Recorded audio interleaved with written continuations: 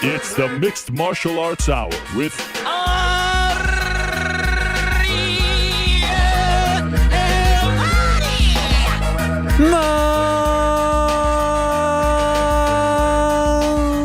Mixed Martial Arts Hour is back in your life on this Monday, no, not Monday, Wednesday, March 13th, 2024. Hello again, everyone. Been a while since I did that. So much going on. You know, I was talking about this before the show. The difference in the vibe here, not only in this building, on this floor, office, streets of New York, traffic, the difference between Monday and Wednesday is insane. When I come here on Mondays, I'm flying in. No problem, no traffic, no holdup, all the parking in the world. You come here on Wednesday, and I'm arriving like 20 minutes before the show. I have to scarf down my food. I have indigestion. I'm thinking it's Wednesday, Monday. I'm getting that confused. I don't know what it is. Do people just not go to work on Monday here? What's happening? What's going on? Exactly it. Why is this? When is this going to end? Actually, you know what? At least we get Monday.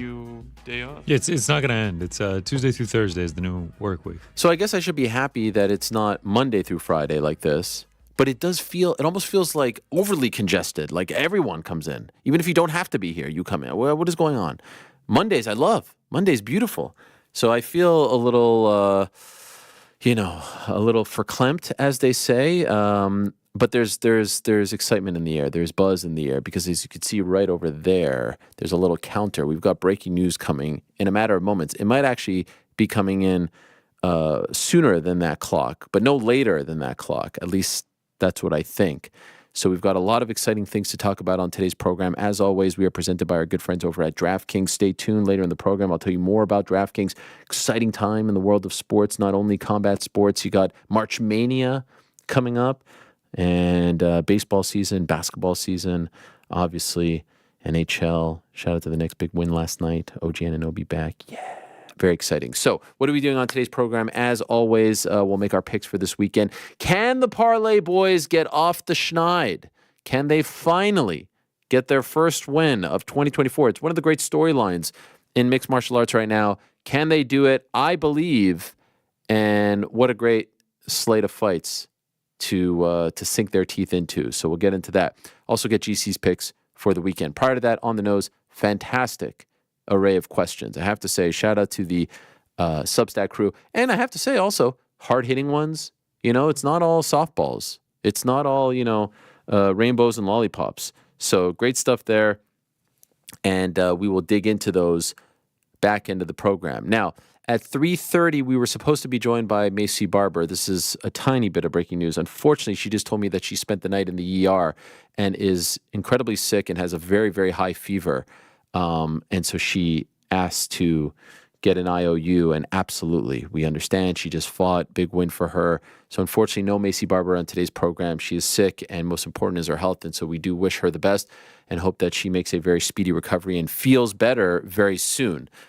Nevertheless, prior to that, we are going to be joined by Tai Tuivasa. It's been a while since we had Tai Tuivasa on the program. He's headlining the UFC event in Vegas this Saturday at the Apex against Marcin Tybura.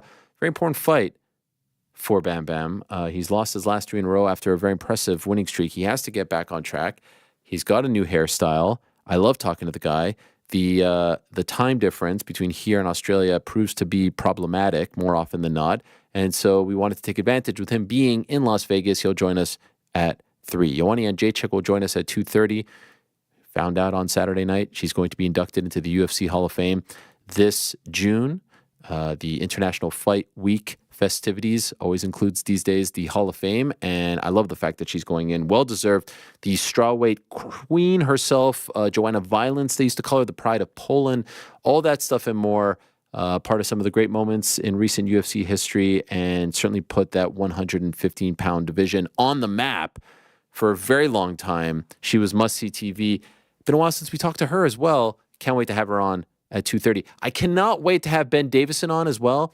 Ben Davison is one of the brightest minds in combat sports. He's the head trainer for the likes of Lee Wood and most notably these days, Anthony Joshua. Yes, he was by his side in Riyadh over the weekend. He was there. He put together the game plan alongside his fellow coach Lee Wiley, and what a game plan it was. They ended up doing the thing in the second round, the knockout, 2 knockdowns, then the knockout. Ben Davison has never been on, but I really, really respect him and have wanted to have him on for quite some time. He'll join us at 2.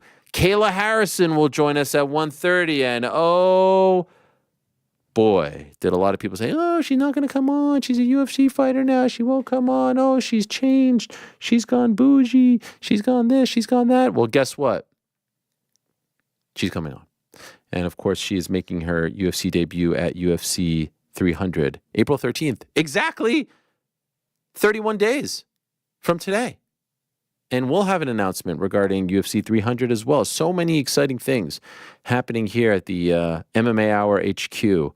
So stay tuned for that. But I'm very excited to talk to Kayla, speaking to her for the first time as a UFC fighter. We've talked so many times before in the past, never before as a UFC fighter. And so now it is time. Does that mean we are good to go, Frank? That's exactly what that means. Okay. And so the clock was a little bit, or I told you it might happen sooner than later. Here is the breaking news, my friends.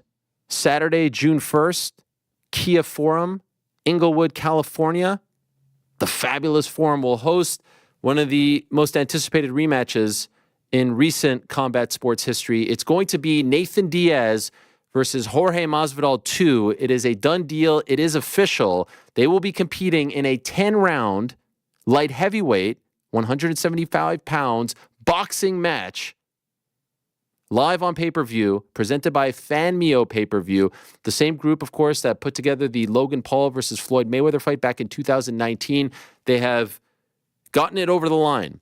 Nathan Diaz, in his second pro boxing bout, of course, fought Jake Paul back in August of last year, going up against Jorge Masvidal, who retired from the UFC in March of last year.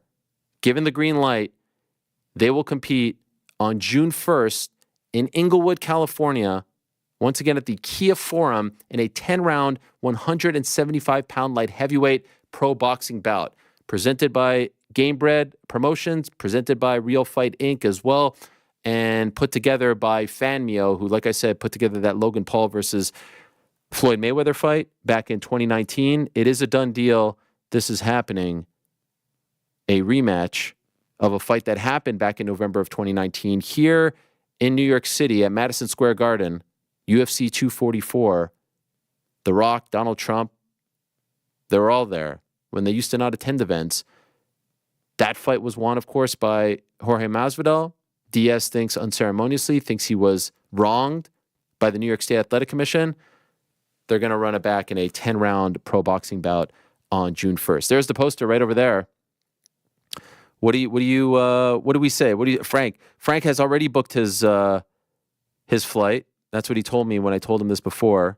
So he's very excited. And in a matter of moments, we are going to be joined by Jorge Masvidal to talk about this news. Some people thought that these two guys would return to the UFC. Some people thought that they would be a part of UFC 300. Some people thought that Diaz was coming back. Some people thought that Masvidal was coming back. They are fighting each other in a pro boxing bout. Now, I'm told the card's still being put together. Tickets will go on sale in the very near future, but I think we'll see some familiar names from the world of boxing, but also MMA. Obviously, we know about Diaz's stablemates. We know about Masvidal's stablemates. And as I've said time and again on this program, the Venn diagram that is the world of MMA and boxing, and that little part, that slice in the middle, continues to get bigger and bigger and bigger. It has never been a more fascinating time to be in the combat sports business because it's all getting mixed together. It's boxing, it's MMA, it's kickboxing, it's even pro wrestling, obviously with TKO as the, parent company of now the UFC and WWE, and you see them coming together as well, doing some cross-promotion with Michael Chandler on Raw and the likes of Tai Tuivasa and JDM at Elimination Chamber in Perth. Like, you're just seeing it all come together. And this is exciting for me just because I like the wild and wacky world of combat. I think it's a fascinating thing to be a part of. And I like the intertwining of it all. So Here we go. A lot of people thought that Nathan Diaz was going to be done boxing. A lot of people thought that Jorge Masvidal would be done fighting, and then they thought that they'd go back to MMA. They're going to be competing in a 10-round pro boxing bout. So in about 5 minutes' time, we're going to be joined by Jorge Masvidal to get his first thoughts on all of this. And then hopefully down the line, in the coming weeks, months, we'll be joined by Nathan Diaz to talk about this all. The Forum, a very interesting venue. Obviously, that's California. Diaz, a huge deal in the state of California. And that was the site of UFC 199. It's actually the last time I've been in that building. I've not been in that building since UFC 199.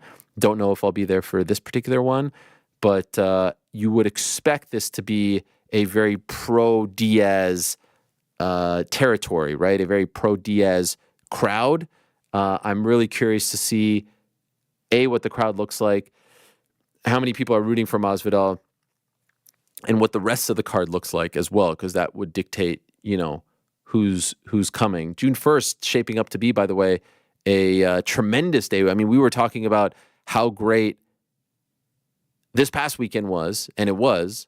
June 1st, shaping up to be a tremendous day in the world of combat sports, because now we have this fight, Diaz, Masvidal 2. And I like to call it 2. I know, like the UFC, when Izzy and Pereira fought in the UFC for the first time, they didn't call it, what would it be, 3?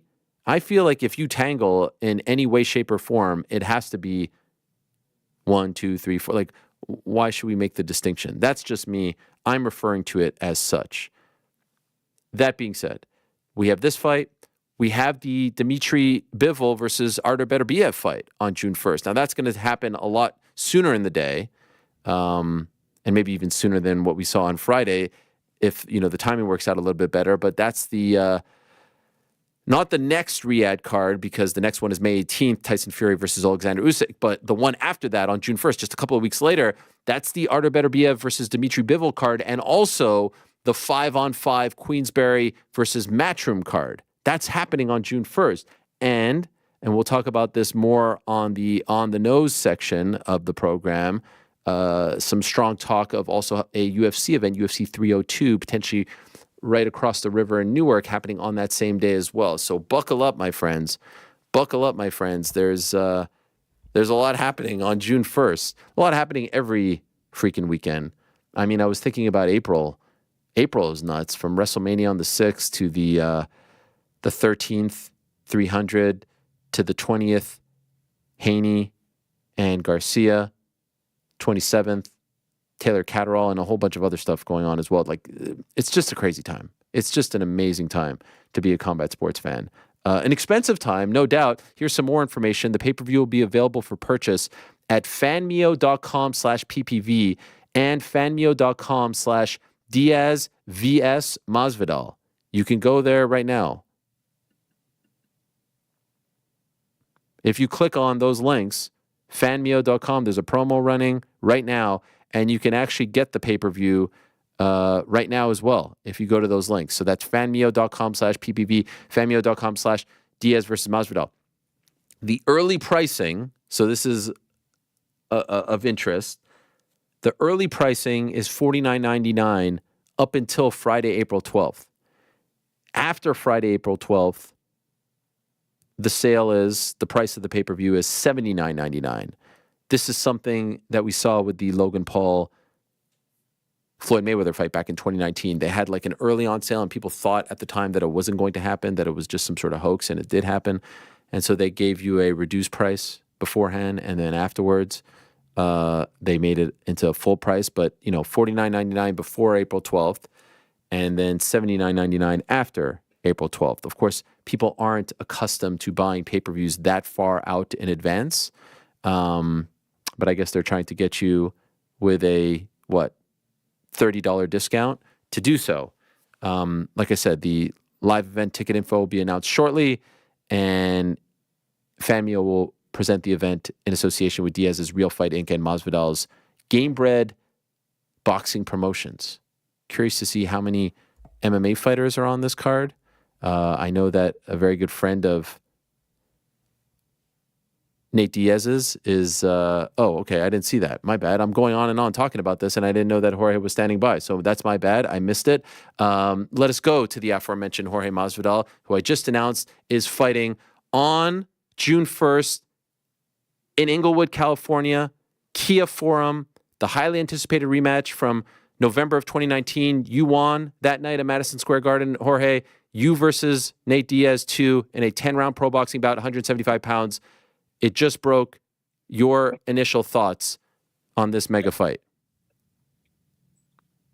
I'm going to set a big bar, football field times 10 distance between me and him. That's the only thing I'm thinking of, I think the first fight, I laid it out there that I'm a superior athlete, the meaner fighter. He's a hell of a fighter. He's tough as it gets. And I know his forte is mainly boxing. So, and he's always, touted about how good his boxing is. Another good boxer I've always touted. So when the opportunity came for me to unretire and do something like this, I was very motivated. I've been so motivated. I've been switched up my training camp because it's boxing. And I've just been living in Las Vegas now for about 7-8 weeks. And I complete my camp out here just doing the boxing night, just training. Because I want to murder this guy. And it's nothing personal with him. But I want to beat the fucking brakes out of him. He always said that the referee saved me. I don't think anybody with common sense would agree. So I think this fight right here puts an end to all that bullshit. I'm going to be in the best shape of my life. I know he's going to be in the best shape of my life. It's not like he's fighting Jake Paul and he's coming up off the couch. He knows that if he's not in shape, I'll make him look bad and I'll get him out of there in 2 rounds. He knows with me, you got to die every day in the gym to maybe step in that ring and have a fighting chance, because I don't play that shit, man. I'm trying to kill this motherfucker. And he knows it personally. I mean, he has the scars to prove it, And he sees them things every day in the mirror when he looks and he goes, this guy's going to try to fucking kill me, bro. So he can get in this. So, mate, get your ass in shape because I'm coming to break your fucking face, bro. And could I ask you, Jorge, I know you were at the event in Miami. He was there too. Did you see him? Did you cross paths? Was there any opportunity for you guys to see each other? Never saw him. I mean, I would have liked to have seen him. Maybe just fucking shake his hand and tell him, bro, get yourself fucking ready because I'm coming to kill you, bro. I didn't come out of retirement, for a lot of reasons. And then when this deal came and the fight came, and I was like, you know what? I'm going to do this right. I'm going to, just like as I did when I went to that reality show and I come out, I had all this data to research over. I did the same thing now. All my MMA data that I have in combat, bring it over to boxing. Just try to make the most efficient, best plan to get to the fight as healthiest and as best shape as I can and most violent. So I could set miles and miles apart between me and this individual, especially in the realm of boxing, which I've always felt that I have much better hands. Yes, I can't wait to see you in that world. And your team is telling me that you do have to run. This is a quick drive-by, if you will. So I'm not going to keep you much longer. One last question. Why are you winning this fight? Because he has one pro boxing bout under his belt. And you do when so do I. Before years ago, before any of these fuckers crossed over from MMA to boxing, I did mine. We're talking about 15, 16 years ago against a guy that had 30 fights, So I'm 1-0 in boxing right now. So he's 0-1. Okay. Fair enough. I don't know how that stacks up for him, Why and how? Why and how? Between me and you, Between me and you, Ariel, I'm gonna fucking hurt this dude, man. I feel great. I'm in a great place right now. This deal's been amazing for many reasons, and it's also allowed me to fucking be able to just completely and utterly focus on my training and nothing else. That's what I've been doing about the last 6-7 weeks that I've been here in the camp. But before I got here, I was already training because I didn't know if it was going to be Nate, if it was going to be this guy, that guy. So I just stayed training, So I feel in great shape, and I still got another 9-10 weeks. I'm gonna hurt this guy, man. I love it. All right. Thank you, Jorge. Thank you so much for coming on. Hopefully we'll get to talk longer leading up to the fight. But for now, thanks for popping in. Look to be in tremendous shape. June 1st, Kia Forum, Fan Mio pay-per-view, Masvidal Diaz 2. It's going down. I appreciate it, Jorge. Thank you. Take care, brother. There he is, Jorge Masvidal, Gamebred. All right. Fascinating stuff. So there you have it. I told you some breaking news off the top. And you get to also hear from the man himself, Jorge Masvidal. A quick drive-by, if you will, an in and out, because I was told that he didn't have, he didn't have a ton of time, and he wanted to come on and just say a few things about Nate Diaz, and hopefully we could get Nate Diaz on in the very near future. So in about 10 minutes' time, we're going to be joined by Kayla Harrison, and we'll have more time to react to all of this. Back into the show What do you think the line will be, GC? What are you feeling? What are you thinking? You think Diaz with his one fight, or Masvidal revealing that he's actually had a fight way back when, tips him over the scale, so to speak? I got no clue, man. No idea. I wonder when we'll get a line on this thing. Or do you think it's just like almost straight up like money line? Not money line. What is it called? I guess when they're the same? Yeah, it'll be like a coin flip, but yeah, you'd be taking the money line. Sure. I guess Diaz? I have no clue. I don't know what's going to happen in this. Are you going to do 3 watch parties that day? Or like how many? I think we just do a 12-hour... A 12-hour stream? Bivol better BF, Diaz Masvidal, UFC 302. Oh, man. Just jump right into the next. It's a lot. For those wondering, I did ask Friday, Sunday, just to spread it out. No real, pushback there in terms of, no, we feel very confident, and you can watch them both at the same time. You can hopefully not have them go back to back as far as like overlapping each other. I don't know what time the main card will start. There's a world where this main card would start at 8 p.m. Eastern and go to, say, I don't know, 10 or 11, and then you're good. Obviously, there's price involved, but if I were in charge, I would try my best not to have them completely overlap, right? I feel like that would be the smartest play, yeah. Yes. Yeah. 18,000 seats, they selling it out? I don't think the Forum is 18,000. Let's see. I think the Forum is smaller. Kia Forum. I'm seeing 17.5. Oh, is it that? Really? Yeah. Sheesh. Yeah. For basketball? Yeah, I would imagine that there would be even more for boxing, no? Yeah, hell yeah. Is it really 17,000? Yeah, 17.5, 16,000 for ice hockey. Sheesh. I mean, Nate Diaz is big, man. So is Masvidal. California, too. Obviously, this is Southern California as opposed to NorCal. People showed out for him versus Jake Paul, so. In a big way. In like a real big way. So, yeah, hopefully the tickets are great. Steve Ballmer owns the Forum. Since when? This is news to me, man. That guy owns a lot of stuff. They're building a beautiful stadium in Inglewood. I forget what it's called for the Clippers, but I didn't know that he owned the Forum. That seems weird that the Clippers owner owns the Forum. It seems almost sacrilegious. They've never played there, have they? Unless it was for a Lakers game. No, it was always the Lakers. This can't be right. I thought actually MSG owned the Forum. Maybe I'm wrong about that. I think MSG Group does their group does own the Forum. Oh, unless they've sold it since, but there was a time when they owned that. How about this? On March 24th, 2020, Los Angeles Clippers owner Steve Ballmer purchased a Forum from MSG for $400 million. Oh, that's right. I did know that because of just a cool expansion. Yeah, guy just throws it around, man. A cool $400 million. New York Rick, your initial thoughts to this news? Yeah, it's going to be interesting. I think this is one of those fights where you wonder would some people want to see it in MMA, but I think with the star power of Nate Diaz and Jorge Masvidal, this is two of the bigger names in combat sports, and I think they're going to be able to build up the hype. Obviously, I think early on we're going to hear a lot from Jorge, right? Nate is always a little more reserved in the cut, laying back, and we're going to hear Jorge start to say how many times he's going to break Nate's face, and then we'll see how Nate kind of takes and handles that. That's what I'm most interested in at the moment, is like, what are we going to hear first from Nate, and what does he do? We see Masvidal, all over social media, going to Stockton. He's the one who's like, seems to be pursuing. I kind of want to see what we get from Nate first. That's the mystery to me. Yeah, and what kind of Nate do we get in the build-up, right? Yeah. Sometimes he wants to partake. Sometimes he doesn't want to partake. He wants to partake on his own terms. But even when he's not partaking, he's kind of partaking yes. by being Nate Diaz, which is, what always has worked for him. I actually explained this to my friends at DAZN in the build-up to the Jake Paul fight. Like, him walking out, him doing all that stuff is actually what you're getting. Want. Yes, this is the premium that you're paying. When you're in the Nate Diaz business. Like, this is the stuff that, like, when I did the face-to-face with him and Jake, it was fine, but the part that got the most views was him walking off. Now, I'm not saying he needs to do that every single time or it should be forced, this and that. He just, you saw him kind of, you remember that, where he was like, he was sort of debating, should I leave, should I not leave, and then he left? Yeah. That got millions of views as opposed to anything else that would have been said in the face-to-face, them talking shit to each other.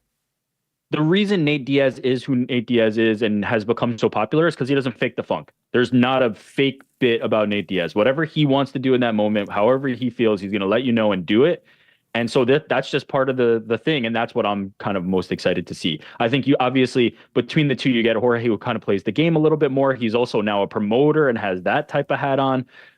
So there's interesting dynamic between the two, but for me, it's like the mystery of Nate Diaz is always going to have a lore for me. Here's what I'll say in terms of what's at stake. Obviously, they're just fighting each other, and it's a grudge match, and they're I'm sure and I hope getting paid a lot of money, and there's just a lot going on. I think, stick with me here, Conor McGregor is hopefully going to fight Michael Chandler on June 29th, and that's the fight that needs to happen, and we're rapidly approaching June 29th, so it should hopefully get, booked and announced relatively soon.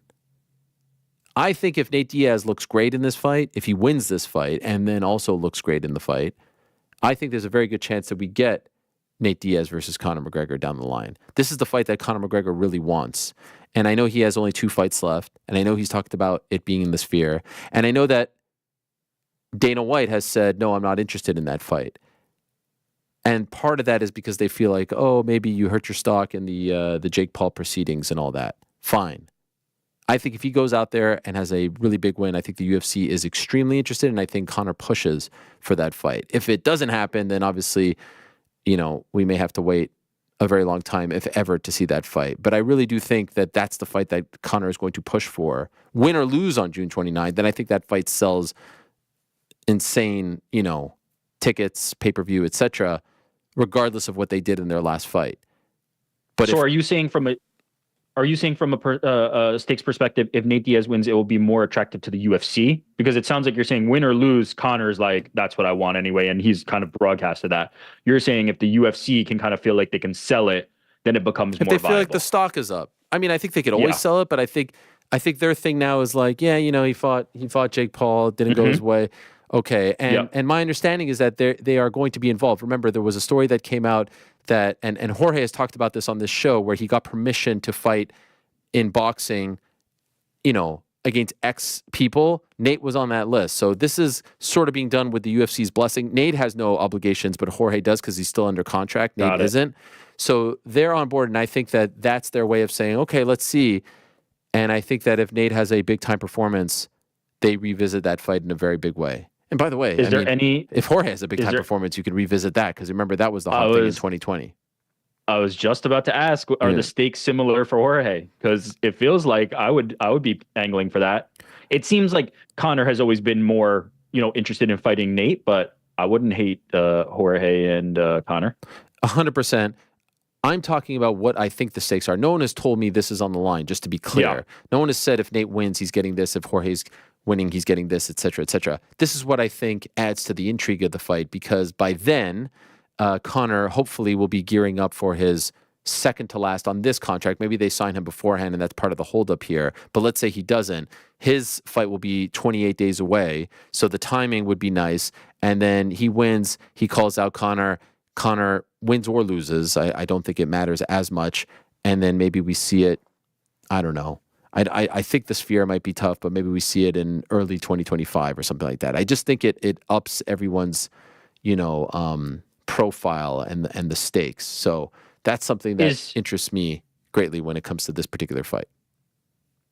Considering the idea of the UFC kind of always flirting around boxing and this permission thing with Jorge Masvidal, is there a world where to keep Conor McGregor busy but not utilize MMA fights off his contract, it's Conor McGregor versus the winner in boxing?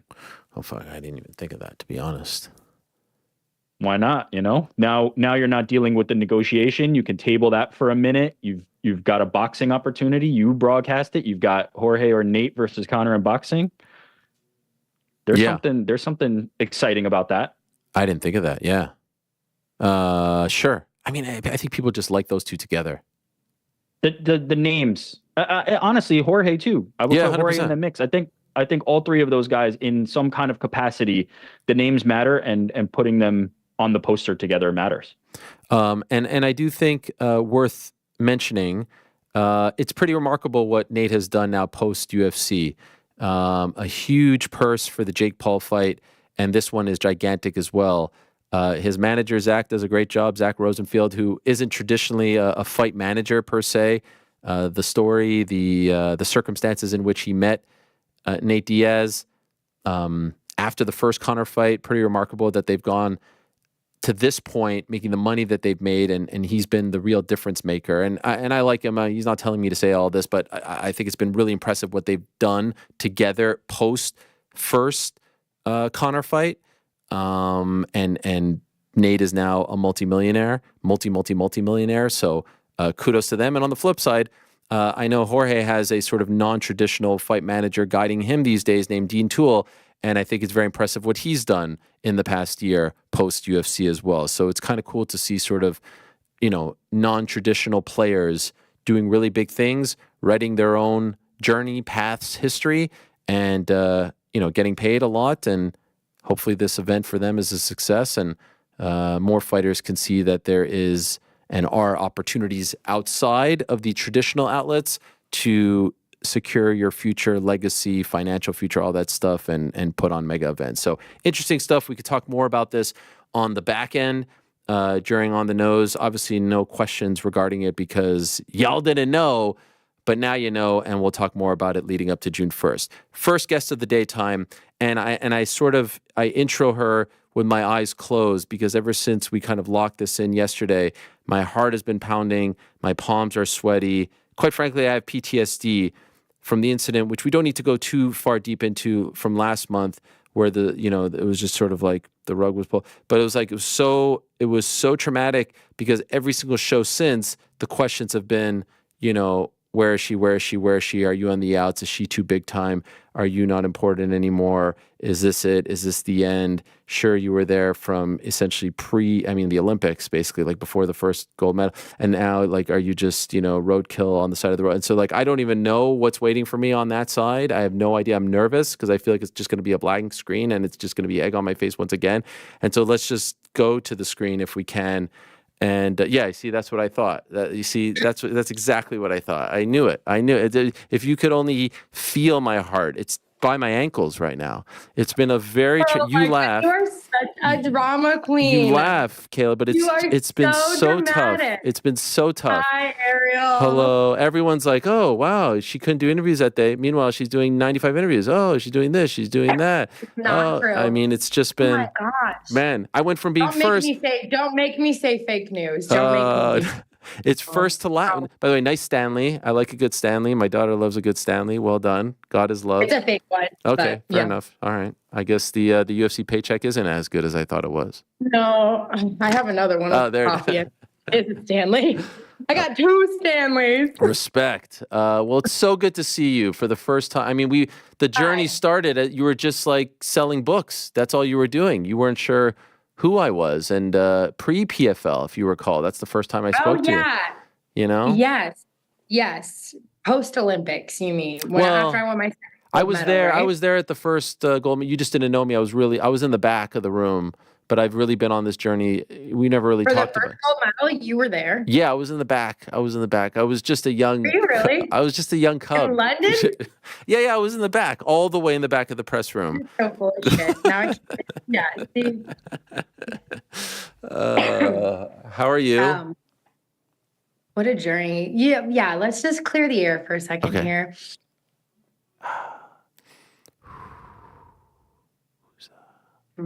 Serenity. I'm good. How are you? I'm good. It's so good to see you. By the way, you look svelte, but still packing heat. Still packing heat, baby. I know everyone's talking shit about me online. She's on steroids. How's she gonna make weight? Is that Chris Jericho? I was like, that's actually pretty funny. I'm talking about your face. Your face looks very slim compared to usual. Are you a month before a fight? Could I ask how much you weigh as opposed to when you're fighting at 55, 50, 45? I'm about 150 pounds. Okay. So that's tremendous. You're obviously not at 150 pounds when you're fighting at 150 pounds. I'm not. How is life, though? Because this was my concern. yeah, cool. Sign on the dotted line. Caught me right at the end of my favorite time of the day. Oh, perfect. Lunchtime. My concern was that your life would be hell on route to 135. I know we're not quite in the thick of it right now, but how is life as a bantamweight? Yeah, I mean, I'm not sitting in a sauna Right. at 138 right now. So yeah, like life is still good. Okay. I mean, it's chosen suffering. It's chosen suffering, you know, like this is, we all make sacrifices. We all have to pay now or pay later, but eventually we all pay. And this is something that I'm willing to sacrifice for. This is something I signed on the dotted line for. So it's my responsibility. It's my duty. And, does it suck sometimes when like it's Friday night and I order pizza for my kids? Like, yeah, of course. I'm like, you know, just one slice. Yeah. You know, you have like those voices in your head. But overall, I feel really good. My body feels good. My mind is clear. My heart is wide open and ready for, you know, the future and all of the excitement that's building. And I'm fueled. I'm hydrated. Life is good. I'm a killer. So if we can, I'd love to kind of start, even though we've already started in November of last year. When you walked out of Okay. the cage in DC, the PFL event, Black Friday, did you know that would be your last PFL fight? No. Did you No. want it to be? No, I mean, I had no idea what I wanted, really. Like, I knew that I wanted to keep fighting. I knew that I wanted to face big competition. And I knew that I needed to kind of get a lay of the land and see what was going to happen and how things were going to flesh out. Yeah, and it definitely did not go how I envisioned it going. Can you elaborate on that? I don't want to dwell too much on the past simply because that's where it is. It's in the past. It's not for me to, you know. But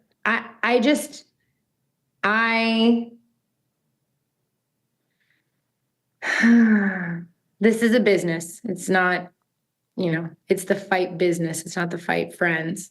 And yeah, it didn't go how I thought it was going to go. Michael Chandler talks a lot about, you know, the sort of courtship from the UFC and his I phone. love him, by the way. Oh, he's the man. Yes. I'm a huge fan. He came up to me at the fights on 299 and he like introduced, I was like, hi. He was like, hi, I'm Mike. And I was like, hi, I'm Kayla. And he's like, I know who you are. And he was like, I'm really excited for your debut. Welcome. You're going to love it here. You know, like he just was very welcoming and like gracious. And I was like, oh, wow. Like, thank you. Yeah. So anyways, what were you going to say? He's a mensch. And he's a great representative for the brand. And he can probably speak best on how life changes when you go from one organization to the UFC. And that's not knocking anyone, but it's just a different playing field.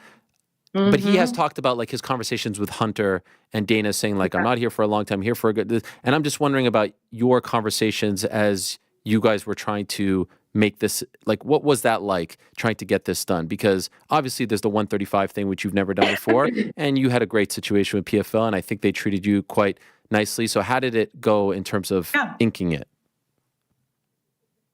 I mean, it went fine. You know, that's why I pay your best friend the big bucks. You know, Daniel Cormier? Who are we talking about? No, I'm just kidding. That was good.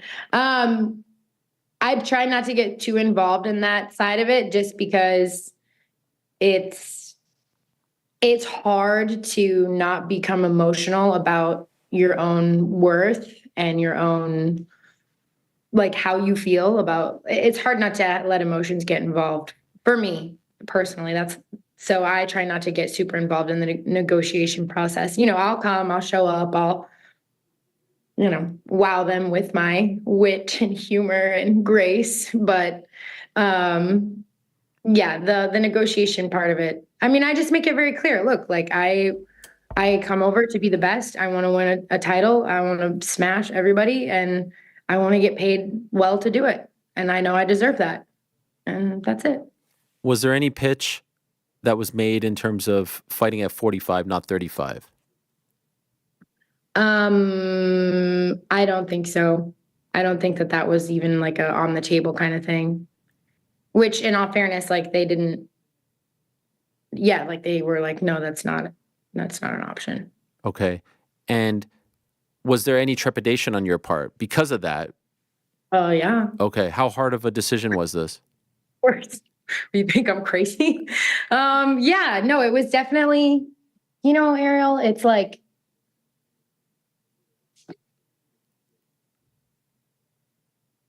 it was a really hard time in my life. It was a really hard decision for me to make. And I was really scared.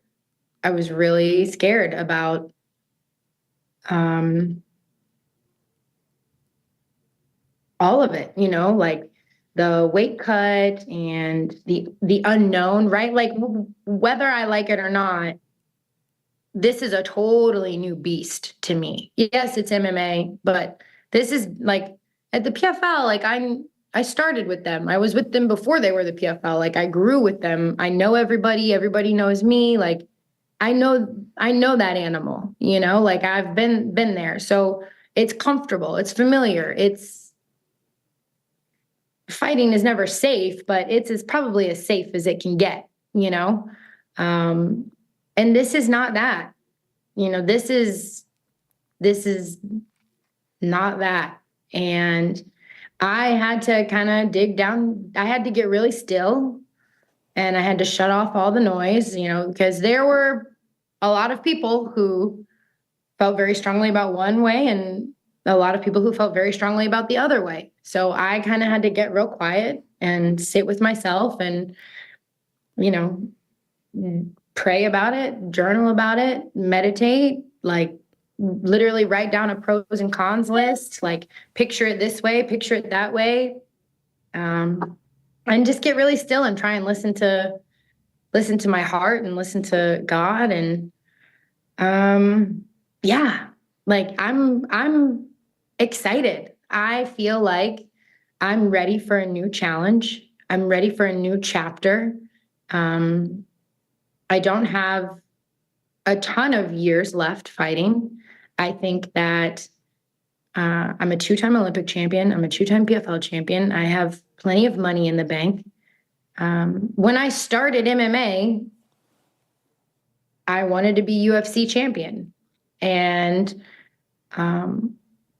that's not a knock on the PFL. It didn't even exist then. But like when I started MMA, the goal was to be UFC champion. And along the way, the goal might have changed a little bit and I might have felt like it wasn't as necessary. But yeah, I want to be UFC champion. And do you know what really was the deciding factor for me?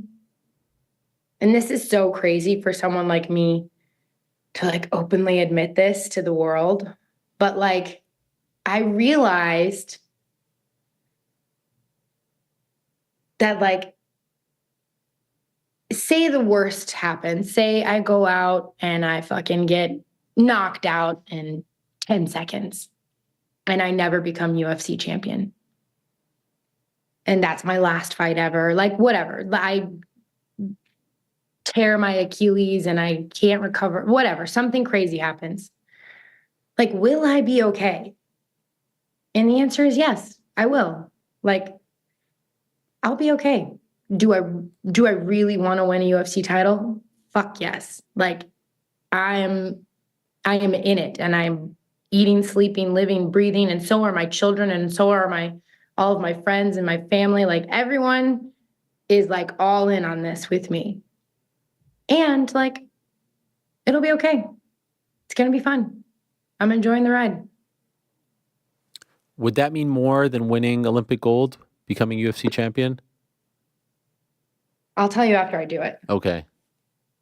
I'll come. As you dream about it, as you want it, because the only reason I ask that question is because when you're going for Olympic gold, obviously there's so many people involved in that process, but now as a mother, and the sacrifice that you're making for your body to get down to 135, it's like almost like an even greater challenge, I feel like, because it's not just you showing up at, 150, whatever, 160, and you can just do your thing. Do you know what I mean? And so I'm just wondering, and this is probably your last sporting achievement left, right? It's not like you're going to go do something else after this. So I'm just wondering if the feelings are different as you dream about and strive for it.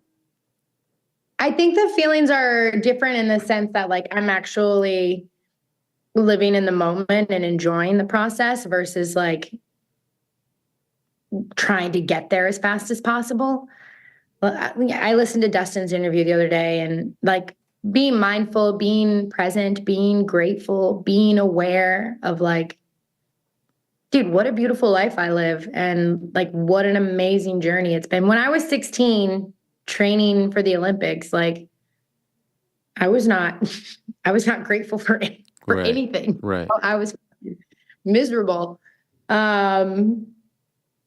And yeah, it's just like my mindset, where I come from. Like, I don't fight out of a place of fear anymore, or like unworthiness or lack. I fight out of a place of joy and fulfillment. And like, this is, I feel like, part of my purpose in life. Like, this is my purpose and my passion.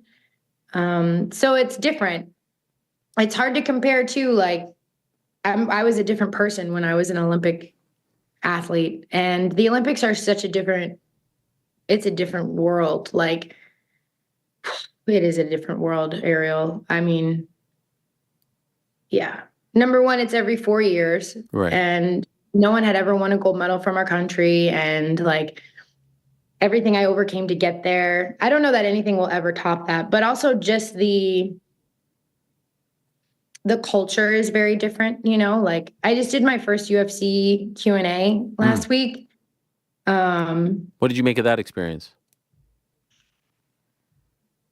Eye-opening. In what way? I had a lot of fun.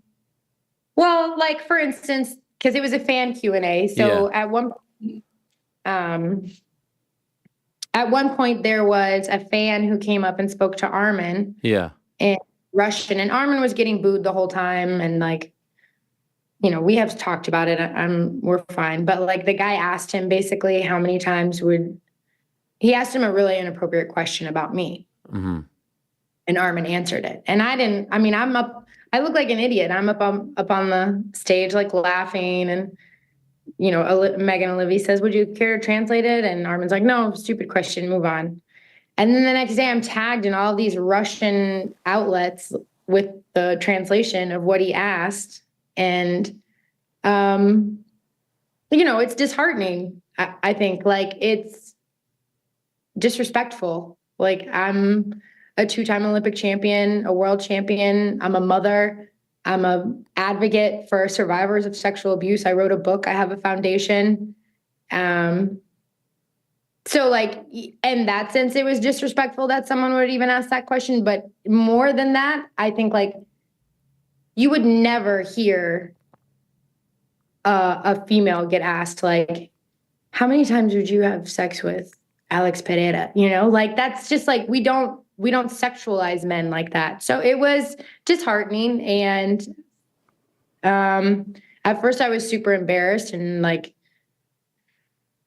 shocked by it, but then I just was like, you know what, fuck it. I'm just gonna keep being me, and I'm gonna say something about it when the time is right, because I feel like that's wrong. And I want to help change the landscape of the sport, not just for me, but for future female fighters. And I was on International Women's Day to boot, like what are we talking, like, Have you talked to him?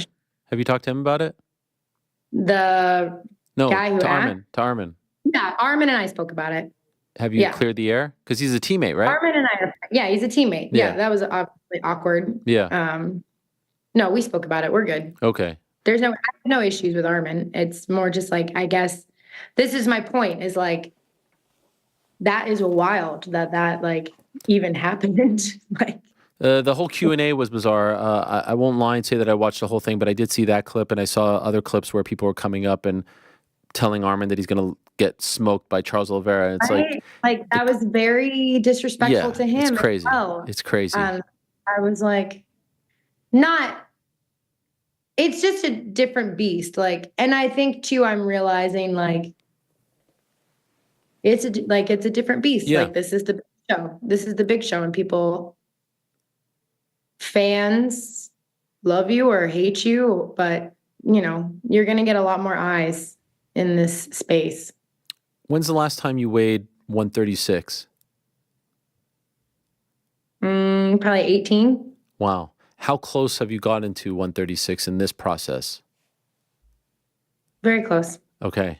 You feel comfortable with it? Do you think that are you dreading it? Are you nervous about it? No? I'm embracing it. What I was told was part of the appeal from their camp was, yeah, you're going to deplete yourself on route to bantamweight, and this plays into our favor. Do you understand that line of thinking? Yeah, I can see where that would be attractive and alluring for this fight. Was anyone else I love the matchup, and I love the stage. I love the card. It's just like great. It's like, what a way to showcase you. Former champ, decorated. Yeah. Was this the only one discussed? Meaning for a debut? It was Holly, yeah. And did you like it right away? Yeah, I mean, I would have said yes to anybody, but this was the fight. I think that they, you know, Ali said, well, if she says no or something, but we didn't have to go that far. She said yes, so. Have you been told that if you win this fight, you get a title shot? I haven't been promised anything. There's no. Would you like that to be the case? I'm going to make it the case. Are you comfortable, like you become number one contender and then you become champion and then you defend the title, and now we're not just talking about one fight at 135, it's multiple fights. Mm-hmm. Does that worry you? No. Okay. I'm a professional. And like my life is not.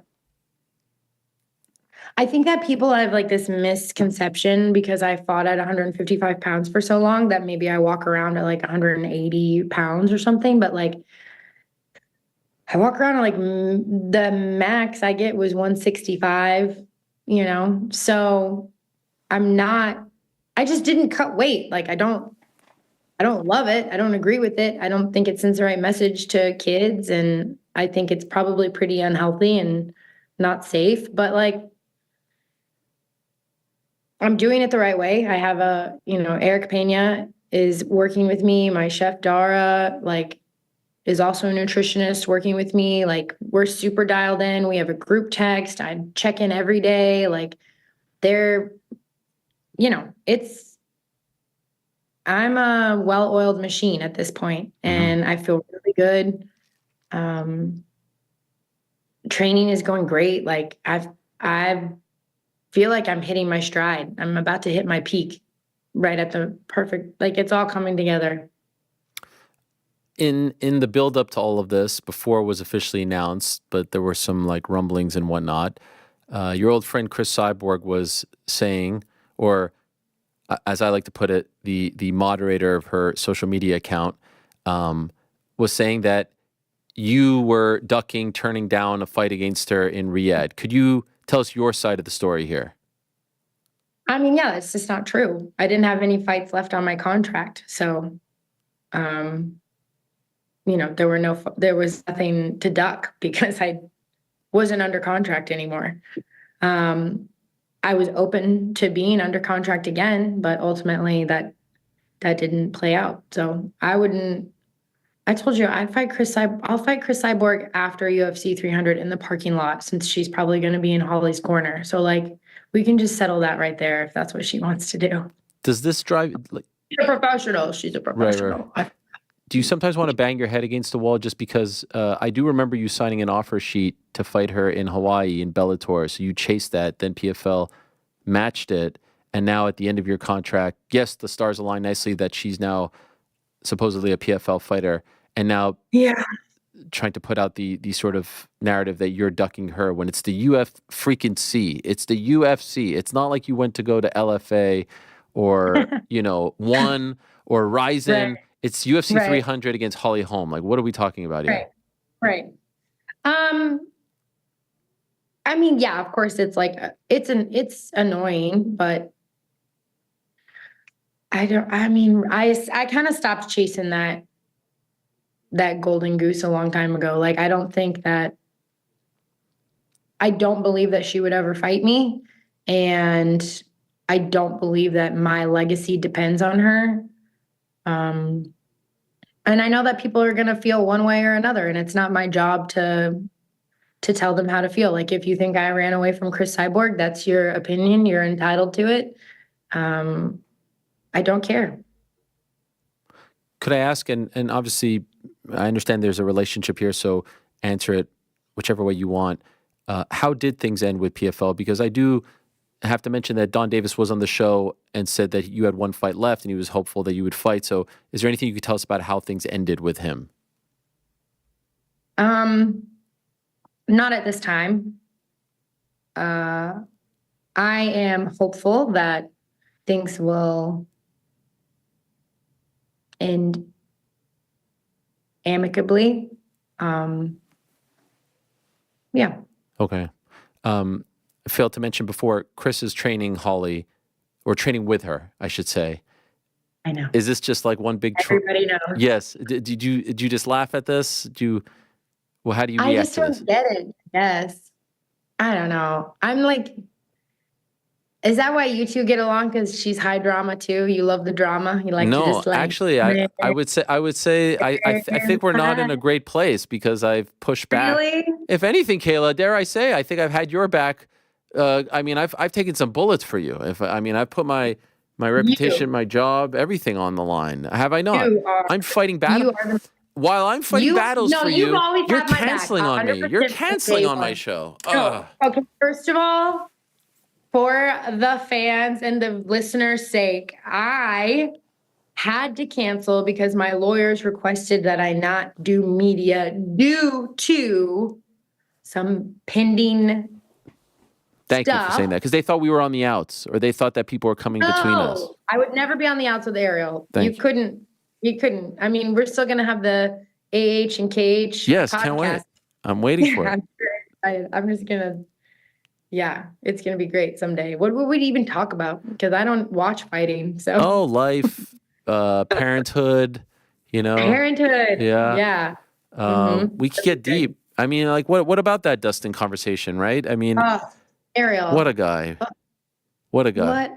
What a guy. Like, this is why I look up to him so much and why and I think, if you're going to have a role model in this sport, young men and women, look no further than Dustin the Diamond Poirier. Like, he did it the hard way and he did it the right way. And he just, like, even the growth that you see in him from last fight, like, even him just opening up and being like, not being afraid to talk about being vulnerable and like being scared and being in a dark place. Like, dude, that's so powerful. There are so many men right now who are struggling with the same exact thing and are afraid to speak out because men have, like, you're supposed to be strong or you're supposed to be stoic or you're not supposed to show feelings. And like, just by him having that one conversation with you, the ripple effect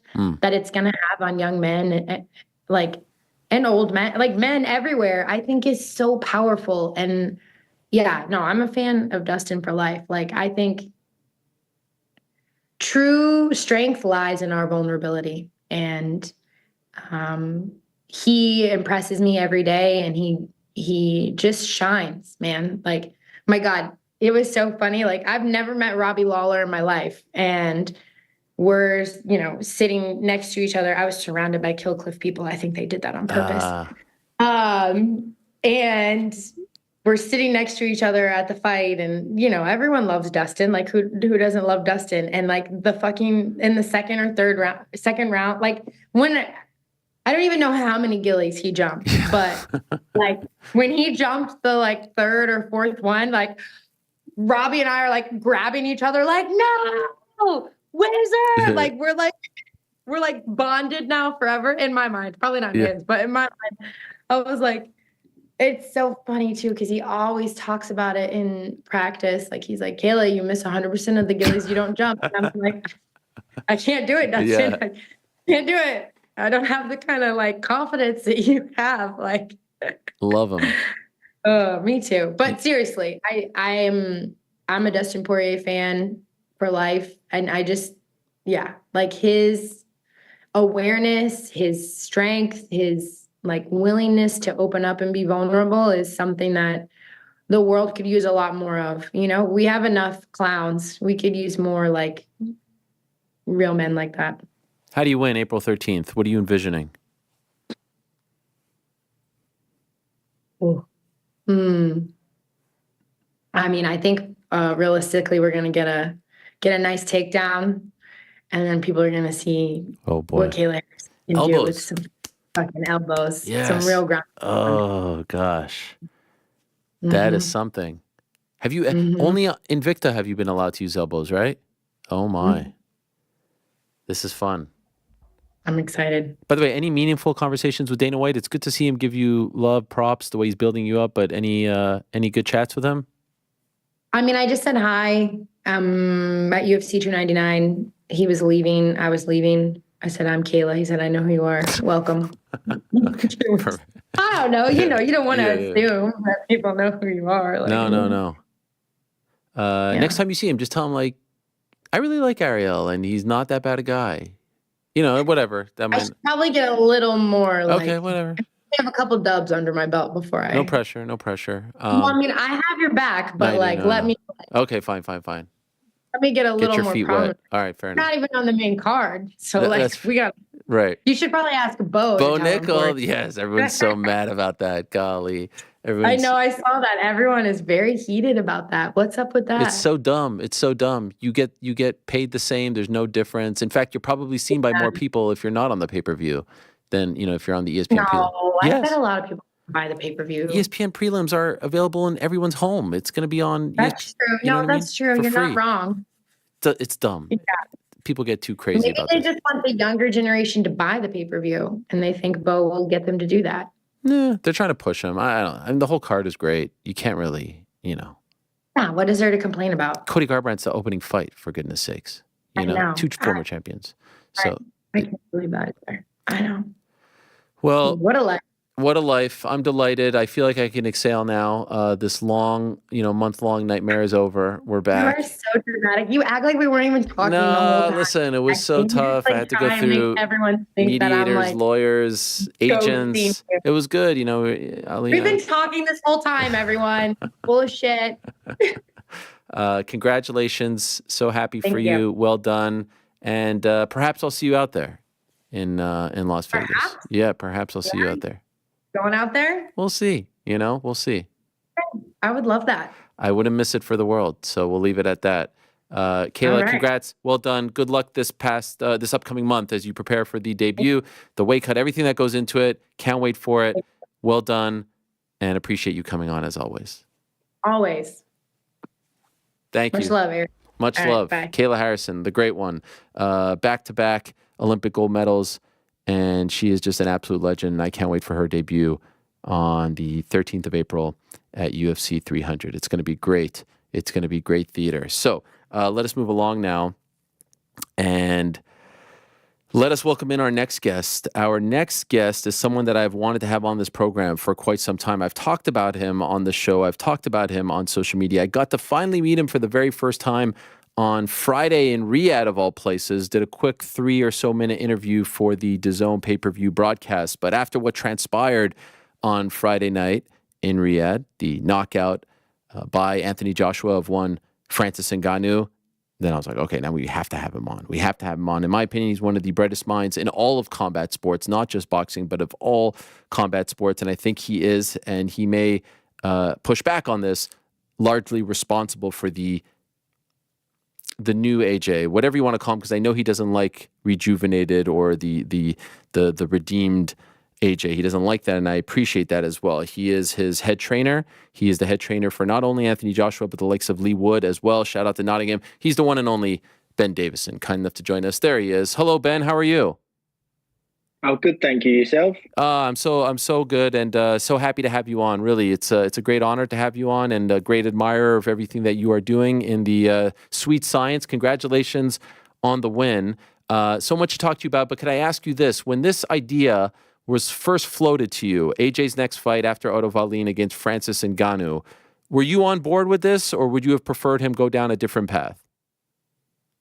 I think AJ has said this himself. I think before the Fury fight happened, I think it was a fight that didn't really make sense. But being honest, I think post that fight, it was a fight that made sense. I think there was a lot of, I'm not going to use the word hype because hype can sometimes be taken as unearned and not true, but he put in a fantastic performance and showed that, and I genuinely do believe, even now, he's a credible world-class heavyweight, whether that's boxing or MMA. We briefly spoke about this in the interview that I talked about, but I'd love to dig a little bit deeper. As you were preparing for this fight, and a lot has been made of the way you prepare for fights for your fighters, Lee Wiley, who coaches with you as well, the way you guys study tape. How tricky of an experience was this? How challenging of an experience was it? Because you did have to, and this is what I respected about you guys, you did acknowledge looking at the MMA fights as opposed to maybe others who said, you can't look at that. There's nothing to be learned from that. Now you're crossing over into a different kind of sport. Yes, some elements are the same, but the tape isn't quite the same as you're preparing for, a big Lee Wood title fight. So what was that experience like for you as you guys really dug deep into the research? Yeah, like you say, there were some things that did cross over. There were some things that we couldn't really use or take much information from.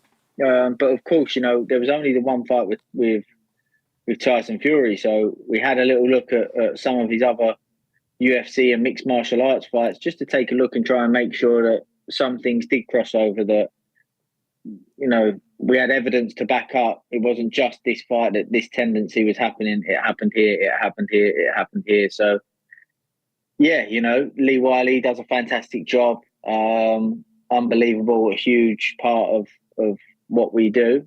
And, we had a look across the board because, like you say, there's lots of things that do cross over. What are those, and perhaps what is that tendency that you're referring to? Just a number of things.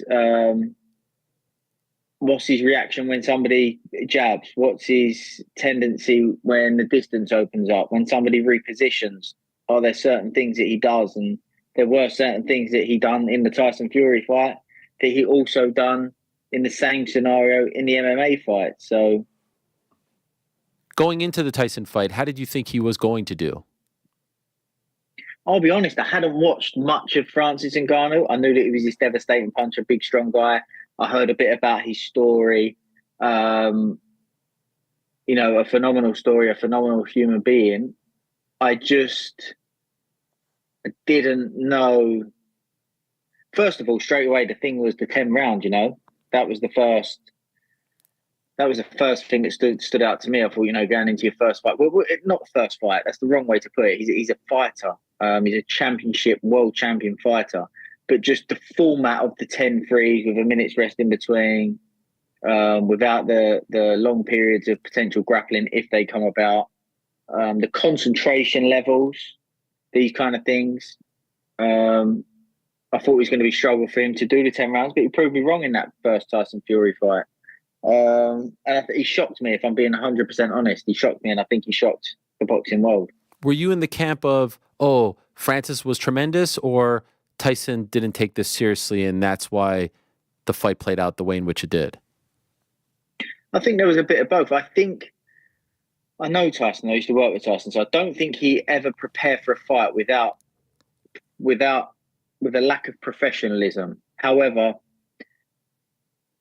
sometimes you go into a fight or even a spar and your mindset is you have a lack of respect for the opponent. Even though you've prepared properly, you've done everything you've said that you will do, it's hard to then turn it on once you get in there and go, oh, actually, I need to have some respect for this opponent. It's hard to force that and fake that.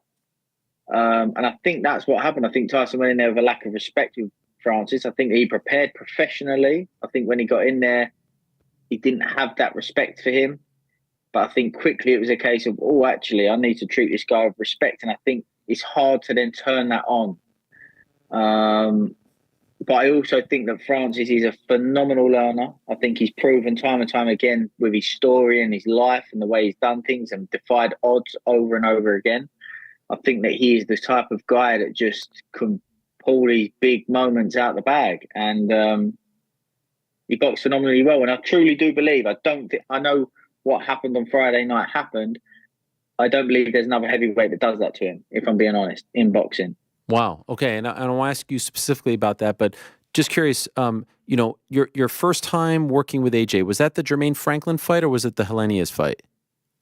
No, it was the Otto Wallin fight. It was the Otto Wallin fight. Wow. That was your first time. How long before? Wow. For some reason, I thought it was the Helenius fight. How long before the Otto Wallin fight did you guys link up? Was it the beginning of the training camp? Or before? The beginning of the train. Well, after the Helenius fight, he doesn't live too far from me, and they got in contact about potentially just using the gym to do a bit of training down the gym. He knows he's used one of the guys in my gym as a sparring partner. He knows a few of the guys that I coach from the GB squad that they've been friends for years. Again, he doesn't live far from the gym, so it was just a case of him using the gym. The Otto Wallin fight happened to come about. There wasn't much time of travelling back and forth to the UK. It was a short notice, and we decided to work together for that fight, and the rest is history. Did you have any kind of relationship beforehand? A little bit. Again, he's quite local, so there's a few mutual friends, etc. But nothing major. What did you make of the AJ that you are now going to link up with? Because I talked about it a lot last week. In August of 2022, when he lost to Usyk for the second time, it looked like to a lot of people that he was done, that he was having maybe a mental, emotional breakdown. And I thought a lot of people, especially in the UK, were unfair to him because he had done such great things for the country and were just kicking him while he was down at his lowest moment.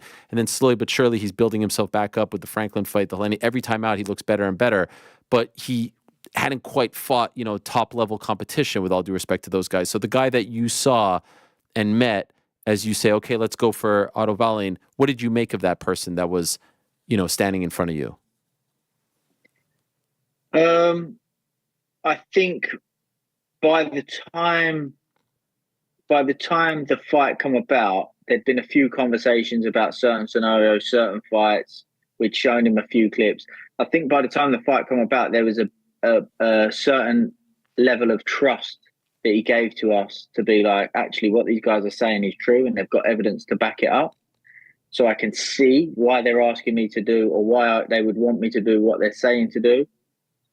So I was extremely confident from that point. He's extremely coachable. And I said to him, if you said to me that our first fight working together was Alexander Usyk and you trust what we're asking you to do, I'd be confident.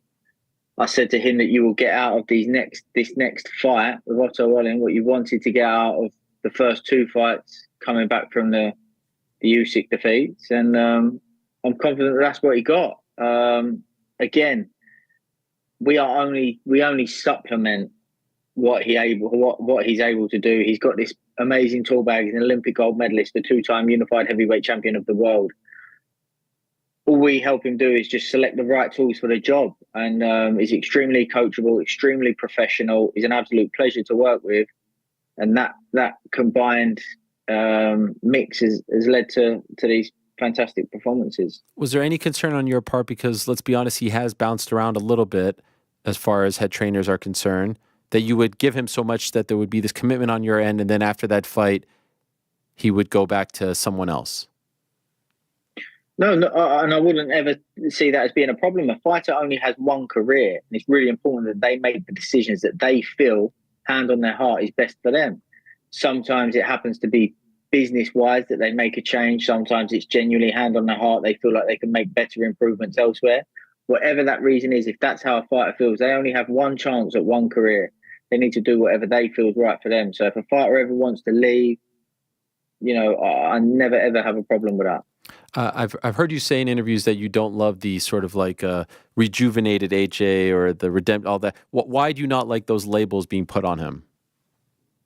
Just because it's not put on him. Do you know what I mean? I think what I don't like is when they almost try to say that we've rejuvenated AJ or anything like that, because the work is his, the performances are his. There's only one man that steps in those ropes. We step out of them.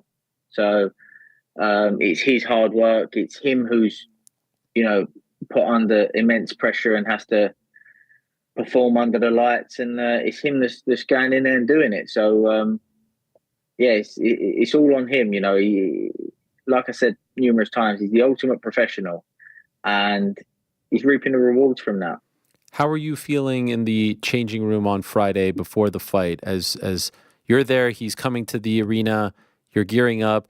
It's going to be like 3 o'clock in the morning as you guys walk. It's at an ungodly hour. How are you feeling? How are the nerves? What are you sensing from him? Yeah, I'm always pretty calm on fight night, to be honest. I think the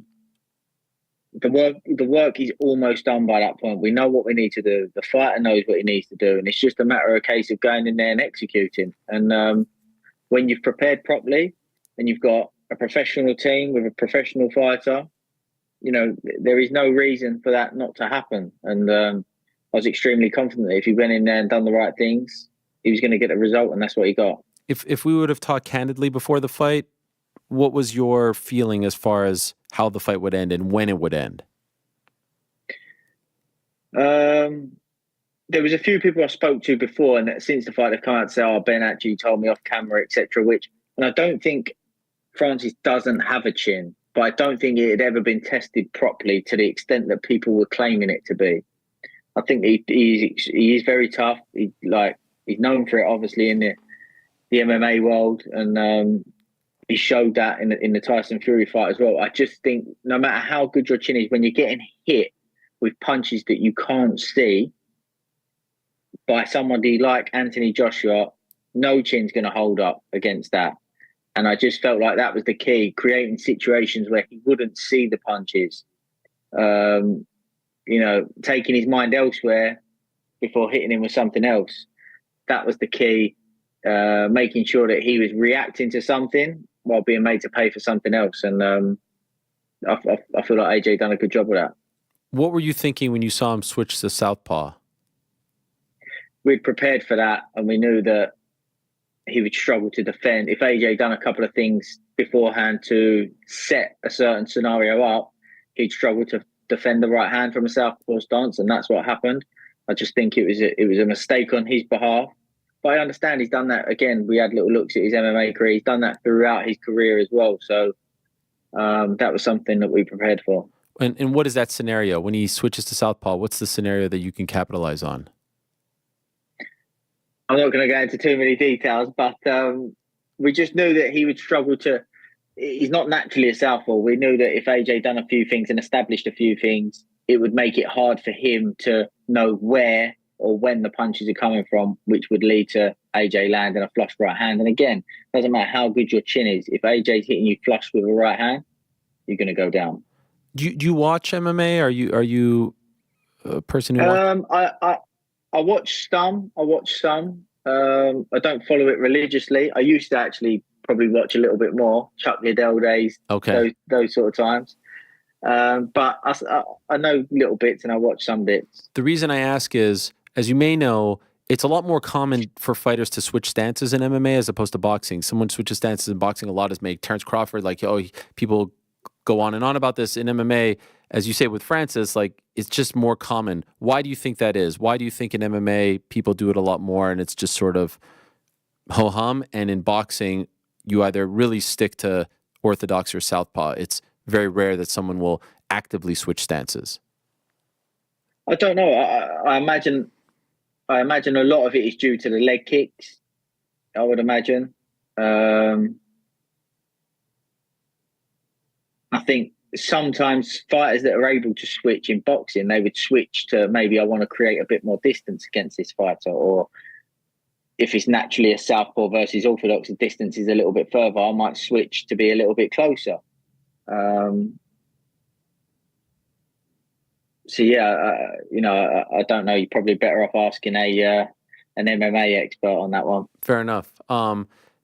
What was so fascinating about not only AJ's reaction to the knockout, but your reaction, it was so businesslike. You two guys just go in there, fist bump, ain't no thing. He's walking around like he hardly even smiled. And meanwhile, sitting ringside, it was pretty scary. I've never seen Francis Rock knocked down, knocked out, and he was out for a minute or two. Then the oxygen applied. I know you're happy for your guy and all that, but for you, like, was that? Are you able to look at him, and is that one of the scarier knockouts that you've ever witnessed live? Yeah, to be honest, I've been in the corner of a couple of bad knockouts. To be honest, recently I had one of my lads, Alois Jr., with a devastating knockout, and yeah, after this knockout, we got in the ring, and as you say, me and AJ spudded, but we could see obviously Francis was out cold. So always in that situation, number one, you're respectful. Two, you're concerned. So it's always, you want to be. Obviously, there's the Leewood Mick Conlon one as well, where he celebrated before we understood that he was out cold, and then you want to, it's concerning. It's concerning. So you want to again be respectful, but you want to make sure that everything's okay before you look to celebrate and enjoy it. Yeah, the Conlon knockout was one of the scarier ones, but I love the way you and Lee all handled it after you recognized just how scary it was, him falling out of the ring like that. And so you would tell Francis, like, if he asked you to keep pursuing this, to not stop doing it, you think that he can have success, maybe not against the upper echelon at this juncture, but against some of the other guys in the heavyweight division? Yeah, you got to think like who he's gone up against in his first couple of fights. Like, I think if he was to drop it down a level, I think he even at the level that he's at, he got caught with a shot. I think he'd be a handful. I think he'll be a handful for anybody. And if I'm honest, when he come out in round one, I could see, and I haven't spoke to his team, but I can assure you that they would say he made tremendous improvements from the first boxing match to the second. I know it doesn't look that way because of the end result, but I can assure you that's what they would say, because I could see it. Even as quick as the fight was ended and what happened, I could see from the offset, he made massive improvements from the first fight to that fight. And I think he'd continually to make improvements because he's that type of character, and I've got a hell of a lot of respect for him. What did you notice in that brief moment that made you feel like he had improved greatly? Just his base, his legs seemed a lot better. His posture seemed a lot better. He had a little bit more tempo about him in moments. Again, I know it was a brief period, but just those things there showed me signs of improvements instantly. Do you think this should end the MMA boxing crossover fights, or?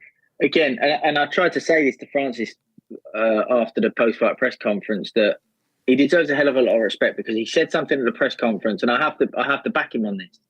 If any of these guys were to step into the cage with him, it's game over. They have one chance and one shot to land a clean shot, and if they don't and he gets a hold of them, it's over. I understand a big part of Francis' game was his stand-up game, if I'm not mistaken. Mm-hmm. I think so. Therefore, it does make a little bit more sense for him coming across to boxing. And again, look, it's fantastic. He's done fantastic business and changed his family and his future next generation of family's life financially. So really pleased for him in that sense. But I understand there must be a certain element of frustration knowing that if it was these guys were to go into the cage, he would be the one with the advantages. There's a very famous MMA fighter, one of the greatest ever, named Demetrius Johnson. He's one of the most decorated champions in UFC history, who has said since that fight that he thinks AJ beats Francis in an MMA fight. What do you think of that? Well, it depends if there was to stand up. Not to say he couldn't, if there was to stand up, but if it was to go to the ground and, AJ was to have, I don't know if he's ever done any jiu-jitsu or any work like that, but you would favour Francis in that scenario. If there was to stand off each other in the cage, then you probably would still favour Anthony Joshua. What I mean by what I was saying was there must be an element of frustration knowing Francis, like, I've stepped across to your world. Right. I know previously there has been Tim Sylvia, James Toney stepped across into the octagon. But I know as of late, Conor McGregor stepped across, Nate Diaz has stepped across, Francis Ngannou has stepped across, and so far none of the guys have done the same back, and I don't blame them, to be honest. Yes, although I do think that he beat Tyson Fury on October 28th, but that's neither here nor there. It was a close one. But this is what I was saying. Like, hand on my heart, I genuinely do think he will be an issue for all of the heavyweights. Right. So obviously, I know that this is up to AJ and Eddie, but just curious your thoughts as well. There's an interesting thing now to deal with, because we know that Tyson and Alexander Usyk are fighting on May 18th. Tyson Fury has told me multiple times that there is a rematch clause both ways, regardless of what happens. So that means by the time AJ gets his shot at the winner, and he is that guy, we're talking probably 2025. Would you like for him to just wait, or would you like to see him remain active and fight someone in the interim? I don't know. We'll have to play it by ear. I think what's important is that no decision gets made before May 18th. The reality is, I know there's a rematch clause, but if that fight is a conclusive, one-sided fight either way, where people aren't overly interested in the rematch, there might be a chance for Anthony Joshua to fight the winner of that fight. So I think we have to sit tight for the moment and then play it by ear post May 18th. Do you have a preference? Trilogy against Usyk, or the one we've been talking about seemingly for a decade, him versus Tyson? No, I don't have a preference. Again, like what you said, after the victory, just seeing business is strictly business, and we'll see May 18th how the land lies, and the heavyweight landscape can constantly change. So yeah, Francis put himself in there off of one performance against Tyson Fury. So again, like I say, the landscape can always change, especially in the heavyweight division. So we'll see how it's lying after May 18th. Just curious, given your previous working relationship with Tyson, would that be awkward for you? We'll have to see. We'll have to see. Look, there's a lot of love and respect there. I saw him before the fight. No hard feelings. Like I say, there's a hell of a lot of respect there. So yeah, I still don't get that one. I'm sure you want to plead the fifth and move on. Things are going great for you. That one still will forever baffle me why you guys didn't stick together. Well, this is boxing. Like I said earlier, whatever reason, fighters and trainers and coaches and managers and promoters, relationships are always breaking down. Business-wise, doesn't mean they have to break down and there has to be a fallout and calling each other bad names. There should always be a level of integrity in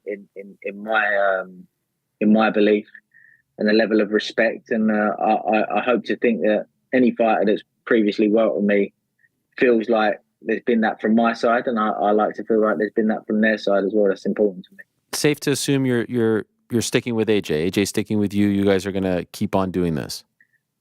Like I say, I can't make any decisions for him. This is it's boxing. People come, people go. I never hold any grudges against any fighter that wants to move on and wants to work with someone else and explore other things. So every relationship in boxing is fight by fight. So it'd be a pleasure to carry on working with him. But again, it's not for me to assume or make these commitments for him. Well, that would be an even greater shocker if that didn't continue. So I feel like you're in a good spot. Two last very quick ones, if I may. What about my guy Lee Wood? Is his next fight going to be at the City Ground or not? What are we doing here? What's taking so long? The City Ground next fight is off the table, unfortunately. That's not going to happen. So we had some bad news there. We're currently looking at what options we have. I think Lee's going to have a meeting with Eddie, but he's also now a free agent, so he can explore some other options as well. So news coming on Lee Wood. Do you have concerns about Ryan Garcia? Obviously, you work with Devin, and he speaks very highly of the work you and Lee Wiley have done for him to get him to this point. There's some concern about Ryan. Do you have concern about him? I don't think we're in a position to be able to concern ourselves with Ryan. We have to be professional and focus and just be committed to the fight going ahead, because we can't get caught slipping, as we would say. It's important that we just stay focused, prepare as though Ryan's going to turn up as the best Ryan that's ever been. And, he's a high-level operator. He's a top-quality fighter. So maybe he's trolling us. Maybe he's trying to trick us. So, our job is to remain professional. And again, Devin Haney, ultimate professional. From the first day that I met him, I was very, very impressed with his mentality, his mindset, his eagerness to improve. And again, he's a pleasure to work with, and he's a true professional himself. So I know that he'll be preparing properly. We're doing our work preparing properly, and it's on Ryan to do the same. Okay, sorry, one last quick one, if I may. It's the biggest one of all. The biggest question that I can ask you here today, and then we'll say goodbye. Who do you got, Jake Paul or Mike Tyson? So is this an exhibition? My understanding is they haven't quite finalized that. They want it to be a pro bout. It is not true that there will be headgear. It will be a regular boxing bout. The questions that need to be answered are pro bout or not, the rounds, the amount of rounds, and also the weight, I think, will be heavyweight. But those are the two big ones. And what they would like for it to be is a pro bout. So it's going to be 10-ounce gloves, no head guard. No head guard, yeah. I don't know about the gloves just yet, 10 or 12, but yeah. How do you feel about this? Somebody put something the other day where, although me personally am disappointed and don't want to see this, who am I to tell Mike Tyson that I'm disappointed on his own life decisions? I'm nobody. So he will have his own reasons as to why he's going ahead with this. He's a very, very smart man, a very wise man. And I trust that even if we are blind to it and cannot see it, and if it was to go wrong for him, a lot of people would point and laugh and say, what did he do this for? We may never know the answers as to the true reasons behind why he's doing this. I trust that he knows why he's doing it and that he is making the right decision for himself for whatever reason it is that he's doing it. Personally, I wish it wasn't happening. However, I respect and trust in the decisions that he makes in his own life. He's a wise man, a smart man. And I just wish him the best. And I hope that whatever reason it is that he's doing it, he manages to fulfill whatever it is that he's looking to fulfill by going ahead with this fight. Fair enough. Respect that. Congratulations. Thank you so much for coming on. Great to have you on. Great to pick your brain. Congrats Pleasure. on all your success, and I hope it continues for a very long time. Good luck with the upcoming fights. Appreciate you giving us some time and waxing poetic on all this and a little bit of insight into how you got it done. It's fascinating to me. So great stuff, and I appreciate it very much. No, pleasure. Thank you, and to you, and all your success as well. Thank you so much. There he is, Coach Ben Davison, the head man for the likes of Anthony Joshua. He was there ringside, and what a win for him and the team. On Saturday, we found out that Joanna Jedrzejczyk is the latest fighter to be inducted into the UFC Hall of Fame. It goes down International Fight Week in Las Vegas. The event is June 29th, so a little earlier than usual, and this is not sometimes there's controversial ones. This is not a controversial one. She's the one that put the strawweight division on the map. She's the strawweight queen. She is Joanna Violence. She is the pride of Poland. Without her, who knows? Maybe there isn't a strawweight division anymore. Maybe it just fizzles out. She was the one carrying that flag, and watching her do her thing as champion was nothing short of amazing. It was an incredible run, which almost never even happened. She is here for the first time in a while to talk about it all. The great Joanna Jedrzejczyk. Hello, Joanna. Long time no speak. Good to see you. Hello, Ariel. It's a pleasure. And I'm back in the game. Wait. I'm back in the game. Oh, I like it. I like those. Well done. No, but honestly, happy to talk to you. I love you. I admire you, and happy to be back. I know that there are these upcoming prospects, new champions, so they deserve the spot.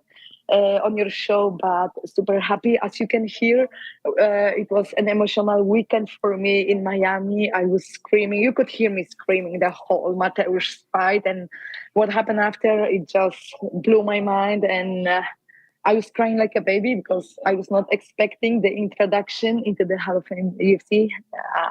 Yeah, I'm just super happy. Trying to get back to shape. Yes. So you had no idea that was happening? The video, the announcement, anything like that? No, when I saw the video, and so I saw Heidi, she's the one, she's my sweetheart, but she's the one who puts the cameras in the front of the fighters, the special guests. And then I saw like more and more people coming, and I was like, hell no. And I saw my manager, and like Gordon Ryan brought me a cocktail, and he was like, it's our tradition. So I was just sipping on it, and she was like, put it down. And I was like, why? Like, what you talking about? And then it happened, like I was not expecting. That's why I was crying there. The only thing I was saying was like, I'm not ready for it. It means I'm old. It means I'm really retired. I'm not ready. But honestly, it was one of my dreams after becoming UFC fighter, UFC champion. And I wanted to be so dominant, and I was somehow, and it just happened, and it just cemented my legacy, and I'm feeling honored. It was amazing to see the love that you got from the arena, the ovation. And I don't know, are you familiar with the guy who was standing behind you, Action Bronson, in the basketball jersey? He gave you know who he is? Legend. We knew each other, and actually before my fight with Rose in New York, I was shooting some content before the fight. He was super nice, super polite. So there's a story about that. He was like, we were cooking because he had this cooking show with some chef, yes, very famous chef, and they started smoking weed. And I was like, I told Lene from the UFC, hey, I'm not feeling very good with people smoking around me before the fight. So he was super gentle, super polite. He was like, no. I was like, so listen, I will just go back, and I wait backstage, and then I will be back, And he was like, no, we're not gonna smoke. We are our guests, and you have to stay here. We're super happy. This can wait. And I fell in love with Action Bronson. So every time we see each other at the UFC venues, usually we hug, we talk, we shared the love, and it was just amazing, Incredible. And when I turned back, he was just there. Yes. We spoke before, but the closest person there was Jennifer Goldstein, my manager, who I really loved. Of course, then Lambert, the owner of ATT, Richard, the manager, they were there at the arena. But yeah, it was hell of a ride. I saw Dana White come up to you in the midst of all of that. Hunter, yeah. Yes. What did they say to you? All of the UFC employees, and I became a manager, and I teach these young fighters that it's not about them, because sometimes we fighters forget that there are people working for these 3 letters for the UFC from early mornings, from weeks before every venue happens, So every venue happens. So I'm always like, I was, and I am super respectful person on my daily basis to everyone, every human on the earth. I know people will start talking shit about my stardom, blah, blah, blah. I know who I am, but so I was happy that I got so much love from the UFC employees that night. And of course, Dana especially, because he changed my life, and Hunter. But I remember Lorenzo, Sean Shelby, and Josiva. But there still will be a time for me to thank all of these people. But I always tell people, do not forget about people who are helping you. The show is not only about you, not only about the fight. Of course, it's the cherry of the top of every UFC venue. But there are people who are preparing and working as hard as you, as we fighters. For sure. Yeah. That is 100% accurate. But Dana, yeah, he said that he loved me. He fell in love with my fighting style from the beginning, and I just told him that I will love him forever, and I will never forget. And I'm very, very loyal person, and they really changed my life. And actually, I proved that many times. But one thing is that two months after I retired, I got an offer from European big organization to be like a co-commentator, or how you call this, I don't know, like for us in Europe. and they wanted to test me, maybe become like a full employee. Like, but first thing I did was I called Lene and I called Dana and I told them that I'm not ready to switch organizations, even to do some commentating, because like loyalty is like number one rule in my life. If it's about business, friendship, relationship, family relationships as well. So yeah, loyalty, guys, loyalty. Yes, that is very important. And so I'm wondering, the last time we saw you was in June of 2022 as a fighter against Zhang Weili, the rematch. Did you ever, the last time? as far as fighting, did you get close? As people in MMA, they retire, they come back. We just found out Jorge Masvidal is coming back in boxing. Did you? Oh, really? Yes, to fight Nate Diaz. But are Oh, I heard that. Yeah. I didn't know it was announced. Yeah. Yes. I'm happy for Jorge. Were you ever close to coming back in the last 2 years? I have to be honest with you, yes. And even few days before last show in Miami, I was like trying to force my manager to let me go in, but my family, some of my fans and friends, they don't want me to do this anymore, and I'm like in between, but I'm not going to fight in the UFC ever again. And honestly, like 8 months, like first 8 months after I retired were the most difficult months in my life, probably, because I was thinking every day. I was even texting Dana Hunter, my manager, then Lambert, my family, that I was going to come back. Actually, I went to the States. I don't know if you remember, if you saw that I was back to American Top Team in January last year, and I was training really hard for 4 weeks, and I was ready to schedule a fight, but then super bad injury came back, and I had to go through the medical procedure, and I'm still trying to get in shape after a year. Oh wow, is it still bothering you? Yeah. A little bit, because it's super difficult. It was super difficult for me because the last 20 years I was training from 2 to 3 times a day for last 20 years, and I went from 3 to 0 for a few months. It was really difficult for my head, my body in general, and yeah, it was super difficult. But I'm getting better, so I just got back on mat, some jiu-jitsu or training Muay Thai. Yeah. So when you say a couple of days ago you were considering it, like what exactly were you considering? Yeah, but I don't know, maybe fighting. Everyone, like people used to ask me who I would love to fight, and I was always saying that they all want to fight me, but because I felt like I was the doorkeeper, the gatekeeper for big fights and big money. But of course, I was like just joking. You know me, I always wanted to fight no matter where and what time. But yeah, maybe like, I think people would love to see me and Mackenzie Dern. So like typical fight between striker and a wrestler and a grappler. Yeah. But no, it was just, I respect Mackenzie so much. She's friend. She's friend of my friends. It would not happen. It would not happen. So you think definitively you never fight again? Right now, yeah, I will never fight again. Okay, that could change. I don't know if I, of course, like everything in our life. So of course people will remember what I just said to you, but I can change my mind. I can wake up tomorrow and say like, I'm not happy, because honestly I'm happy in my life. I'm very happy as woman and human and businesswoman, blah blah blah. But there is some small puzzle missing in my life, and it's super weird and super difficult, because like MMA is not an easy sport, and it's super difficult, especially when you get to the top, and from fight to fight, the camps are getting just more and more difficult physically and mentally. And the thing is that I don't know how to go easy. I don't know the shortcuts. I always go 100%.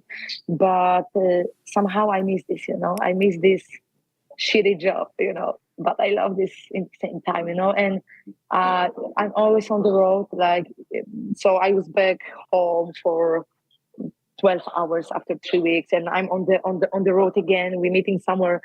I'm talking to you guys from Starbucks somewhere on the other part of Poland because I'm shooting some TV program. But it's an honor, so I made my time and I'm super happy. But the thing is that I'm doing so many things, and I started enjoying my life from the business and money perspective as well, because when I was fighting, I was like not enjoying, and not using what I work for. Do you understand what I mean? So, but like I said, there is something about fighting, and maybe I don't know how to live outside the gym, outside the octagon. But honestly, I graduated another studies. I opened another business. I just signed a new deal. I started a new TV program, etc., etc. And I don't know. It's difficult, man. So I hope I will still be tired forever. Maybe you will see me in some jiu-jitsu competition one day. How many fighters do you manage, and how do you like that? How do you like managing? Is everything okay? Do you need to talk to someone? No. Okay. Because my friends were loud a little bit. I don't know if you can hear them. No, it's but okay. It's they're okay. super nice people. No, that's not the problem. She's saying sorry, but they don't have to be sorry. I love them so much. But I'm big friend. I'm good friend with Mateusz Gamrot, and I'm super proud of this kid. And do you manage he's him? just getting better. And no, I don't. I do not manage him, but I was partly participating in signing him and getting him into the UFC. Oh. So I was his good auntie, or good friend, telling him how we should do things. And but then Lambert is the man, and he's my American father. And then I love you so much, and I would be not here without you. And of course the rest of the people, but there will be time to thank all of them, But so then Lambert is Mateusz manager, but I'm trying to help, and I somehow do. So it's like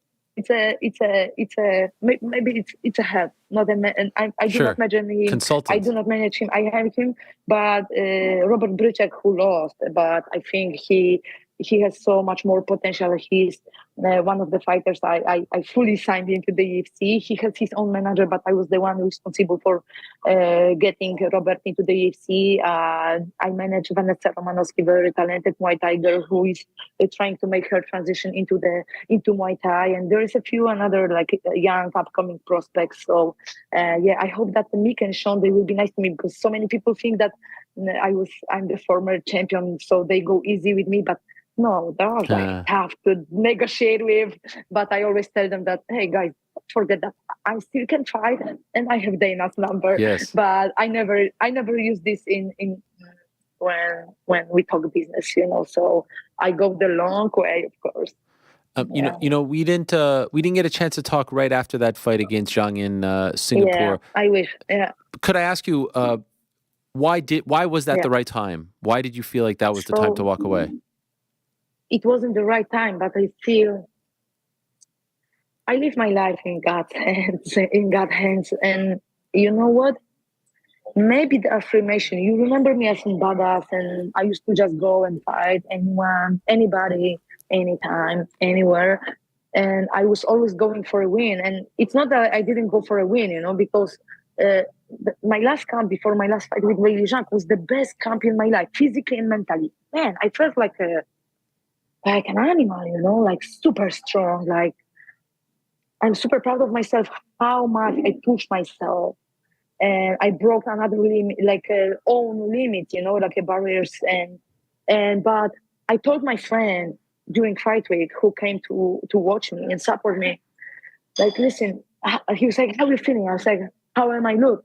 He was like, you look great. And I feel great. I told him that I feel great, but I told him that if there's something happen, if I'm going to get the hematoma again, or I'm gonna get some head damage or KO, I will retire, because I don't wanna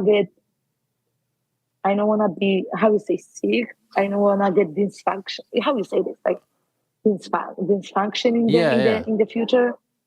So I told him that, hey man, I have so many past hobbies and passions, and I feel like I'm trying to squeeze every day like a lemon, while making lemonade.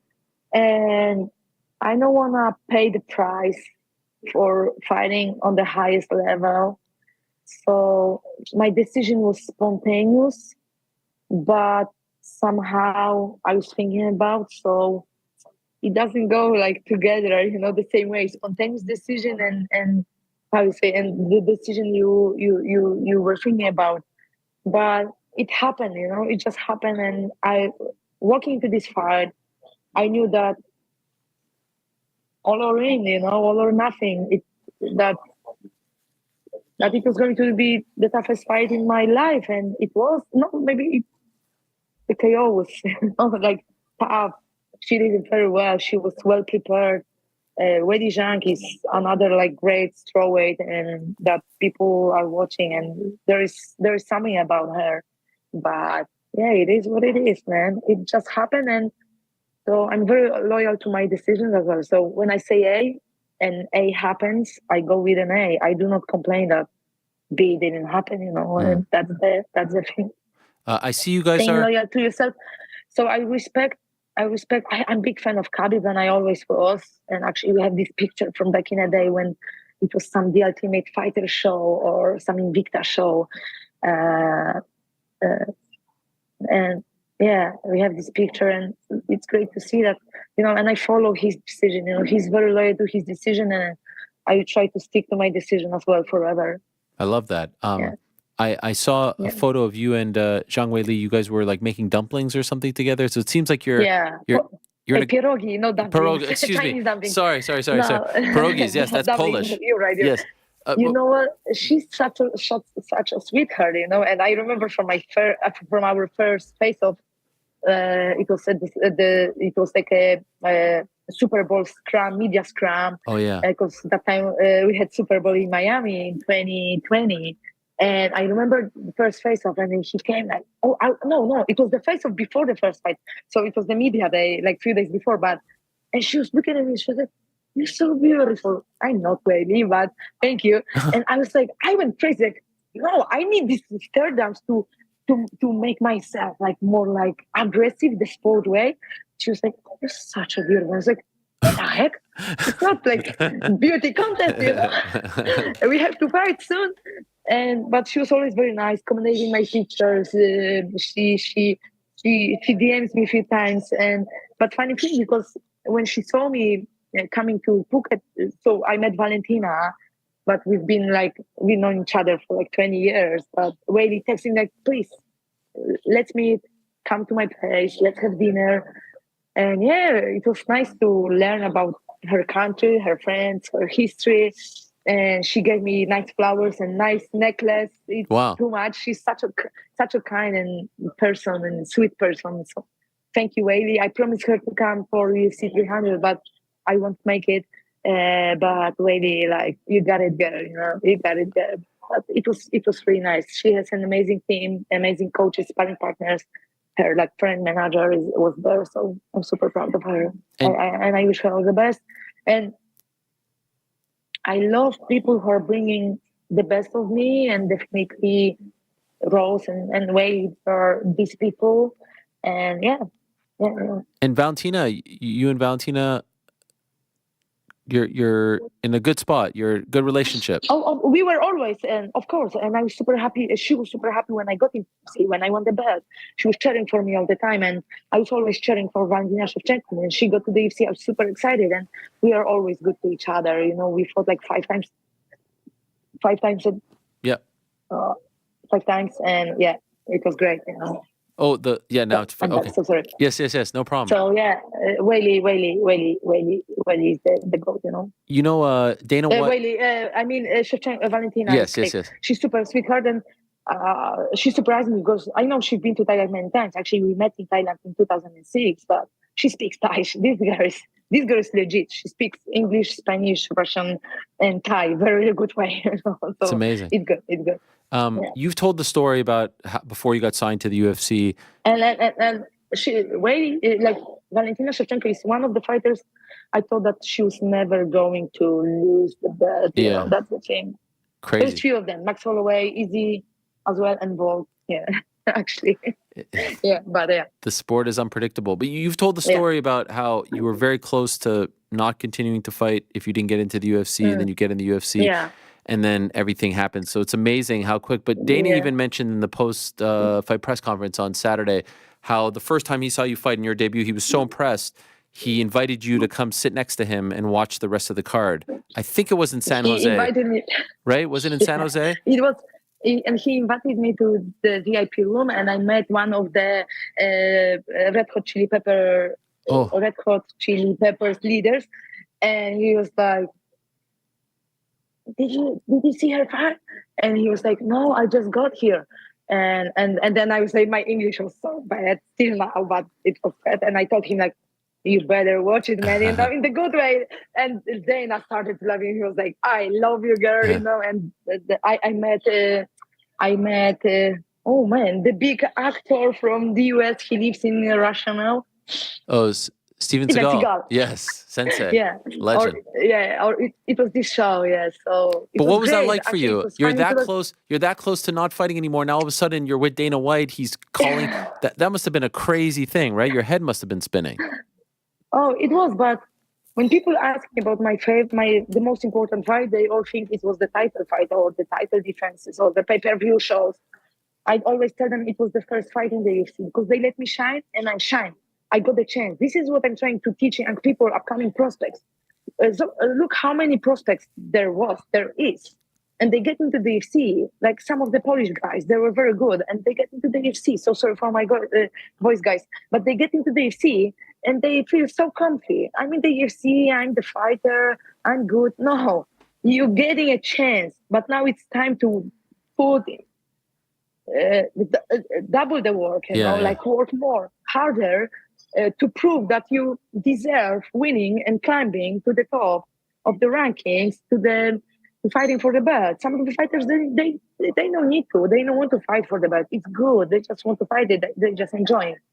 I don't know. I had different sports ambitions, and it was like amazing for me. But I always felt that I belong to something different in this world. Even like now, I'm always on the road. So I got back home for 12 hours, and I'm going to be on the road for next 2 weeks. Wow. And look, I do not belong to normal life, and I knew that. And I'm super happy I got a chance. So I always tell people about the chances that we can't let them go. It's not enough to only dream about some. We have to put in tons of work to make this dream happen and bring the luck, somehow help the luck, help the universe and get what the universe is trying us to tell and show. And sometimes we are too blind, because we always look for some big signs.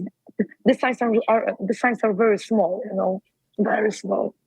I love this perspective. This is a very deep and introspective, Joanna. I love it. And every show, every fight for me.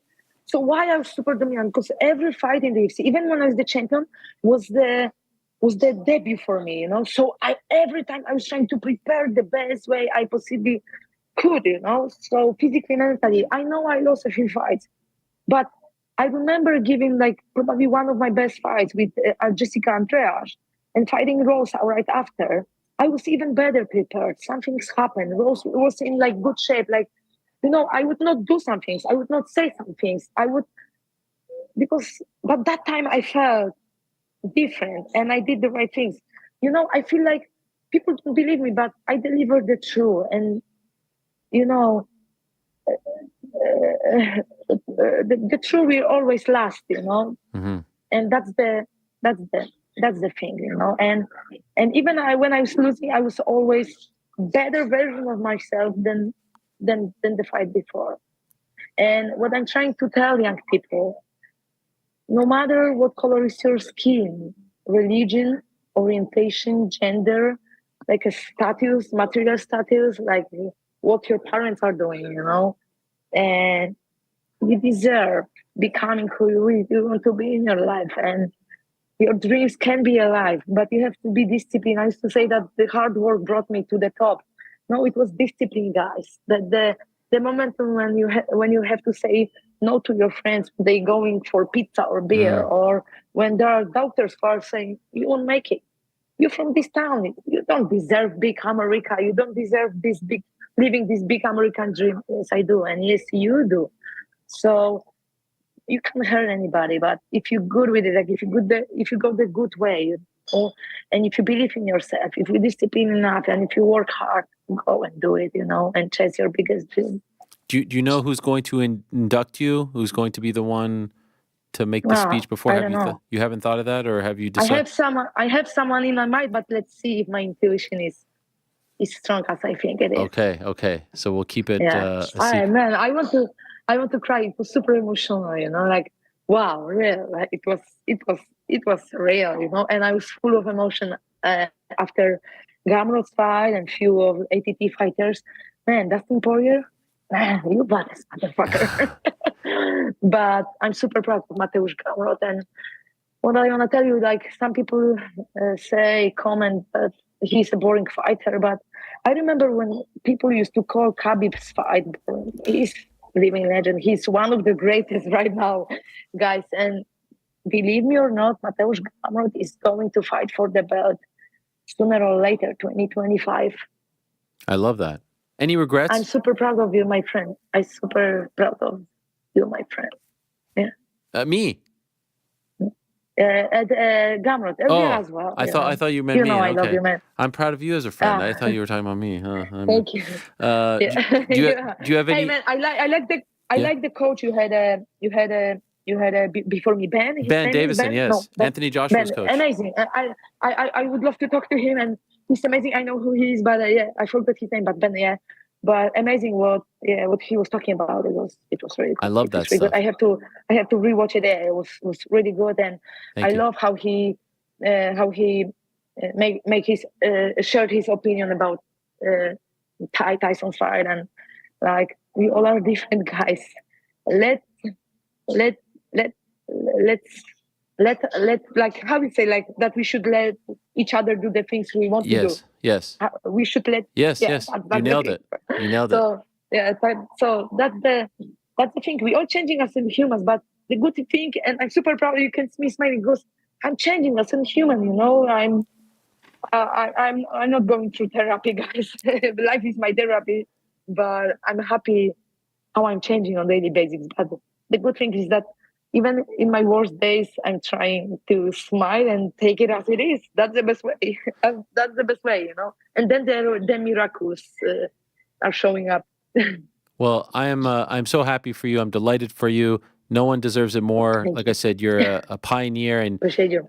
You're an absolute legend. And it was a pleasure to watch your fights and cover your fights and to get to know you over the years. So I was so happy to see you get this honor, and I can't wait for you to take your rightful place in the UFC Hall of Fame in June. But actually, imagine like the last 2 years, because it's 1.5 years after I retired. But look at that, I haven't prepared my retirement like a speech or statement because I was not ready for, but there is so many people I have to thank for. And sometimes people and young athletes, or even like people in general, like, oh, I have nobody who helped me. Like, remember that your father or your friend who brought you to, I don't know, tennis on the tennis court or to the gym, they are the one who help you. But sometimes we forget about these small things people do for us, or done for us. So that thing I'm going to help. But at the end of my career, winning and losing, I found the people I really trusted and I fell in love. It's the Lambert, Mikey Brown, Katel Kubis, Zaya Davis, Mikey Roth, Daru, all the ATT coaches, my physiotherapist, Kamil, Mirek, Will. There's so many people like Richard, the whole ATT. I won the belt with different team, and I'm very, very thankful to Arahion Orsten, my coaches, Pavel Shimon, all the teammates, and actually my first coach as well from back in the day. But there will be time for, but ATT, I owe you a lot forever. So I'm going to be the UFC soldier forever, and I keep on dreaming and work hard. And I love you, Aria. We have to go, but I'm looking forward to see you live, talk to you live in New York. Okay. I love it. Anytime. You're welcome. Anytime. Thank you so much for doing this, Joanna. I appreciate it, and congratulations again. I appreciate you. Take care. Bye. Bye. There she is, the great Joanna Jedrzejczyk. Will be inducted into the UFC Hall of Fame in June, International Fight Week. Now, speaking of Las Vegas. Me? Yeah, that's me. Why? Are you talking about the thing that happened there with the friend thing? Yeah. We go by that. We go right. There we go. I thought she was talking about me. Anyway, this Saturday, UFC is back. Las Vegas, Apex. What a main event. The big boys at the Apex. And let me tell you, it's been so long since we talked to our next guest. I don't even remember the last time we talked to him because it's so hard. He's in another part of the world and he's just a superstar now. It's hard to nail him down. But I'm so excited that he's back because I'm feeling big things for Bam Bam. For our old friend Tai Tuivasa. Is he really there? Is Tai really there in Las Vegas? There he is. My Oos in the house. What's going on? Where you been? Chill. I've been around. Laying low. Oh my gosh. I missed you, my friend. It's been so long. I don't even remember. I thought you were mad at me. Oh, no, never. I never mad at you. Look at this hair, by the way. Can we talk about this hair? Yeah, I can't afford a haircut. I need a win.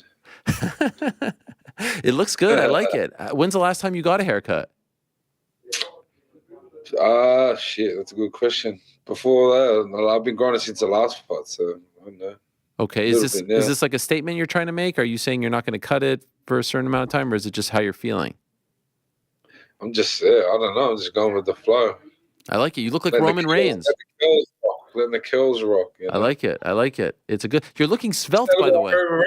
Yeah, you look like Roman Reigns with the ponytail. Yeah, tell me again. Yeah, you're looking svelte. You're looking very thin.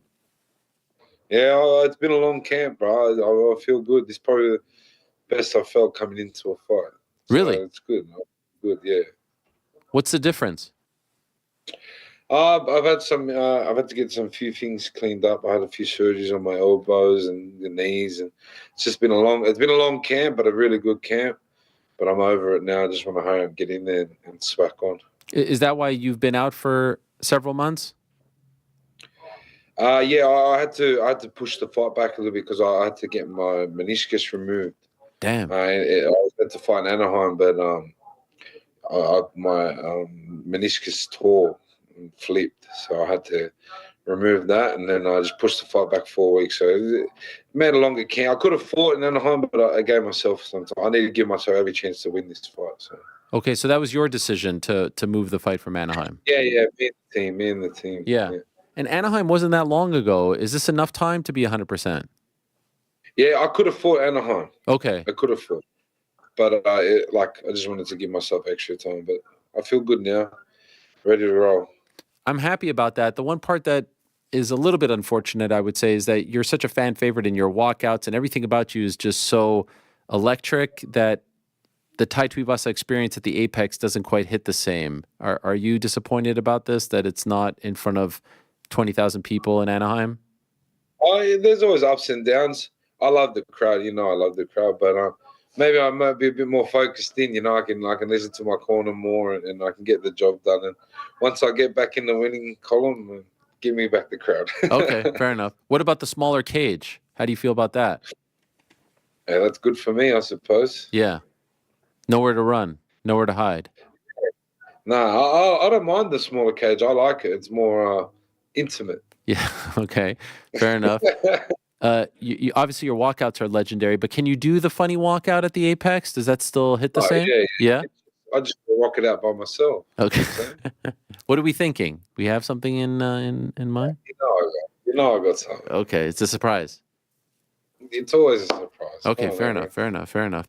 And what about just honestly how you are feeling going into this? No secret that it's been a bit of a tough stretch, right? So how is the confidence? It's been a bit tough. My confidence is always there. My confidence is good. My confidence is good because I've actually fought this camp. I've actually been punching and kicking. My last camp, I didn't, just due to injuries, I didn't get much punching or kicking in at all. So it was kind of, yeah, it was tough. But this camp, I feel really good. I'm back with my OG team, and I've been back at home. I've been training at home with my son and stuff. So been a long camp, bro. I just want to get out there and get the win and lose myself in Las Vegas somewhere. Do you regret taking that last fight because you couldn't be 100%? No. I was the camp. I took the fight because I thought it would be a good fight, which it ended up being a good fight. It was actually better than I thought. But just during the camp, just injuries. Fuck, there's a lot of shit that people don't see, you know, but you gotta rock up every day and go to work. So the job's got to get done, and the bills got to get paid. Right. And why? You know, I know there was a time when you were training in the UAE, right, away from family. Why now go back home? COVID, apparently. Okay. What do you mean? Well, I left Australia because they locked it down. I couldn't. Got it. Yeah, me and rules don't do too well, so I had to get up out of there. And so when they opened things up, you felt like you could go back. Oh, I miss my son. Yeah. I mean, if it wasn't for my son, I could just be a gypsy. I could just move anywhere. But I love my son. I miss him, and I'll never get the time back that I'm away from him. So, especially during these years, you know, he's a little me too, so he kind of needs me to be there to discipline him, or he'll run amok. Yeah. How old is he now? He's 8. 8 this year. Does he? So turns 8, 7 now. 7 now. So still young, but does he express interest in following in your footsteps? Oh no, he's too good. I told him, you know, he likes soccer, and that's fine. I still need to learn the rules, but you know, he's too good looking to be fighting. Okay, he's a future Socceroo. Well, yeah, I hope so. They make good money, so I wish him the best. You wouldn't want him to do this? No. Personally, no. I wouldn't. No. Why not? Fighting is he hasn't grown up the way I've grown up, so I don't think he needs to learn how to do this. Go to school, be smart, and find good friends. You had to do this. You felt like you had to do this. Well, fighting was either going to get me in trouble or get me out, and it got me out. So wow. I used it, and I'm very fortunate for fighting. I love fighting, but for him, I don't really feel why. He goes to a private school. He hang out with some private school friends. He don't need to go fighting. That's fair. Even in the midst of this streak here, do you still love it? Oh, I love fighting. I love coming back. I love being, it's win or lose, and I love that. And I'm on a free fight loss streak, so the only way I can come back from that is to fucking win. But what's crazy about it is you were on a great winning streak before that. So how do you come to terms with like the Jekyll and Hyde of the last few years of your career? Well, now it's time to come back. Yes. So, I've been here before, you know, so it's nothing I haven't seen, and I suppose I fight better when my back's against the wall. Okay. When there's pressure on you, when people are pressure doubting creates mud. Yes.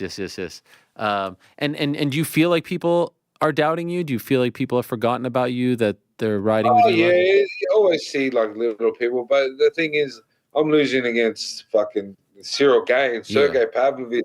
These guys ain't no just call-ins off the street. Alex Volkov, like, you know, these guys. If I was losing against some bums, fuck, I'd write myself off too. But these guys are the best in the world, so I'm sweet. I just gotta keep my head straight. Marcin Tybura is a great fighter. He's been around a long time as well. He's very experienced, but I'm gonna come out and if I dink him, I'll sink him. Simple. You like this matchup, like when he was offered to you originally? Yeah, I think it's a good matchup. I obviously, you know, he's going to try and drag me into later rounds, and that's my challenge, is to get in there, land my shots, and get it over with, and enjoy my birthday in the beautiful Las Vegas. When is the birthday? When is it? Sorry. I fight on my birthday. On your birthday? Wow, that is amazing. I didn't know that. I apologize. Have you ever fought on your birthday before? This is my first time. So this is something. Oh yeah, you're turning the big 3-1. Yeah, 3-1 and done. Is that it? Is this your retirement fight? Come on, bro. You know me. I'm just getting started. Yes. How much longer you want to do this for? Oh, I've got a few more years left in me. Well, fighting is up and downs, you know. Yeah. I've still got a few more years in me, but I don't want to do this for all of my life. You know? I think I've got other things I can do. What's the dream after this, post-fighting? Modeling, yeah. That's what I thought you were going to say. A plus-size modeling. I heard it's cracking. It's kicking off these days, I heard. So I'm going to Is it give kicking it a off? crack. I guess so, yeah. I don't know. You tell me. What do you think you'll weigh in at on Friday? I'm nearly on weight, so I'm pretty good. So I don't know, 265. Yeah, I'm nearly there. Wow. You have to. So you kind of have to like a little bit cut weight. Yeah, I always cut weight over the camp. Yeah. Like, what do you start at? Oh, it depends. Depends when you catch me. Yeah. Are we not drinking beer in the camp anymore? Nah. Oh, occasionally a bit of Drink West goes down here and there, you know. Sure. But we got our zero carb Drink West, so Oh wow. we're trying to look after the fit people as well, you know. Who is that? The company that you have with Tyson? Yeah, that's it. I love it. Now, and what did you think of him retiring? Were you expecting that? Did you know that he was going to retire after that fight? He told me he had something going on. I didn't know he was going to retire, but I know on the outside of things, you know, we're fathers before we're fighters, and he needs to make sure his family's sweet, and whatever he needs to do, I'll back him, and I'll always support him. Okay. I saw a couple of weeks ago, man, you and JDM, Jack Della, Don Giacomo, hanging out with Rhea Ripley, hanging out with the WWE stars, Grayson Waller. What was that like in Perth? That was really cool. I've watched wrestling since I was a little kid. Obviously not as much anymore, but to go and see the whole production of it, it's fucking sick, man. It's sick how they put it all together. And they're crazy athletes, man. They're up there jumping off shit, fucking running into stuff. It's full on. It's cool. Yeah, I'd love to do it, man. You would like to do it? Yeah, I could be on that mic. You know what I mean? Hell yeah. You could be a part of the bloodline. You're Samoan, right? Be one of the Usos, yeah. I talk to the Usos. You talk to them? They're cool guys, huh? Yeah. They're really cool, really cool. Who was the coolest backstage? Like the one that you got most excited meeting? Well, that was a funny thing. I didn't really know any of them because I'm more like, Old school. I know. I'm gonna be honest. I'm more like Mankind, Yeah. X-Pac, China. You know what I mean? Like, But Rhea Ripley's a That's- huge star now. well, I watched her. She won the belt there again. Yeah, she's awesome. Yeah. She's Aussie. She's killed it. Aussie. And Grayson Waller, this guy, he's a gigantic MMA fan. You did the shoey with him. Yeah. I hung out with him for a little bit too. He's an awesome guy too. He's from out west as well. Okay, really? Where you're from? Oh, not close to where I'm, but yeah, not far. Did you meet the game, Triple H? No, I didn't. I would have loved to meet him. He's sick. He's old school. Yeah, that's from your era. It's cool to see like the crossover. I feel like JDM didn't know who anyone was. That's my guess. JDM don't know what day it is sometimes. You see his Neither fight? do I. You see his fight on Saturday? What a guy, huh? And he broke his arm too. What a soldier. Crazy. That final sequence there, it looks like he was done, and then 30 seconds later, he's knocking him out. Never count us out. When did you get to Las Vegas? I got here Sunday. Sunday. So I'm just chilling, yeah. 6 Good days before. feeling. Yeah. Is that enough time with the time difference? Oh, fuck, it doesn't matter. I'm going to go out there and fight. What is the time difference? Is it like 11 hours or something? Day behind. 8. Day in front. Yeah, so it's... A full day? Right. Yeah, we're a full day, right? Yeah, it's pretty fucked. I hate... America's the only country that I can't get really used to the sleeping patterns. Yeah. So now it's 6:18 in the morning tomorrow. So Oh, wow. on a Friday. Do you feel like you have... No, on a Thursday. Yeah, Thursday. Yeah. I don't even know what that is. Do you feel like you've acclimated? Oh, who knows? I don't probably not. I was up at 3 a.m. in the morning last night. For fuck's sake. As long as I'm up for the fight, that's all good. We're sweet. That's true. So, the fight will happen, I think, around like 10 p.m., which is like 10 a.m. your time. But by then, you should be good. No. I think No, we're 7 fighting p.m. earlier. 7 p.m. I was thinking New York time, but Las Vegas time. So it's like 7 a.m. But I think you'll be okay, right? Are you worried? That's the hours I'm up. You know what I'm saying? That's I'm ready right. to roll. So what are you thinking as far as how the fight plays out? And it's a 5-round fight, yeah? Because you got moved to main event? 5-round fight.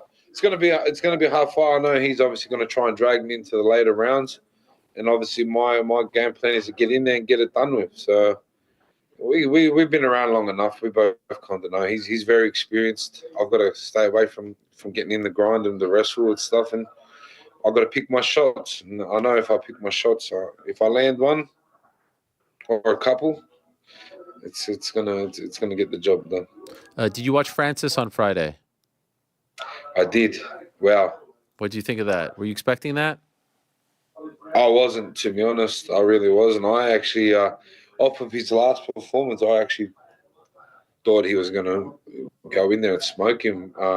Joshua hasn't been too well, but that's these are the best heavyweights in the world. You can't any punch can end it. And Joshua looked on. He was on. He come out and then he landed it. Do you think you should go back to MMA? No, fuck no. Why? Yeah. He's not gonna. That bloke has been through a lot of stuff. I don't think a boxing fight and getting dropped on your ass is gonna stop you. Right. That is true. And making like $20 million for it. Yeah.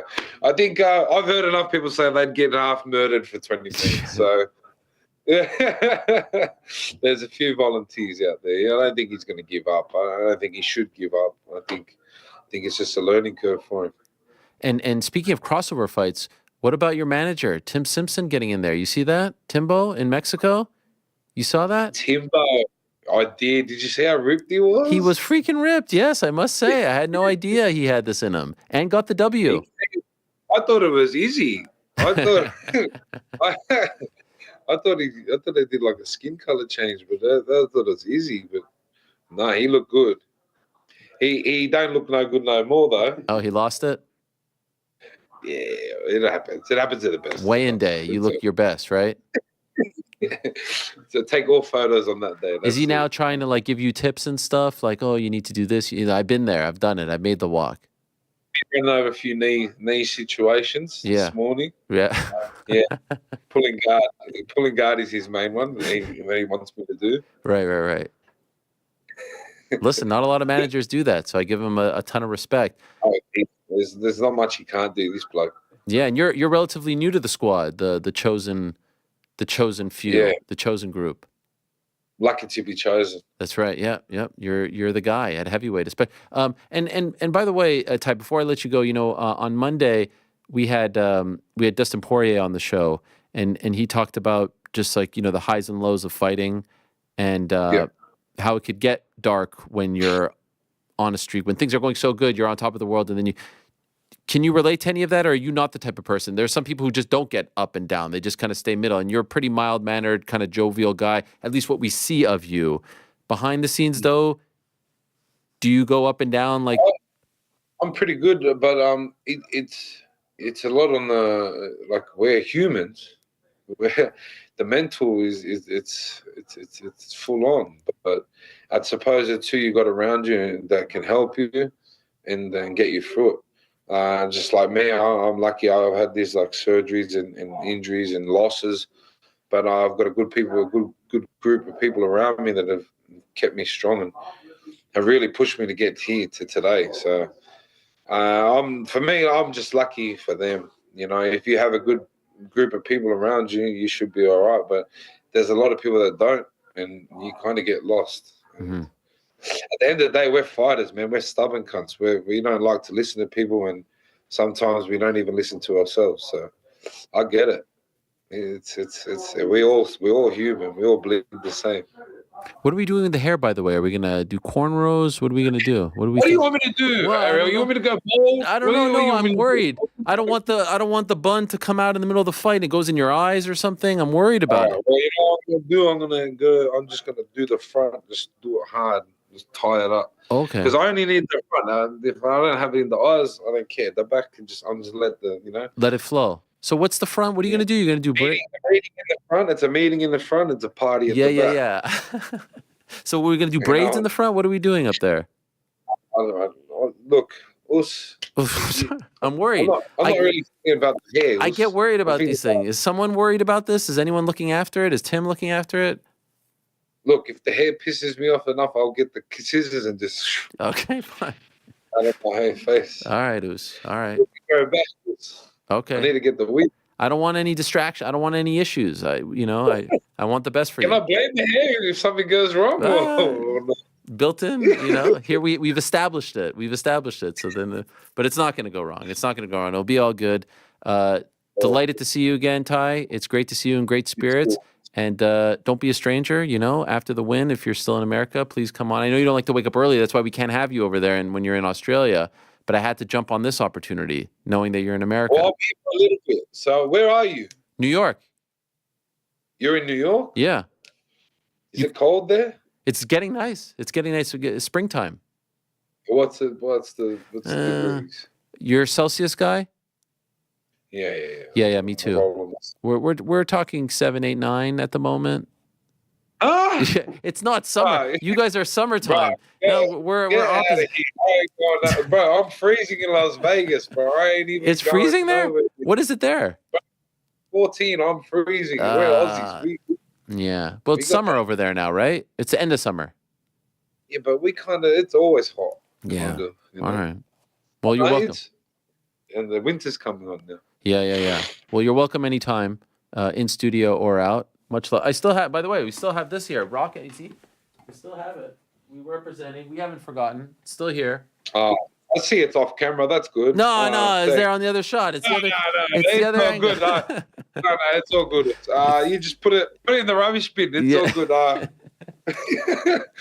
Yeah, put it on the other camera for when you walk through. Right here. Always in our hearts. We love you. Doesn't matter what's going on. And pulling for you and wishing you the best, my friend. Thank you for coming on. Good luck on Saturday. Get it done. Brother, thank you. All right, peace out. There he is. The great Tai Tuivasa. Bam, bam. Our fellow Oos. Uso. He got to hang out with Rhea Ripley and JDM and I guess the Usos behind the scenes. I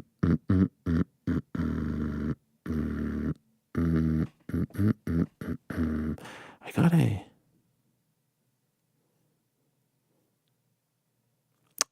right before the I have to say, if I can.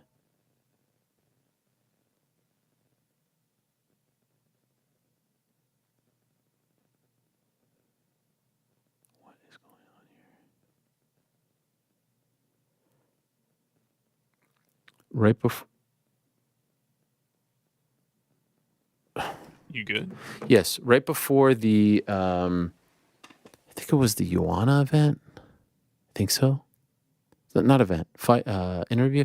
I got an email from something that I just saw briefly, and the title was, "Have you been screened for colon cancer in the past year?" And so I couldn't tell if it was like an actual email or like a mass email type of thing, and so it's been on my mind the whole time for the past hour. I'm like, is someone telling me that there's something wrong with me? But now I see it's just like a general email from a company saying that, starting at the age of 45, blah, blah, blah. But it's been on the back, so I just had to check, Do you understand what I'm saying? I was worried about it. Yeah, well, I'm glad that it's all good.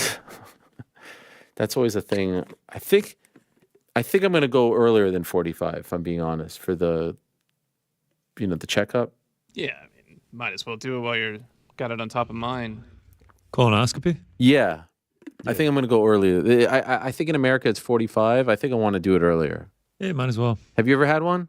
No, I'm 30 years old, man. Yeah. Just have to be mindful that not at a colonoscopy. Sometimes insurance won't cover until you hit the recommended age. You know what?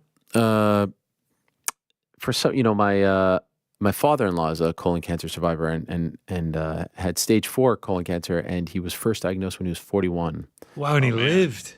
Oh, not only did he live, it's an incredible. unbelievable story. Multiple Stage 4? surgeries, yeah. Looked pretty bleak at one point. Traveled from Montreal to New York to get treatment. The Canadian government didn't want to cover him, took them to the Supreme Court and won and got them to cover because he didn't feel like he'd be able to be looked after if he stayed in Montreal. It's pretty remarkable. And now is the head of the Canadian Colon Cancer Association, the Colon Cancer Association of Canada, to be exact.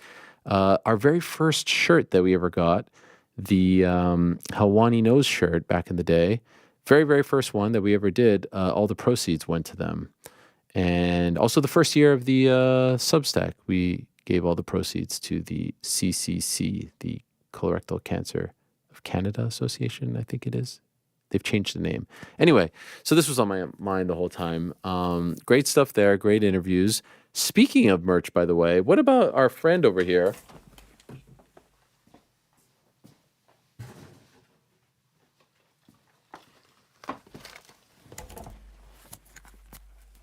GC, who's this guy? What's his name? Who sent this? Gunner Woodworks. Is his name Gunner? No, I think the guy that sent it is not named Gunner. I think the company. Oh, you got it.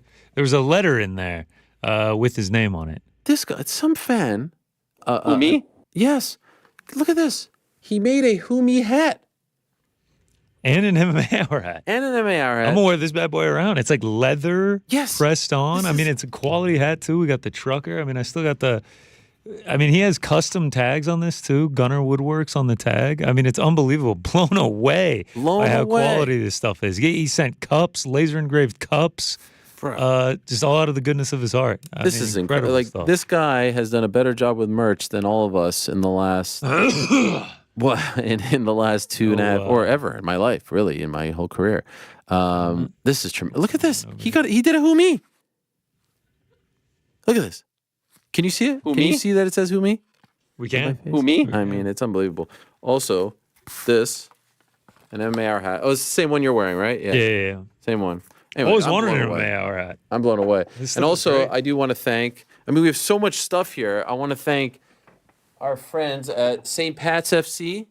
Oh, shout out. I mean, look at this. They got me the 10. And, you know, what was nice about this was we all know who, the striker of all striker is, number 10, Helwani. But look at this. Look at this jersey. Wow, this is amazing. This is nice. Right, just in time for St. Patrick's Day. Oh, yeah, that's right. St. Patrick's 1 week Day. away. They're playing Minnesota United next week, this day. So thank you very much to them, friends of the program. We love them very much. Also, I mean, just all kinds of stuff. I can't even go through everything at the moment, but we got this. We've got I've got boxes upon boxes in honor of St. Patty's Day. We've got the Black Forge. That is incredible. I mean, we've got so much That's stuff incredible. here. Yeah, I'm forged out back here as well. You got forged stuff too. Look at you. Got some forged Irish stout stuff back here. I mean, no, Rick, you don't even understand the amount of stuff we have back here. I mean, look at this. Is nice. Look at these forged playing cards, man. What? Yeah, I mean they're incredible. Amazing. Everyone is just so kind. This is great branding. You know, most people want to go to Guinness on St. Patrick's Day. Nah. You gotta go forged Irish stout. Wow. So yeah, a lot of stuff. I haven't had a chance to go through it all, but I even have Rick's daughter's Girl Scout cookies back there. Let's go. Oh yeah, we crushed a whole box of tag-alongs during the Joanna interview. Oh, nice. I'm happy you guys. A classic. Yeah, just pass them around. Well, you were But to grab a cookie. Who, me? Yes. All right, let's get into some By questions. the way, Yes? I just want to say thank you to you guys for ordering from Avery. Frank, what happened, bro? Oh yeah. You got the order form just like us, Frank. Wow. I couldn't have ordered fast enough. For the kids, you couldn't Wow. even. It's like $2 a box. Not even Frank. from my daughter. Wow. You know yourself. Wow, Frank, that's. Go ahead, Frank. I'm sincerely sorry that I did not see that in real time. Oh yeah, real time. I mean, it was just sitting there all weekend. Go ahead. Yeah, I apologize to Rick. Oh, okay. That's it. He sent me a very nice, sincere message, actually. Wait, because wait. Frank is a mensch. I have a question. Is it done? Yeah, Like- usually there's like a window for those things. Yeah, it's done. It's done. Wow. What's done is done. Did he send the apology once me and Ariel got our cookies? He saw the cookies and he felt really bad. So Frank is actually a good guy. Thanks, Rick. All right, fine. I'm excited to break into those. Wow, look at this. I'm seeing this from Bam Bam. We were just talking about, well, two Bam Bams. We were talking about Action Bronson with Joanna. He's opening for Bruce Springsteen in New Jersey. That's insane. Ooh, that's sick. Why don't you go up on that? That's At MetLife? sick. Bro, April 20th, Atlantic City. He's there. I don't know which one he's doing for Bruce. He's in Manchester in June. Just seeing this on his Asbury Park in September. Now, is this him or they're traveling together for all these No, dates? no. This is his tour. Action Bronson presents Dr. Baklava and the Human Growth Hormone Tour 2024. He says, new music soon. Get your tickets now. Link in bio. And I'm opening for Bruce in New Jersey. Wow. Is that true? Sick. That's insane. Feels like Bruce Springsteen would be at MetLife. Am I going to go to Atlantic City twice in a 3-week span? Same day as Haney Garcia. Haney Garcia. You know yourself. Maybe Tough watch it from decisions to Mandalay make Bay, there. you know? A lot going on. All right. Speaking of a lot going on, let's get into some questions here. Time now for everyone's favorite segment of the week. It is It's time for a good old-fashioned Q&A, MMA fans. Ladies and gentlemen, the moment has arrived to hear from the man himself, Ariel Helwani. Yes. Can't wait to get From a the Vox ton of Studios in great beautiful questions. New York City, it's on the nose. And now, to answer your You questions, know, a lot of people were asking get me out of on your seats on and Monday on your why feet I didn't because ask here Dustin is about. Ariel Helwani. Yes, thank you very much, Mike Heck, about Benoit Saint Denis saying that he was battling staph. Honestly, I didn't see it until after the interview, so I did see it, since, and that is horrendous and doesn't strike me as the kind of guy who would make an excuse, to be honest. So wish him the best. And again, I was saying it's like, pick an example. GSP, Matt Hughes, Rose, Carla back in the day. Like there's always these fights where the youngster, goes for it and takes a big leap and stumbles and then comes back even better. This is 1,000%. There is no doubt in my mind that this will be the case with BSD. So he has nothing to worry about, in my opinion. That was a massive jump for him. He fought fire with fire, some adjustments, and he's right back in there. Let's start with that dude, Drew. Ariel, last year you indicated that you didn't want to work Jake Paul, Tommy Fury because it was in Saudi. What changed your mind in the past year? So there were a couple reasons why last year I didn't work that card. One was it was around the time of my son's birthday. It wasn't specifically on his birthday, but it was close. That was one of the reasons. And yes, I did say that I was just a little bit, I don't know, I was a little bit torn on the assignment. That was in February of last year. So all that is accurate. Since then, I have met a lot of people who are a part of the promotion over there, if you want to call it that. And I'm not just talking about Turkey al-Sheikh. I'm talking about a lot of people who work with him, including people who don't live in Saudi Arabia, who live in England, from the communications team to the marketing to people who do work with him. And I was uneducated at the time and have learned a lot and have met a lot and have asked a lot and felt comfortable doing it. And so I know a lot has been said and written about their intentions. I feel like their intentions are very much, you can tell that Turkey is a huge boxing fan. And trust me, there's a lot more that they can spend their money on than Joseph Parker and Zhilei Zhang or any boxing match. Tyson, Usyk, et cetera, et cetera, et cetera.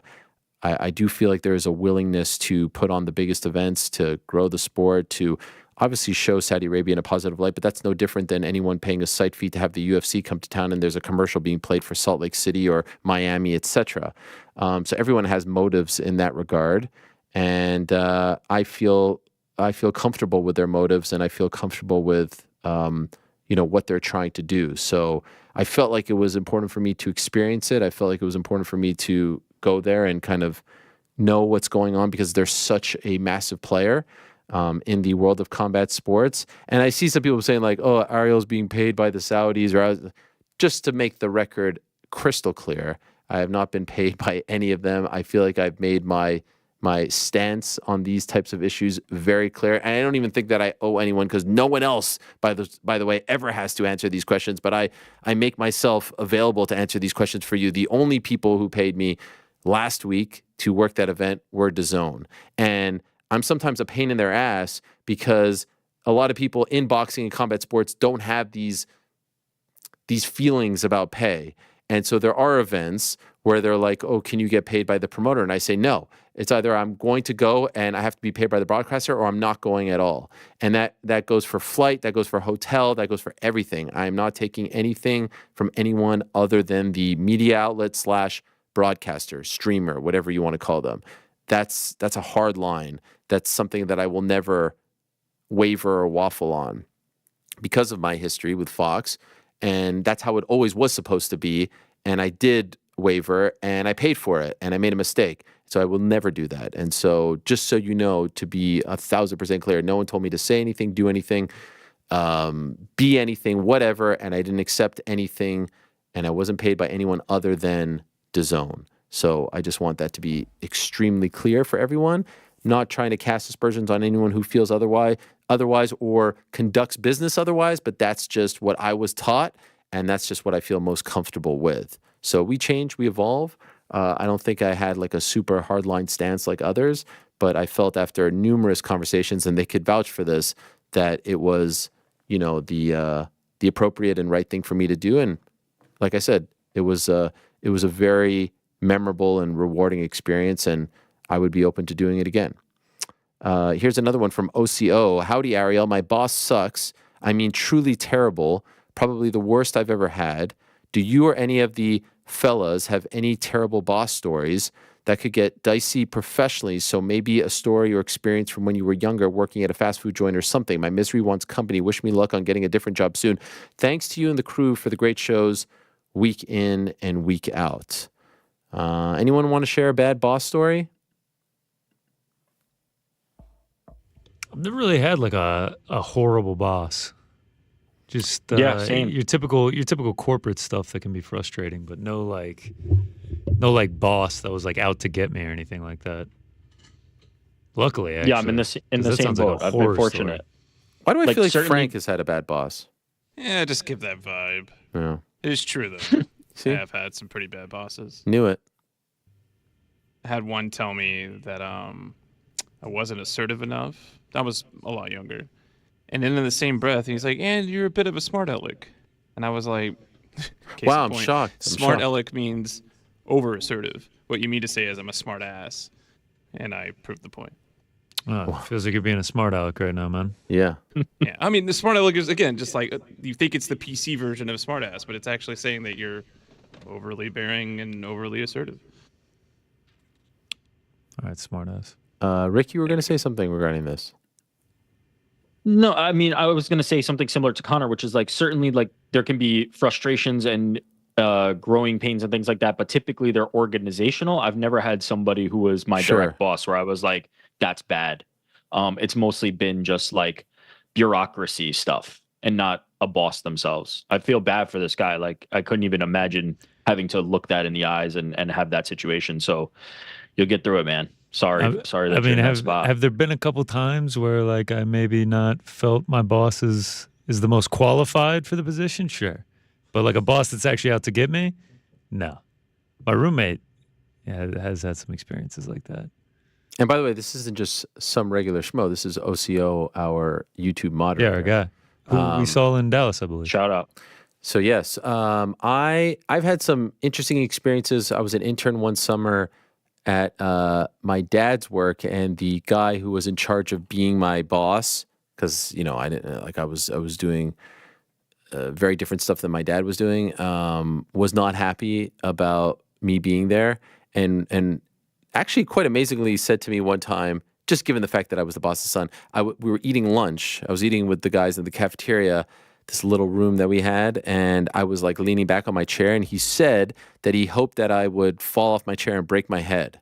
And I found that to be very interesting. And I actually told my dad about this, and he sort of laughed it off and didn't do anything about it. I thought maybe I could get him in trouble because he was such a dick to me, this guy. But he did not. He did not get in trouble. In fact, my dad didn't. I kind of feel like he didn't really want me to do it, except I had nothing else to do. I do also. I feel like that qualifies. Somebody telling you that wants you to break your head. I'd say that's probably a bad boss right there. I actually do have one there. There was a guy at an internship that wouldn't call me by my name. He called me just like all these other names that started with C. Cooper. Yeah, it's not great. Things like that. And I'd be like, oh, I thought you were eventually going to say like C-U-N. Oh, no. No, he just wouldn't. He knew what my name was. He just thought it was cool, I guess, to not call me by my name. Yeah, I gave up on it after like a couple of weeks. I was like, I just don't care.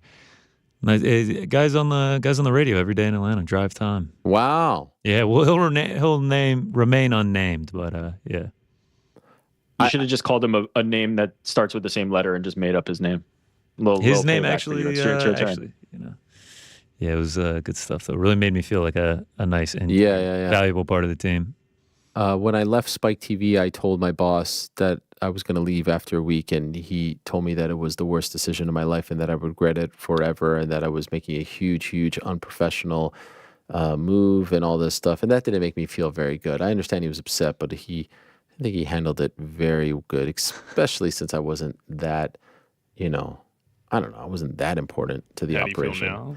I feel like I proved him wrong, Frankie. I proved him wrong.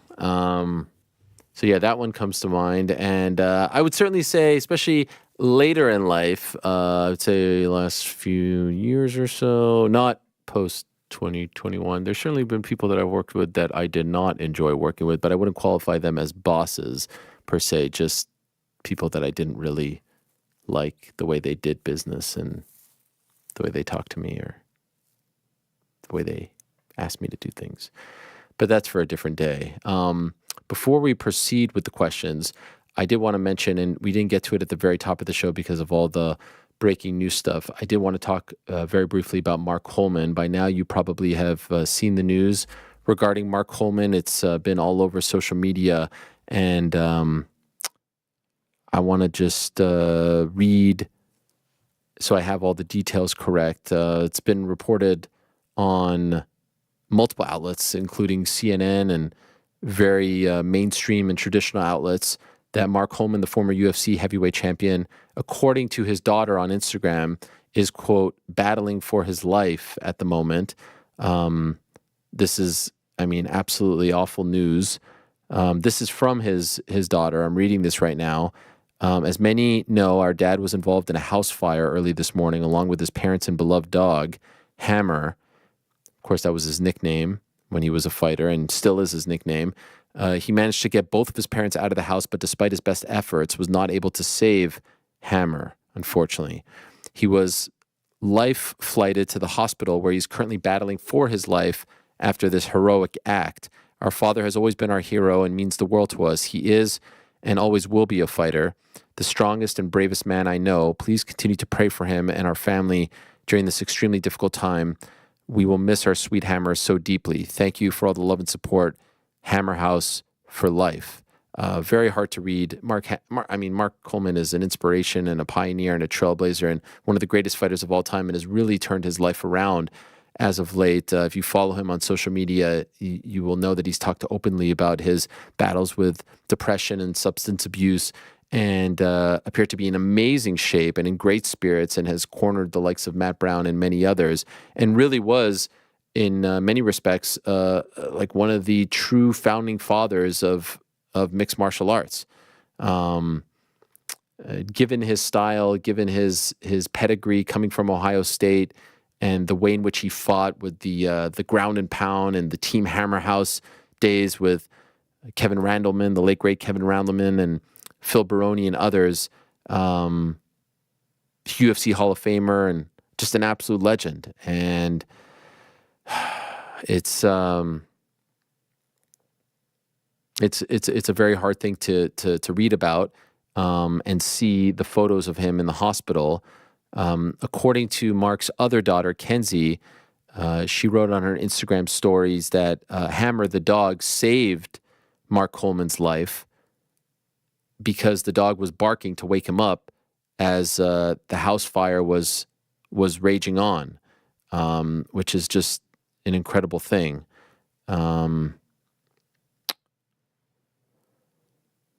This, according to CNN, Mark Coleman's longtime friend and fellow former UFC fighter Wes Sims said on Facebook that Coleman is, quote, currently intubated and sedated in a hospital in Toledo, Ohio. Quote, I swear to God, he's one of the toughest individuals ever created, been through so much. It's a movie at this point. A movie at this point could not give his life work justice. Coleman's mother, Connie, posted on Facebook saying, thank God we are alive, and requesting prayers for Mark.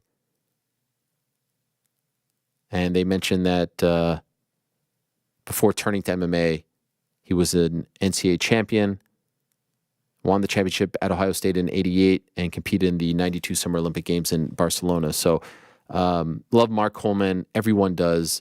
Everyone's pulling for him. Everyone's thinking about him. And there is a GoFundMe page that his family has started to help him and them deal with all the costs. This is what they wrote. To know Mark Coleman, you know he has the biggest heart. He is fierce, afraid of nothing, mentally loves the Lord and would do anything for his family. Tragedy struck in the early mornings of Tuesday, March 12th, where Mark awoke at 4 a.m. by his beloved Roddy Littlehammer to a house fire in his childhood home where he was visiting his parents. Mark, being the hero that he is and the fierce love he has for his family, managed to get his elderly parents out of the home unharmed. He went back in risking his life to save his dog. It is with great sadness that our beloved Littlehammer did not survive the fire, and the home is a total loss. Littlehammer is a true hero and will be truly missed. Mark was life-flighted to a hospital where he's needing a lot of prayer to get his lungs clear. His adult daughters, Mackenzie and Morgan, have not and will not leave their dad's side as he battles for his life. We all knew he was one of the best athletes. Now we know he is a true hero. All funds donated will go directly to Mark's living expenses, as well as to support his adult daughters who will be off work and by his side, aiding in his recovery, as well as assisting in any necessities the family currently needs. We are faithful family and know God works miracles. Please keep praying with us that our hero has complete healing. With love, Kenzie and Morgan Coleman, Hammerhouse for life. So there's the GoFundMe page. If you are able to donate and support, please consider doing so. And if you just type in Mark Coleman GoFundMe on Google or wherever, this will pop up. And it's all over social media. I've retweeted it as well if you want to look on my feed. So much love to the great Mark Coleman, and definitely praying for him and hoping for the best. We'll move along now to Taco Enthusiast, who says, hi, Ariel. The UFC 299 in-person experience was really incredible. It was certainly the best combat sports event I've ever attended. However, when I start to think about the numbers, it's mind-blowing that fighters aren't getting paid more. And now he offers extremely conservative estimates below. So with a $14 million plus gate, $40 million in pay-per-view revenue, 500 or so thousand times $79 each, $79.99. $8 million in rights fees from ESPN per event, $300 million divided by 42, $50 million in sponsorship, $77 million in total of above revenue, not accounting for millions I'm positive I'm missing. Based on this very conservative and lackluster estimate, fighters could be paid the following, and you'd only total $21 million. $250K for an early prelim, $500K per prelim fighter, $750K per main card, $1.5 per co-main, $5 per main event fighter. In this model, you'd still have a low 27.3% of revenue going to the fighters. I'm no business savant. I run a nonprofit in my day-to-day, but who's advising some of these fighters? Why are they not people in their corners begging them to sign with other organizations or negotiate better contracts? How have fighters not gone on strike yet or effectively unionized? I know you've talked about this extensively, but after seeing the spectacle and amount of money at the event on Saturday, I'm bewildered. Well, they are the biggest and best promotion out there, and the fighters feel like this is what it's easy to say, why don't they go elsewhere? Why don't they negotiate? But look at what's happened to Mike Chandler as a result of going to the UFC. Look what could happen to Kayla Harrison as a result of going to the UFC. But this is the thing that people miss when they say that we're negative and, we're critical of the UFC, and unfairly so. The UFC is on fire. Everything is up. Their rights fees are going up. Their sponsorship is up. Their pay-per-view numbers are up. Their gates are up 14 million in Miami. The only thing that isn't collectively up is fighter pay. Does that not strike you as being a little bit off? The rising tide should lift all boats. 50% of the revenue in the NBA goes to the players. That means if everything is going up, it's still 50%. That's based on the collective bargaining agreement, not just in the NBA, NHL, NFL, MLB, etc. But while the top dogs are getting paid more than they were getting paid collectively maybe 6-7 years ago, it's still relatively the same. And the likes of Chael will be like, oh, you know, it used to be 4, now it's 12. I'm not talking about that. I'm not talking about that, Chael, and you know exactly that that's not exactly what we're talking about. But unless there is some kind of collective voice, there is no reason to change. I love mixed martial arts. I love the UFC. If there wasn't a UFC, if there wasn't MMA, I wouldn't have fallen in love with it. I wouldn't have done a radio show in 2001. I wouldn't be still doing this 23 years later. There's nothing like what we saw on Saturday. Dustin Poirier doing what he did. Jack Della doing what he did. The performance from Sean O'Malley, and on and on and on it goes. Curtis Blades doing what he did. Joanne Wood, and what's to come in April and in May, etc., etc., etc. But I would love to see these fighters, especially the ones that, you know, are giving it their all, sacrificing so much, and then have to go and do something else in their mid-30s, just get paid what they're worth. Just get paid what they are participating in. Meaning, if the entire company is just absolutely killing it, which they are, and they deserve all the credit in the world for getting to this point to where they're getting $14 million in gate, let alone what they're getting on pay-per-view and rights fees and sponsorship and all that, I would just love to see them participate as the top organization, and the people involved in said organization should participate. So that's all. And this breakdown, while I know it's very loose, is a very easy way to digest just how much is being left on the table as far as the fighters are concerned. All I've always wanted them to do is just come together. And if you guys feel as a collective unit that this is the best deal for you, then God bless. That's on you. That doesn't happen. The managers don't collectively come together. The fighters don't collectively come together. So everyone is kind of just sinking or swimming on their own. And I don't think they fully understand, quite frankly, because there have been efforts to do this and they've never gotten off the ground for various reasons. I don't think they fully understand how beneficial it would be if they did have a collective voice. But there's only so much that one can say and do. It doesn't ultimately affect us. I have no say in it. I would just love to see them have a collective voice, and not just when it comes to fighter pay, but even things like the drug testing. They should be able to say, no, we don't want to be drug tested 365, 24/7. No, we don't have to do the whereabouts app and tell you where we are 365, 24/7, just like other athletes don't have to do that. All this should be collectively bargained. That's it. It's going to be very interesting to see what happens next April. Literally 2 days after UFC 300 is when, at least for now, the trial, class action lawsuit, Lee versus UFC, might be some longer name than that, but you know the one I'm talking about. That's when it kicks off. Do we make it to that point?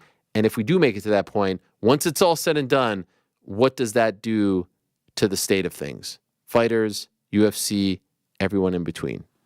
So we'll see. Tayshawn888, Ariel and crew, agree or disagree? Sean O'Malley is the reason for UFC 299's success, or UFC is trying to build Sean for upcoming negotiations as the next Conor, and in fact, it was the strength of the card for the pay-per-view success? Debate. I mean, Sean O'Malley is a huge star. Look at what happened in Boston. Look at what happened in Miami. It's just hard. I mean, it's hard to break down just how much of that pie goes to just his success, because A, UFC is on fire. B, Miami is on fire. And C, it was a star-studded card from top to bottom. So I don't know. Ultimately, I don't know. But I would say that he deserves a ton of success. I do think he's one of the most popular fighters in the UFC. And I do think he's certainly helped. How much? Impossible to know, because I also think the rest of the card helped too, having all those names on there. Look, it did great last year.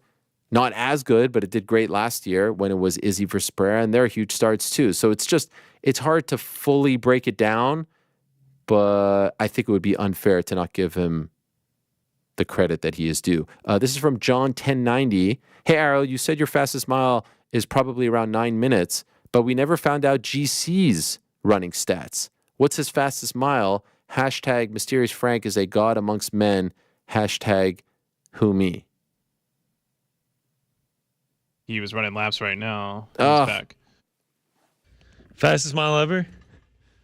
I mean, that would go like back in high school, back in like, my peak running days. No, but right now. What's your fastest? right now? Yeah. I could still easily clock a sub 7. For real? Like for sure. Like right now, we say we're going in 30 minutes. Oh, easily, yeah. We could go right now. I'll Sub grab 7. the labs. I'm going for 1 mile. What are we doing? Sub 7? Were we talking 6.5? We're talking what? 6:45? 6:59? No, I could probably clock like a 6:30, yeah. Sheesh. What's the fastest you've ever done? Oh, like a 5:18 in high school. Holy But that's on a track running 1 mile and knowing that I can just absolutely die. You just unloaded it. Yeah. But I used to run long distance, track and cross. That was your thing. You have the body type. Yeah, Long. track more so. But then like in the falls, I would just do cross country as well, which is just more long running also. Would you do javelin? No. High jump? No, I didn't. Long jump? None of the field stuff. That's interesting. I was big into the field. No, I wasn't. I have tree trunk legs, Shot put. Shot put. What is that again? That's this one? Big ball on the Yeah. shoulder. Oh, it's so weird on your neck. Yeah. I mean, you got to be huge for that. Tree trunk legs, like you said. Yeah, that's true. That's true. All right. So, yeah, people are asking about your running skills. Maybe me and Frank will go out to the track and see what I can do. That's pretty impressive. At my elder age now. Speaking of Frank, here's a question for GC and Frank. This is from Jax GT. I was watching Fight Feast and noticed that when GC dunked his croqueta in the sauce, he double dipped. Now, I'm well aware of what they say about assumptions, but I would assume that Frank was okay with that. So I don't want to speak on your behalf, Frank, but and do we have video footage of this? Because you did a great job once again with the Fight Feast. This time it was a bit of a Cubano feel because of Miami. Yeah. Is it in fact true? We sure did. I mean, we could actually fast forward in the tape, I believe. If we want to pull it up, we can get to the moment the croquetas happen and really. Okay, let's see if we UFC can. 299 fight day. The promotion returns to the 305. It's a great Miami suit. Yeah. We can fast forward a bit here. Yeah. Let's get to the croquetas. Now we're inside beautiful place. Mojito's great, man. Oh, here we go. Here we go. With its ham, onion, butter, milk, so we go oil, big old seasonings. dunk. And what is combine all that into a mix? Finish it and then you off. deep fry it. Get another dip. Let me Double. tell you, these Now, is this yours or are you sharing it with Frank? Okay, so have you ever had a hush puppy? we were sharing this. Okay. And I'm not gonna lie. In the moment that it happened, I thought to myself. Okay, so what you did here was the move. That was the move. Yeah. You broke it in half. Yep. Yeah. But in my defense, this is something we're creating to put out there. Frank's feelings on double dipping was out the window. Okay. As I was doing it, I was recognizing that I was doing it. I was like, I don't know if Frank's going to be upset with this. Other people might get upset with this. Other people might bring this up to me. But I mean, in the name of entertainment, I was going back in for another dip. Okay, fair enough. Generally, though, how do you feel about double dipping? No, I'm not a big double dipper. Yeah. Rarely, if ever. If it's my own, then I mean, yeah, we're double dipping for sure. But rarely if I'm sharing with someone. My girlfriend, she can just kind of deal with it. Yeah, it's different. But if I'm sharing with Frank, no, I'm not double dipping. No way. Honestly, I'm so anti double dipping. Even if I'm with a loved one, I'm not doing it because I'm Your programmed wife? not to do it. Nope. I You're just not doing feel it with the wife. Well, it's just like who wants saliva in the dip? Yeah, I guess that's true. Just man. in general, That's true. Frank, how'd you feel about this when you saw him doing it? Were you disgusted? In this context, it doesn't bother me at all. I will say that I have noticed it more because I'm filming him while he's eating and I'm like intently watching. So like I've seen everything, like something get into his beard, fall into the food. And I'm just like, you know what?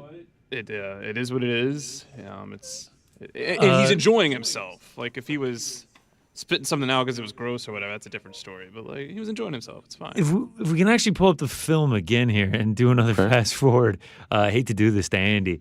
A lot of people noticed. If we can just move ahead to the Ropa Vieja A lot of people noticed a rogue bean that I lost a lot of food. And yeah, if we can just go right here, yeah, we can just play it from here.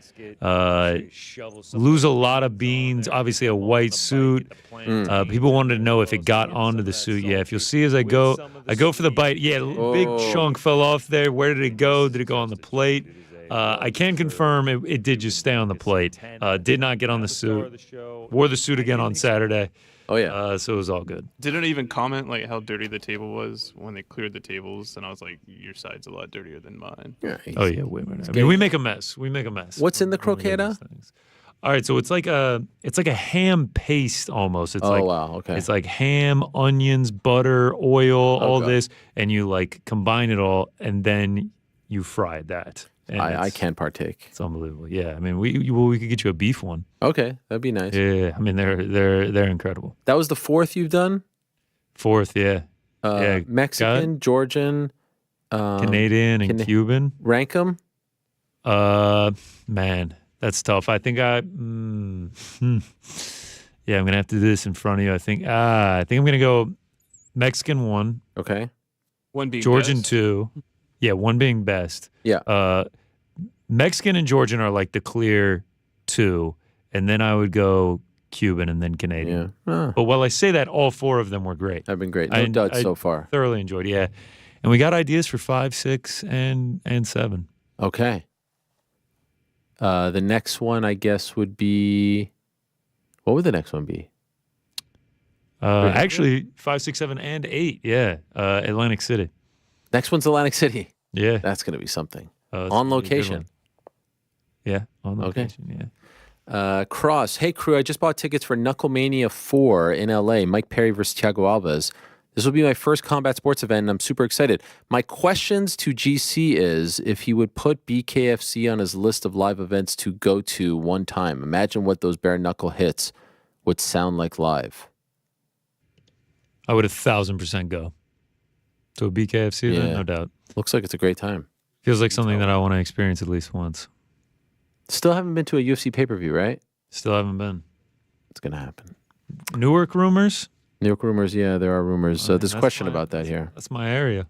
Debo, Shalom Ariel and GC and Rick, what do you think of the Florida State Athletic Commission shortening the weigh-in window for UFC 299? It felt like it could make it harder for fighters who are trying to cut more weight or struggling with the weight cut. Do you think they should leave it as a 2-hour window? I do. I like the 2-hour window. 1 hour, I don't think it's the biggest deal. It also depends on, are you taking away that hour post weighing in, meaning if you're off by a pound, you still get that extra hour. But generally, I feel like we're in a good spot here with the 2 hours, and then the extra hour if you need it. I'm all about trying to make this as easy and comfortable for the fighters because it's a hellacious thing that they're put through. So I would love to see that happen. And really remain that way. I really think that it should just be the 2 hours. I have not seen any explanation as to why they reduced it to an hour. I don't think there were any issues, right? No one missed weight. Correct me if I'm wrong. I know I was in a different time zone, but I don't think anyone did. But yeah, I kind of like the 2 hours. Ruben, hey, Ariel and the crew. I watched Friday and Saturday's watch parties, and GC's live reactions to his bets not hitting was sad to watch. But overall, great weekend for combat sports. Given their recent performances, what trajectory do you foresee for Chito Vera and Benoit Saint-Denis, and how do you think they will fare against the top contenders moving forward? How much fights away do you think each are from a title eliminator or title fight? Well, obviously, they're in different spots, right? One guy is losing a title fight. The other guy is on the come-up. And I know he was fighting a top-level guy, but he's still on the come-up, in my opinion. Cheeto's spot, I think, is a tougher one because you've got the likes of, Merab coming up, and you've got the likes of Umar and Corey Sandhagen, who he's already fought and lost to. So it's a tough spot. Not saying it's impossible. I always thought that he would fight for the belt, and he did, and think that he could definitely get right back to that spot. It just depends on who's the champion and how's the matchup. Benoit, Benoit is still a top 10 guy. He just has to take a step back and work his way back up here. He didn't lose a title fight. He took a massive leap. I think he was 11 or 12 when this fight got announced, and DP was 1 or 2. So now you just kind of slow the roll a little bit and you work your way back up. It's not as big, I think, of a setback as losing a title fight and now having to kind of start the climb all over again, if that makes sense, given where he was in line. There are so many other guys ahead of him. He was jumping the line to a degree, not from a skill standpoint, but from a resume and ranking standpoint. Can I just say also, like, I don't get the Umar thing. And I saw an interview with Merab in the Schmo, and I agree 100% with Merab. Why are we so insistent on Umar fighting Corey? Who's his signature win? Who's his top 5 win? Who's his top 3 win? Who's his top 10 win? Why is he getting pushed to the front of the line? Like, if his last name was something other than Nurmagomedov, anything, Khalidov, anything, would we be talking about him like this? Does his last performance warrant this? I don't understand this thing where it's like, yeah, Corey, you're going to fight me and I'm going to call the shots. Like, what is he ranked right now? Can someone explain this to me? Why is he being treated different than everyone else? Can someone explain it? Well, the storyline that has been pushed is that nobody in those ranking positions that you're talking about wants to fight him. He's the guy that everybody does not want to fight. So the logic would dictate he cannot get those fights to then earn the Corey opportunity and has to jump straight to the Corey opportunity because Corey will give it to him. So he's okay. This is what has been laid out. Everybody is ducking Umar is the narrative. Do we believe this? I don't know. I'll tell you this: if I was a 15-8 ranked bantamweight, I wouldn't want to fight him. So it's believable. Yeah. Do you think he's a future title contender? Yep. I mean, there's some tough guys out there. But yes, it's all about matchups. I mean, I'm down to see the fight. I just think that, like, this whole thing that, like, yeah, it has to be Corey versus Umar next. Like, what? Why does it have to be Corey versus Umar? Why can't Corey fight, I don't know. Give a name. Will they fight him is the question. Well, who fight him? Umar? Whoever you're thinking of. Yeah. Cheeto versus Umar? Will that person give him the opportunity? I want to see Cheeto versus Peter Yan. I mean, just think about it this way. We recently talked about, like, how gangster it was that Dustin gave Benoit that opportunity, right? Mm-hmm. It's rare. It's not something that happens all the time. I don't think he had to, but yes. No, but it's not something that happens all the time, and that's why we can appreciate it. I feel the same way about Corey. 1,000%. He's a gangster. He's a guy the who Corey would do that. one, they booked it. Like, it was going to happen. It was already there, yeah. No, I know, but they booked it because I feel like he was kind of, like, forced to take it, you know? That was my opinion on it. I think he's open to it, though. Yeah. If he wins that one, can he get a title shot? I hope so. I would like that. Or they run back Corey Piotr and do a second one. That first fight was fantastic. Yeah, it was fantastic. My fight of the year that year. Incredible fight. And he took it on short notice, too. Yeah. Santiago Barcos. Hello, crew. Just want your opinion on the atmosphere that these South American people bring to the events. Do you think it's time that the UFC go more in those territories? I was the one who tagged you guys on the Twitter videos of the Ecuadorians before 299. Oh, those videos were amazing. I love those videos. And there was a period where, before the pandemic, Argentina and Chile, etc. Gosh, I would love for them to go to Ecuador. Absolutely love it. Imagine imagine a fight night headlined by Cheeto in Ecuador. It would be insane. I love the atmosphere. I love the nationalism. Even it wasn't as many people, but like even when Francis fought, like you were hearing the vuvuzelas, you were seeing the flags. Like I love that stuff, and it was incredible the turnout for Cheeto in Miami. So yes, the Brazilian fans are great. They're passionate. Like that's all we want. I don't care who they're rooting for. Passion, support, nationalism. It's great to see. It's what makes fighting fun. We love those atmospheres. It just makes it all feel that much bigger. Pecan Pie up in this. Hey, Ariel, there was a lot of online backlash regarding Bo Nickel being placed on the main card of UFC 300. What are your thoughts on his placement on the main card? Honestly, I get it. Look, you look at all those names, like, we talked about this, comparing it to Sage and Northcutt back at 200. Like, obviously, Cody Brundage isn't on the level of those guys, but this is all about Bo Nickel. I'm not really bothered. I'm really not. I knew everyone would be bothered, but like, I really don't think there's a big difference. I don't feel like there's a difference between the main card and the prelims. I really don't. It makes no difference to me. It doesn't make me feel less about a fight or more about a fight if it's on the first fight or second fight of the main card as opposed to the last fight of the prelims. Like, who cares? It's all important. The stakes are the same. You're not gaining anything by being on the main card. You're not getting paid more money. And again, like I've said, like I just said to Kayla, you're probably going to be seen by more people. So, quick question. People get Preach, upset. brother. So Preach, dumb. brother. So dumb. Yes, Frank. When it was originally announced, he was on the prelim? It was never that not right? announced. No, I think people were just like, oh yeah, of course, Assuming. the Cody Brundage, you know. Because I remember him saying on this show, he was like, I'm not prelim material. I have to be on a main card. And Yes. I thought maybe he made a case to make sure that happened with this. By the way, maybe there's a clause in his contract which states he can't be on a prelim. And if so, God bless. Right? If so, then good for him. By the way, I just got a press release. We were talking about this earlier. According to one book, Masvidal minus 375, Diaz plus 275. Wow. That feels like you just kind of just bet on Diaz. I mean, minus 400 for Masvidal. Yo. Crazy, right? That's a sizable favor right there. Yeah. What do you think? Shocking? Minus 400, I just can't have that sort of confidence in Jorge Masvidal in a boxing match. Yeah.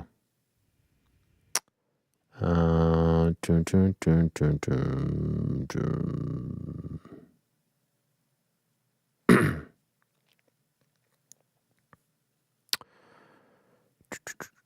Where's this thing? Okay. Lloyd. Oh, this is going to get fun now. Good day, Ariel and crew. Great show Monday, but something to me really needs to be brought up here. The fact that you guys are supporting the Jake Paul-Mike Tyson fight to me is quite honestly disgusting. Shame on you all for not calling this what it is. That to me and to a lot of people is not entertainment. It is an embarrassment to where we are at in the modern era of fighting. In recent years, Mike Tyson has been pictured walking with a cane, for fuck's sake. He will be 58 years old when this quote-unquote fight happens. I don't care that it'll make a little money. I don't care if it may prove Jake Paul is something. I don't care if it will do numbers. I find it disappointing that you don't call this out. If you continue to support this debacle and Mike Tyson ends up getting hurt because of it all, no one will want the revisionist history of saying he shouldn't have taken the fight. Not a fan of any of this, Lloyd. So at the top of the show last episode, Monday, I threw out what was the biggest story of the weekend. And GC and Rick said this story in large part, and correct me if I'm wrong, in large part because of the platform, because of the business side of things, which is Netflix is getting into live combat sports. That's a massive story, and that can't, all we talk about in many respects is business, right? This person signing with this person getting paid this opportunity, like it all comes down to business. It is, as who said earlier in the day, was it Kayla? The fight business, right? The prize fighting business. Not the friends business. Yes. And so I believe that's what we were talking about. If it was, and I'm going to give the guys a chance to obviously respond as well. If it was Jake Paul versus Mike Tyson on any other platform, the platforms that are commonly airing combat sports these days, I don't know if that would be their answer, but I do think the Netflix thing made it into a massive, massive fight. As I also said here and in other places, I'm still kind of digesting all of this because unlike Rick, I kind of liked the path of like beating up a bunch of no-namers and let's see how far this can take us until we get to some real fights. Now, there are some people who hated that. And I thought it was interesting that people were saying that first he's a novice and now they're saying he's going to kill Mike Tyson. Well, which one is it? And it just seems like he can do no right as far as the types of matchups that he's getting. He's either fighting the traditional matchup that you're fighting at 8-1, or he's fighting an influencer, or he's fighting, an MMA fighter, or now he's fighting a legend. But like, each one is bringing its own set of detractors and criticism. And I guess that means to a degree that you're doing something right because people at least care. Ultimately, I don't think any of us said, oh, we're so excited about this because it's going to make a lot of money. I don't think any of us are saying that it's going to prove that Jake Paul is X, Y, or Z. It's just reacting to the, wow, Mike Tyson at 57, soon to be 58, is fighting Jake Paul at 27 or so. that's the initial reaction. Now let's see the state that Mike is in the buildup. Let's see the state that Jake is in the buildup. Let's see if it's a pro bout or an exhibition bout. Let's see what the rules are. And also, I'm very curious to see what the rest of the card looks like. Are they going to use this as an opportunity to showcase legitimate boxing talent on the biggest stage possible? Maybe the most watched event in combat sports history. There's still a lot of things to be answered. So I know all of you want us to come out and have some super hot take, just like you all did when Francis Ngannou left the UFC and were ultimately wrong 6, 7, 8 months later because the story had to play out. And once it played out, everyone who said that he quote unquote fumbled the bag was proven to be wrong. I don't think, and I think I speak for the other guys, like we don't feel like we have to make some grandiose statement on all of this. Now I see some people saying like, oh, you guys weren't a fan of Vitor Belfort versus Evander Holyfield. We're comparing Vitor to Jake Paul now. Jake Paul is now a former UFC champion on a lot, historically Vitor has, been popped for PEDs. Like we're comparing that now. So first he was a bum, then he was a novice. Now he's Vitor Belfort, even Vitor Belfort in his 40s. So, like, we keep moving the goalposts here. All we're saying is this is a big freaking deal. It's a big freaking deal because everyone is talking about it, clearly, because it's Mike Tyson and Jake Paul on Netflix in Arlington at AT&T Stadium. Those are the facts. That makes it a big deal. Don't like it, don't like it, like it. That's for you to decide. But I think ultimately what we were trying to say is this is a massive story. And according to GC and Rick, the biggest story of the weekend, certainly from a business standpoint and a fight business standpoint. So, like, we're not sitting here endorsing it. We're not sitting here saying it's the biggest fight of the year. We're not sitting here saying you must watch it, and if you don't watch it, you're a dummy or anything like that. And I'll tell you right now, like, I have no deal in place to work this event. I don't work for Netflix. I haven't been formally asked to do anything. If I did, and that could happen, if I did, I would be open to it because it's freaking Netflix and it's going to be a massive deal. And I'm curious about, like I said, the rest of the card. But even if you work an event, if you cover an event, that's not you necessarily endorse. Like, you may not like the fights on the card. You may not like the matchups. Of course, I would rather see Jake Paul fight a bigger name than Ryan Borland, even though, I understood the game plan there. And this is a departure from that. Just because you're working the assignment, working the card, it doesn't mean you necessarily are endorsing the whole freaking thing. I could tell you, other broadcasters who are doing other fight events, like it's not your place to plant your flag if you are called upon to work the assignment. Here on this show, I can sort of like give my thoughts and wax poetic about certain things, but don't confuse the two. Just like I said, going to Saudi Arabia, I'm going there to work for DAZN. So if the fight is happening, in Africa or Saudi Arabia or Florida, or it's not like in my mind, I'm going there to cover the fight. I'm not going there to endorse anything. I'm not going there. And that's why I don't want to get paid by anyone but the broadcaster. So I know that everyone is all fired up about this.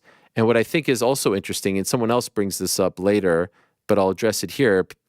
I talk about the people who, with their sanctimonious takes, who get all high and mighty about Jake Paul and all this stuff and do a whole bunch of YouTube videos about it and profit off of it and don't seem to have the same type of passion about, the integrity of MMA and, the nuts and bolts stuff, and won't do videos on fight nights at the Apex and all that stuff because that stuff doesn't draw numbers. And they say, well, you do the same about the UFC. Well, first of all, I don't cut a single thing, and they can attest to this. I don't cut a single thing when it comes to this. I have no say in what gets cut. I don't profit off of what gets cut. It doesn't matter to me if one video gets cut, no videos get cut, 8 videos get cut. It doesn't matter. I don't do that. And I've told you this before. And I would also say that 95% of the stuff we talk about on this show is positive towards the UFC. So again, everyone changes things. Everyone tries to get these gotcha moments. But I think we keep it pretty damn real on this show. And just because you want us to all follow in whatever sentiment that you have, just like you wanted us all to follow in the sentiment that you had about Francis Ngannou leaving the UFC and wanted to prove that he was wrong, and we all told you that he was right, and ultimately we were proven right that he wasn't wrong, we're not going to do the same with this developing story. That's how I feel about my sentiment and my feelings about it right now. Rick, do you want to weigh in? Yeah, well said. A few things. For one, if you find it that repulsive, if you find it that disgusting, if that's your position, More power to you. Don't watch.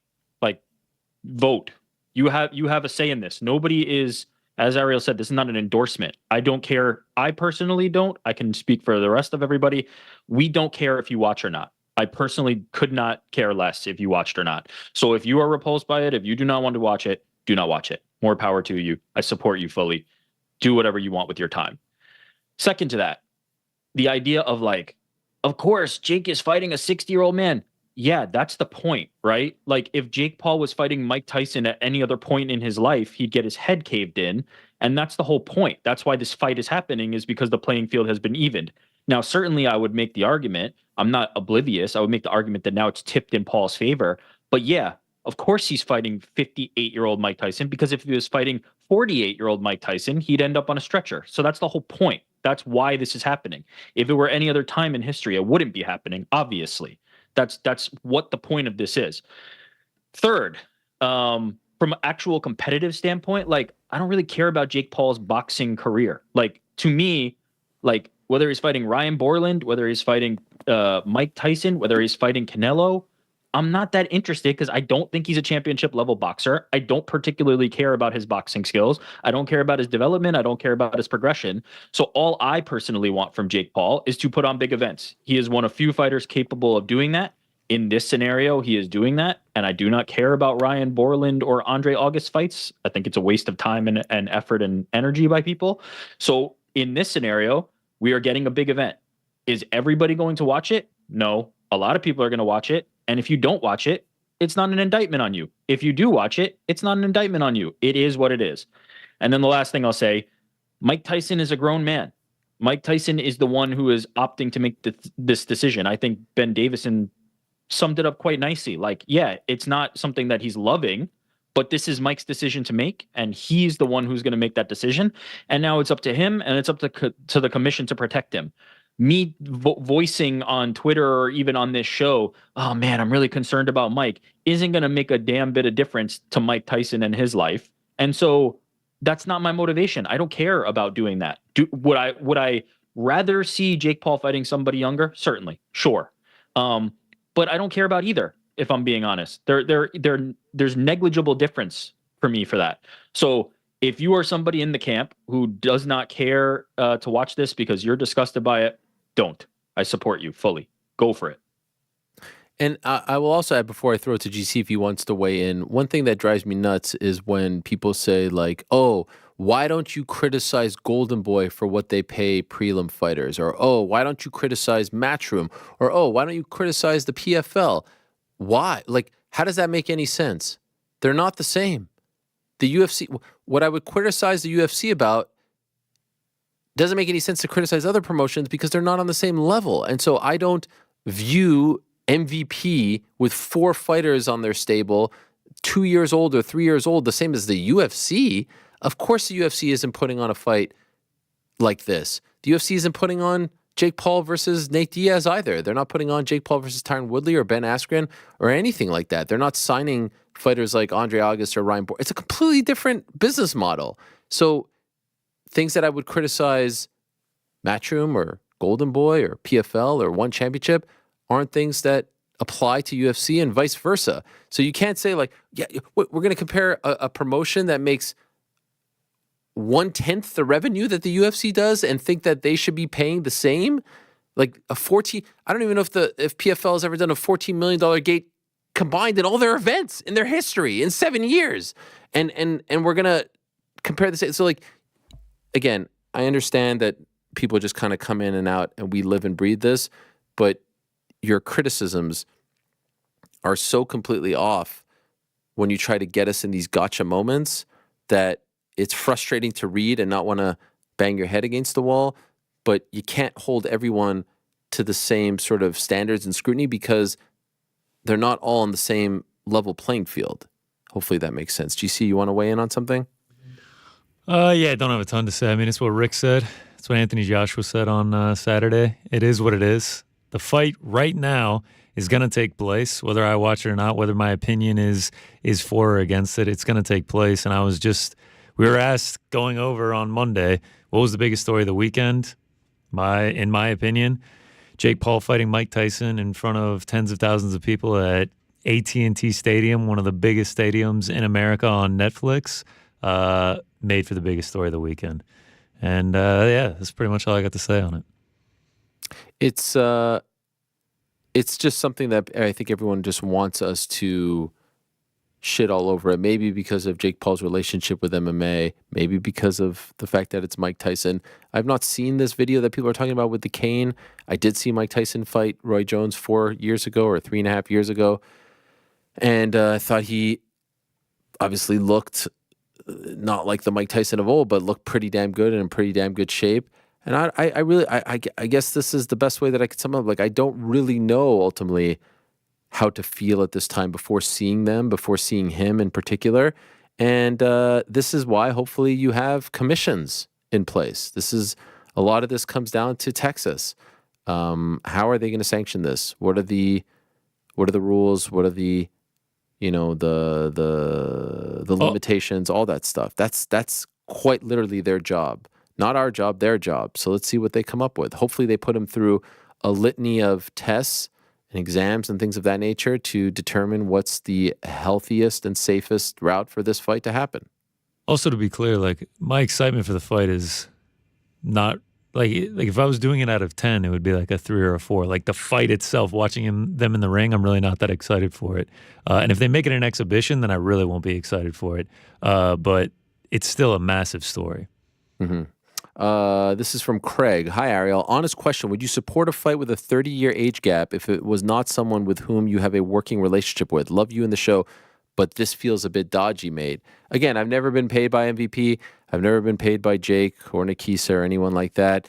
Obviously, I think they like when I work the events, and the broadcasters like when I work those events. And they think, when the MMA stuff, that's how it all started. There was the crossover, and then you kind of prove your worth, and people like when you're there. But I had no problem, hitting Jake back when he was calling me out on Twitter during that Luke Rockhold Paulo Costa fight. And I had a quote unquote working relationship with him then. No problem doing that. So I hope that I've proven that I have no problem calling things as I see it. And right now I just feel like it's the worst answer possible, but like, it is what it is. I want to see how the whole card is constructed. I want to see what the rules are. I want to see is it pro or is it exhibit? I just want to see. There's still some answers to be revealed to us. Joshua 95. Wagwan, Ariel, and crew. Long time, first time. I understand how big of a deal it is that Netflix are moving into the live sports / combat business. I also understand Rick's point that Jake should be in big fights, and the normal boxer route isn't it. I'm a Jake Paul fan to a certain extent, have enjoyed the splash he's made in the MMA and boxing world. However, I'm struggling to wrap my head around how anyone can be okay with a young, fit 27-year-old with knockout power fighting a what will be 58-year-old man. Mike Tyson or not, it is morally wrong in every way. Sorry for being a bit of a snowflake, but I really don't get it. Massive fan of you and all and everything you do. You've helped me get through a lot over the years. Peace and love. It's more of the same. Like, there's this idea that there's like this universal taste, that it's like that everything is a comparable product, right? Like, if you're saying that Jake Paul versus Mike Tyson is acceptable, then you're saying you don't really like Benoit Saint Denis versus Dustin Poirier, because those things are exactly equal, and you either like one or the other. It's just not reality. The taste is different. There's some people who are going to watch slap fighting, and there's some people who are not going to watch it. There's some people who are going to watch this, and there's some people who are not going to watch it. Everything has its own line. Every person has their own individual taste. If you do not like it, God bless. Like, there's nobody forcing anybody to watch this. It is the outrage is being brought by people who are saying, don't watch this, don't support this. So don't. Nobody on the other side of any part of this debate, nobody saying what Ariel is saying. So I'll use Ariel as an example, because I think Ariel and I are aligned mostly, but slightly different in certain regards. But Ariel is saying, I need to see more. I need to hear more. I need to understand what's happening. And until then, I'm just saying, I don't know what to make of it yet. Let's carry on and see what happens. Anybody saying that is endorsing it in some capacity. How is that possible? Like, what is the logic behind the idea that, like, that is a vote for lack of decency or something like that. Like there's just bad intentions coming from a lot of people who want everybody universally to condemn this, which is fine. You can feel that way, but it's just not real. It's just not reality. Like no one thing everybody's going to come out and just be like, yes, we're all on the same page and we agree 100% with everything that everybody else has said. It's just not real. It's just not real. Like whatever you want for it, it's not. So don't watch. Period. And I will also say that we need to take who sometimes seem to be the loudest dissenters to these off-brand events. We need to take, I think, their point of view with a bit of grain of salt. Just like you want to say about me, that I worked, you know, it does often feel like the loudest dissenters are the ones who are looking to curry favor with the UFC brass by shitting on these types of things and turning a blind eye to actual legitimate issues in the world of combat sports, MMA or not. It's just like it's like clockwork every time. You can see it coming a mile away. So, but even if they were genuine, right? I'm not going out there myself. Let's say they were. Yeah. I accept your point. I think there's accuracy to it. But even if they were genuine, I'm not coming out and saying, how could you stand against this fight? How could you not think that this is great? I'm not trying to sway anybody's opinion. I don't personally care about their opinion. But the other side of the argument is always saying, how could you? How could you do this? How could you do this? How do you not agree with me? I just don't. I'm sorry. Unfortunately, I don't. Like, that's just the reality. But I'm not trying to change your opinion. I'm not concerned about your opinion. You can like it or not like it. I'm not after your opinion.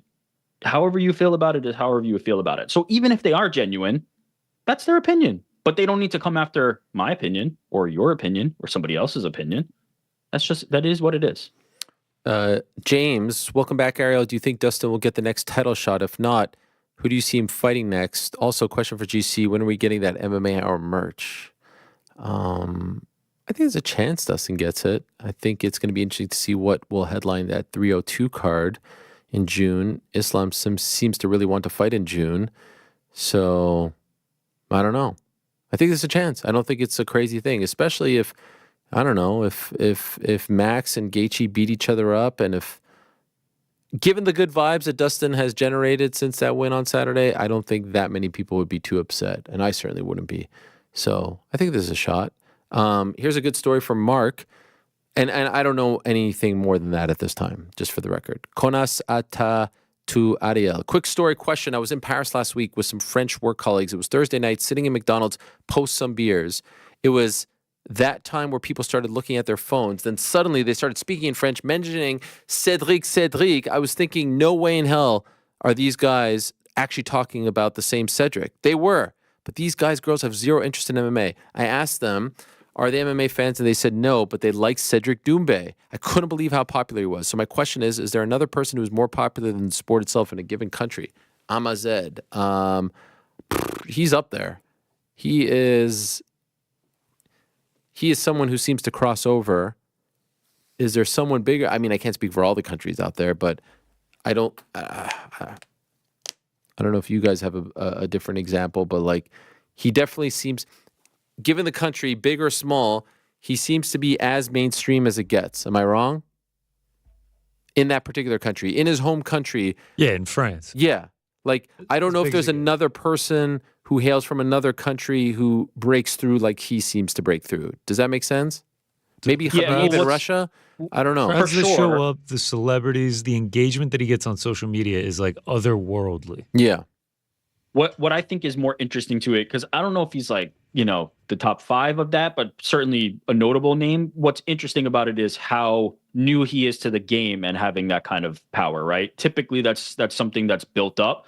Typically, that's something that you don't come with, and he has it built in. And it's early in his MMA career, and somehow he has kind of captured everybody's imagination and attention in that way. That's what I think is significant about it. Just how quickly he's done it, or how early in his MMA career he's been able to do it. Right. Yeah, he's that guy. King Zalo, greetings, Ariel and crew. Hope all is well. You ducked my question the other week, so I'll give it one more shot. It's time for the Super Bowl of darts, the UFC 300 of darts tourney-style competition with New York's finest El Nariz, Money Burks himself, and the one and only mysterious Frankie. One night, one dream, a chance to take all the glory. Stop ducking GC. Let's do it, Helwani. What do you guys think? Should we make this into a special? I saw the guys over. Didn't the Barstool guys do like a free throw competition on YouTube? Oh yeah, where they tried to make like 41 consecutive free throws. It took them like 18 hours or something. Did they actually nail it? Yeah, they got it eventually. Damn, that is stressful. It was when they signed up with DraftKings. I think like Dave Portnoy had to hit the last one, and he's terrible at them, and it was a whole thing. They had like a whole order. He had to hit 2 in a row in the middle, or he had to hit the 41st and the 31st. Yeah. It was a whole thing. They were mimicking the Miami Heat's like record-breaking, like hitting as a team 40 free throws in a row, like in live NBA games. So do you think we should do a special event like that?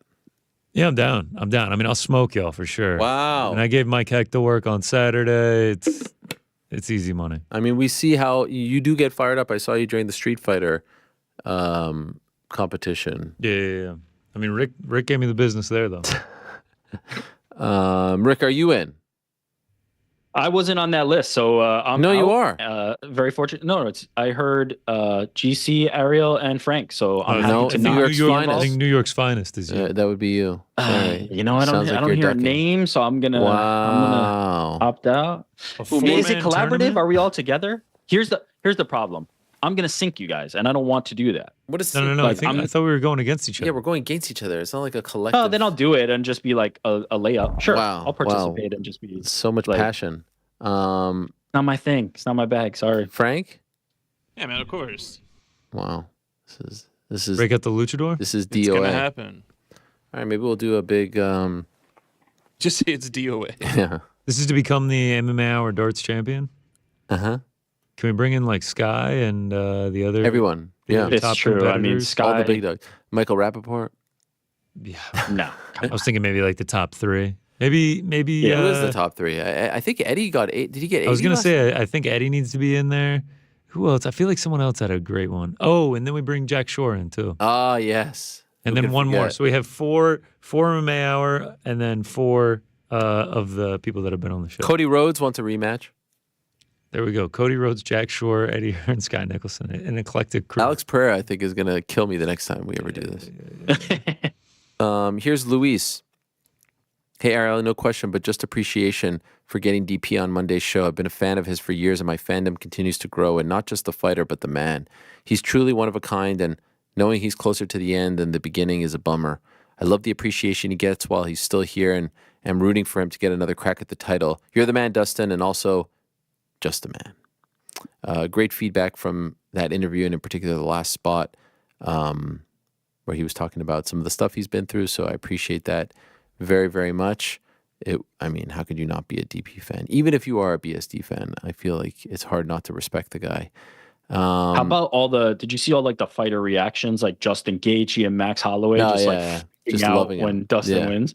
These are guys he fought, in like bitter kind of, not bitter, but back and forth kind of like war type exchanges, and they're just like losing their minds with glee when Dustin Poirier gets it done. He's very lovable.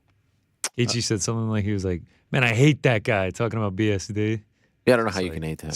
So random. He's like the nicest guy. Well, I don't know what there is to hate about him. But. I don't know if they had something in between each other or not. Here's Ethan. Oh, he did call him out, so maybe that's why. Oh, yeah. Ethan, hey, Ariel and crew. With the Oscars this past Sunday, would love to get a ranking from New York, Rick, GC, and Frank of their top 3 nominated Best Picture movies. My ranking, Oppenheimer, Holdovers, Anatomy of a Fall. Love the show and been a listener for over 10 years. I think it's interesting that Ethan didn't ask me this question, but this shows that he's a real fan of the show because I've not seen any of these movies, and I've only heard of one of them, Oppenheimer. So wow. Do you have a top 3? I have a blind spot here. I actually watched the Oscars on Sunday. It was great. How was it? Oppenheimer cleaned up. It was good. Production value's high. What won best movie? Oppenheimer. Okay. Best movie, best director. Did Barbie get nominated? Actor. Yeah, Barbie did get nominated. Wow. I'd go Oppenheimer. Killers of the Flower Moon. That was also great. And then I'd probably go Poor Things 3. Wow. Now, did you see all of them? Because I have some blind spots. There's some. So I haven't seen American Fiction. I have not seen Past that Lives. yet. I do want to see Past Lives though. Ooh, good one. And I haven't seen Anatomy of a Fall. Saw Maestro. Oh, I didn't see. is- There's a few that I really want to see. I haven't seen The Zone of Interest. I haven't seen The Holdovers, and I haven't seen Anatomy of a Fall. But I've seen everything else. Oh, sorry, I didn't see American Fiction either. But that's like my next one on the queue. This is like really good Best Picture year. Of the ones I've seen, I'm gonna put Oppenheimer 1, Poor Things 2, Killers of the Flower Moon 3. Yeah, I was just flip Killers. Past Lives is right there though. Past Lives. I want to is see right Past there. Lives. It looks great. Yeah, Emma Stone. Great Shout year. out. Poor Things. Great year. 2-time Yeah, actress. Poor Things is tremendous. Best actress. Frank, what about you? I've only seen 2, which was Barbie and Maestro. Oh my You didn't God! see You still Oppenheimer? haven't seen Oppenheimer? And out of those 2, I would say that Maestro insane. deserved Insane. higher accolades than Barbie. Just moving on. Yeah, that's all I got, really. I have nothing to add. What about Robbie? Hi, Ariel. Quick question about 302. Rumor has it it's in Newark. Is this true? Shout out to you and the crew. Always providing the best sports show in the world. Thank you. Yes, this is the latest talk. Can't confirm 1,000%, but the talk lately has been 302 in Newark on June 1st. Let us see if it comes to fruition.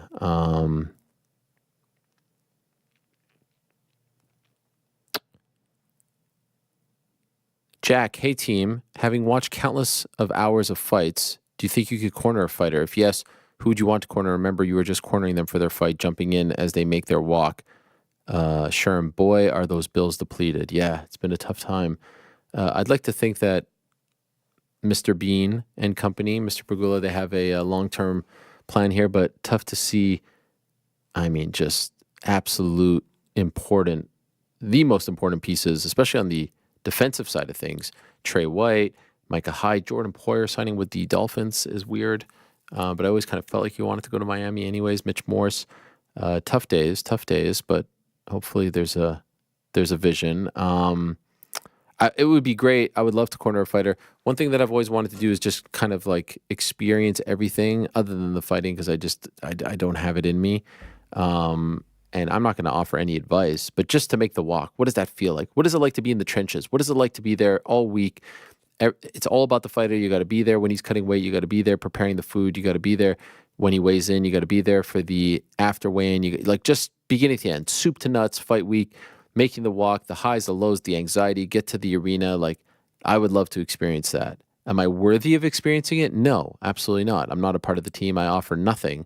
But I just think that that's an incredible bonding experience. And I love to see like how everyone is just all about that one person, just to see them succeed, do everything possible to see that person succeed. It's an incredible thing. It's really cool. And then you see like the jubilation. You just kind of see the pressure just get lifted off their shoulders in the aftermath.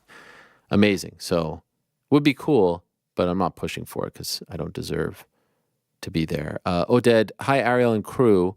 Why, in your opinion, does the UFC not do more stadium shows? The amount of times they had over 50,000 can be counted on one hand. I think Dana just doesn't like how it looks. First of all, the outdoors makes him nervous. I think he just doesn't like how it looks, to be honest. The outdoors makes him nervous from a weather perspective, but I think he thinks that it's just too big or it's too far away. But I feel like as time goes on, they'll do more and more of them. It just has to be the right fight, right venue. But he has said that. He has said the weather makes him nervous, and then the fact that some fans will be so far away. It's a small playing field, if you will, so it doesn't make for the best experience. Jake, hello, Ariel. Quick fun question. With the release of the new WWE game, which I have downloaded, WWE 2K24, I've played it twice with my kids, and the graphics are insane. First time I played with Bret Hart, second time I did Royal Rumble. The graphics are insane. Incredible. I can't wait to we haven't had a chance to really sink our teeth into it, but it is fun. It is fun. Anyway, the question is, who is one past/present wrestler you think could have or still could make a run in UFC similar to Brock? Chad Gable, maybe. He came to mind. Former wrestler. Who else? It would have to be someone with a wrestling background. Gable Steveson. I'm going to go with him. Has he wrestled yet? He's popped up here and there. He's on NXT. What's the deal? Well, he just finished college, and there was some talk of him wrestling this year. He's still so young. He's like in his early 20s. So that's just like they just signed him super early. Got it. Okay. Cool. And he had no experience. He had never done indies. Like they were, getting in on him early. Valerie Laredo would probably be a good answer for that. Yeah, MMA, yeah. Juan Sanchez, hi, Ariel and crew. You mention often how you dread the process of booking guests. True. I'm curious how many requests you get from fighters wanting to come on the show. Does that make your job easier? Do you welcome it? How often do you have to say no? Don't have to say no often. That's more from like PR people. But yes, it does happen more. It's great when it happens and it's a big name. My favorite is when they ask to be on and then they make it difficult to actually like seal the deal. But it does obviously happen more often than not these days, and that is tremendous. I love it. It definitely makes my life easier, especially when I could do it in advance, like a week out. Oh, what a nice thing, especially for like a Monday show. So I have to be less stressed going into the weekend. Have a couple of people in the back pocket. Amazing. Just a few more here. Shane, Ariel, I've seen Mark Goddard be interviewed on a few MMA platforms recently. Curious as to why you haven't had him or other referees on the show. I did ask Mark on Monday to come on following the Cedric Doumbé thing, and he politely, respectfully declined. Gave me a long reason as to why. Not personal. Between me and him, of course. We've always had a very good relationship. But he didn't feel like it was the right call at the time. But definitely reached out, wanted him on, hopefully in the future. And he has been on in the past. And other referees I've talked to him, Big John, Mike Beltran, several others, don't want to be on, don't feel comfortable being on, and are sort of, I would say, encouraged not to do media. But those, Herb Dean has also been on. Adam, good afternoon, Ariel. It's Natan Levy fight week. I was wondering if you have a relationship with one of my favorite members of Am Yisrael. I would love to see him on the show one time, maybe even cover my boy Eli Barzilai at some point too. Israeli MMA is on the rise. Also, this needs to be said. I love how you use your platform to promote peace and love for our people back in the Holy Land. You are truly a mensch. F the haters and the trolls. Yours always, Adam. Thank you very much. I appreciate that. And I will always and continue to do that. I've never had Natan on, but perhaps if he wins on Saturday, we can have him on Monday. Just never have found the right opportunity, but definitely think that he's doing incredible things for the country and representing the country and doing it the right way.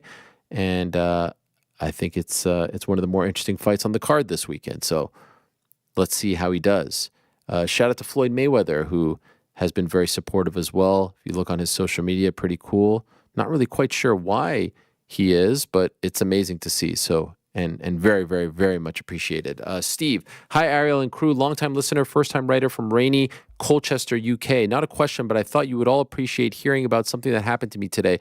I was driving through Suffolk for work and popped into a big Tesco for some lunch. I'm picking out my meal deal, BLT, Doritos, Heatwave, and Diet Coke, and I turn around, and who do I see walking down the aisle? AAA.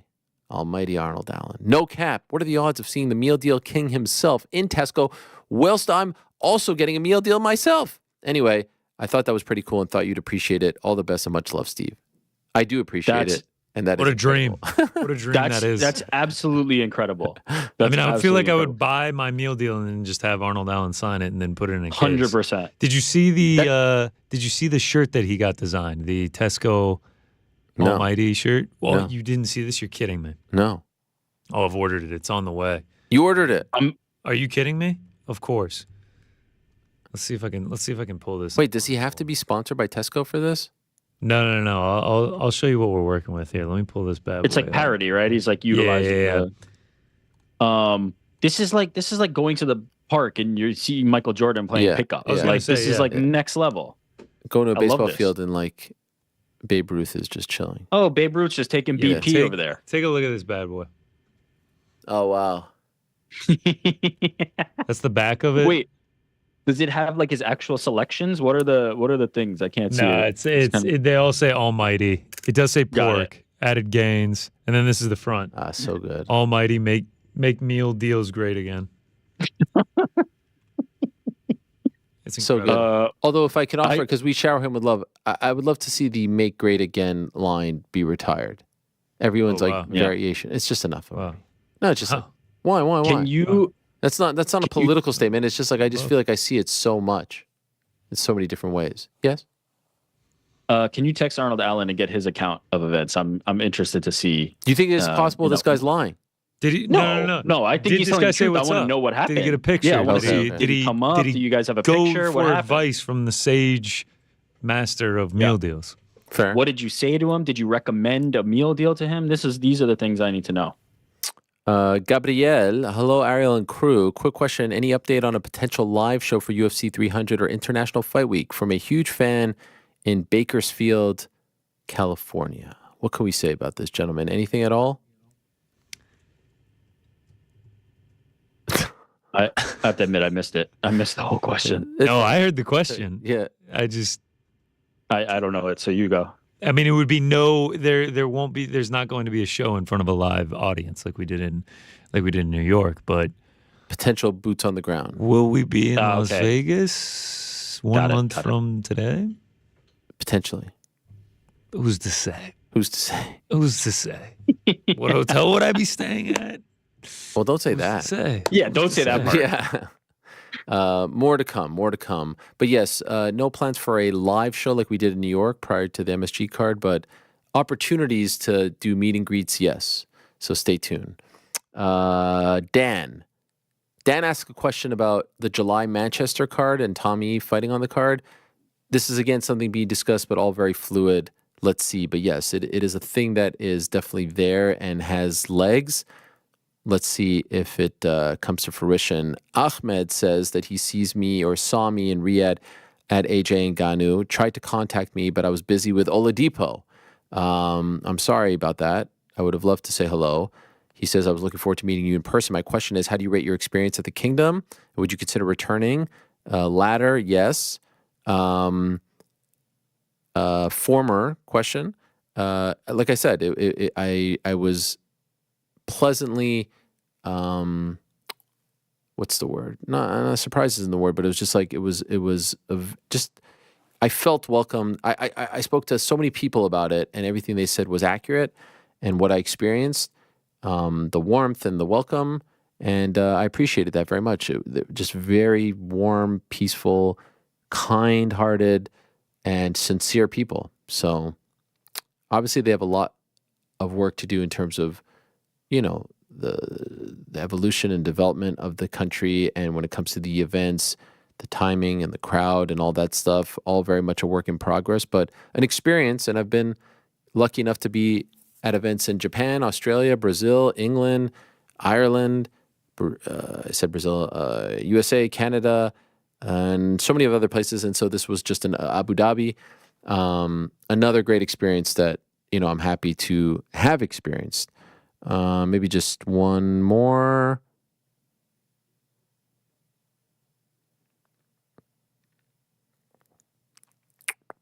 Okay, here's a good one to end on. Peter, Ariel, Monday's show was unreal as far as the range of emotions and characters. With the Joanna interview, you said a piece of you feels guilty when fighters you've known from the start of their journeys retire. Do you think that is something that will be something you carry through the next generation of fighters, or is it more personal with those who came into the sport alongside? Thanks again for the great entertainment. The days are tough sometimes. Appreciate you and the whole team. Much love, my man. And yes, I do feel like it's those fighters from like the 07, 08, 09, 10, 11, 12, 13 era, and even some that came like kind of going into like the mid-Fox era and like when I started. And in particular, the ones at the very beginning, pre-Fox MMA rated Jerry Park days. It will never be the same.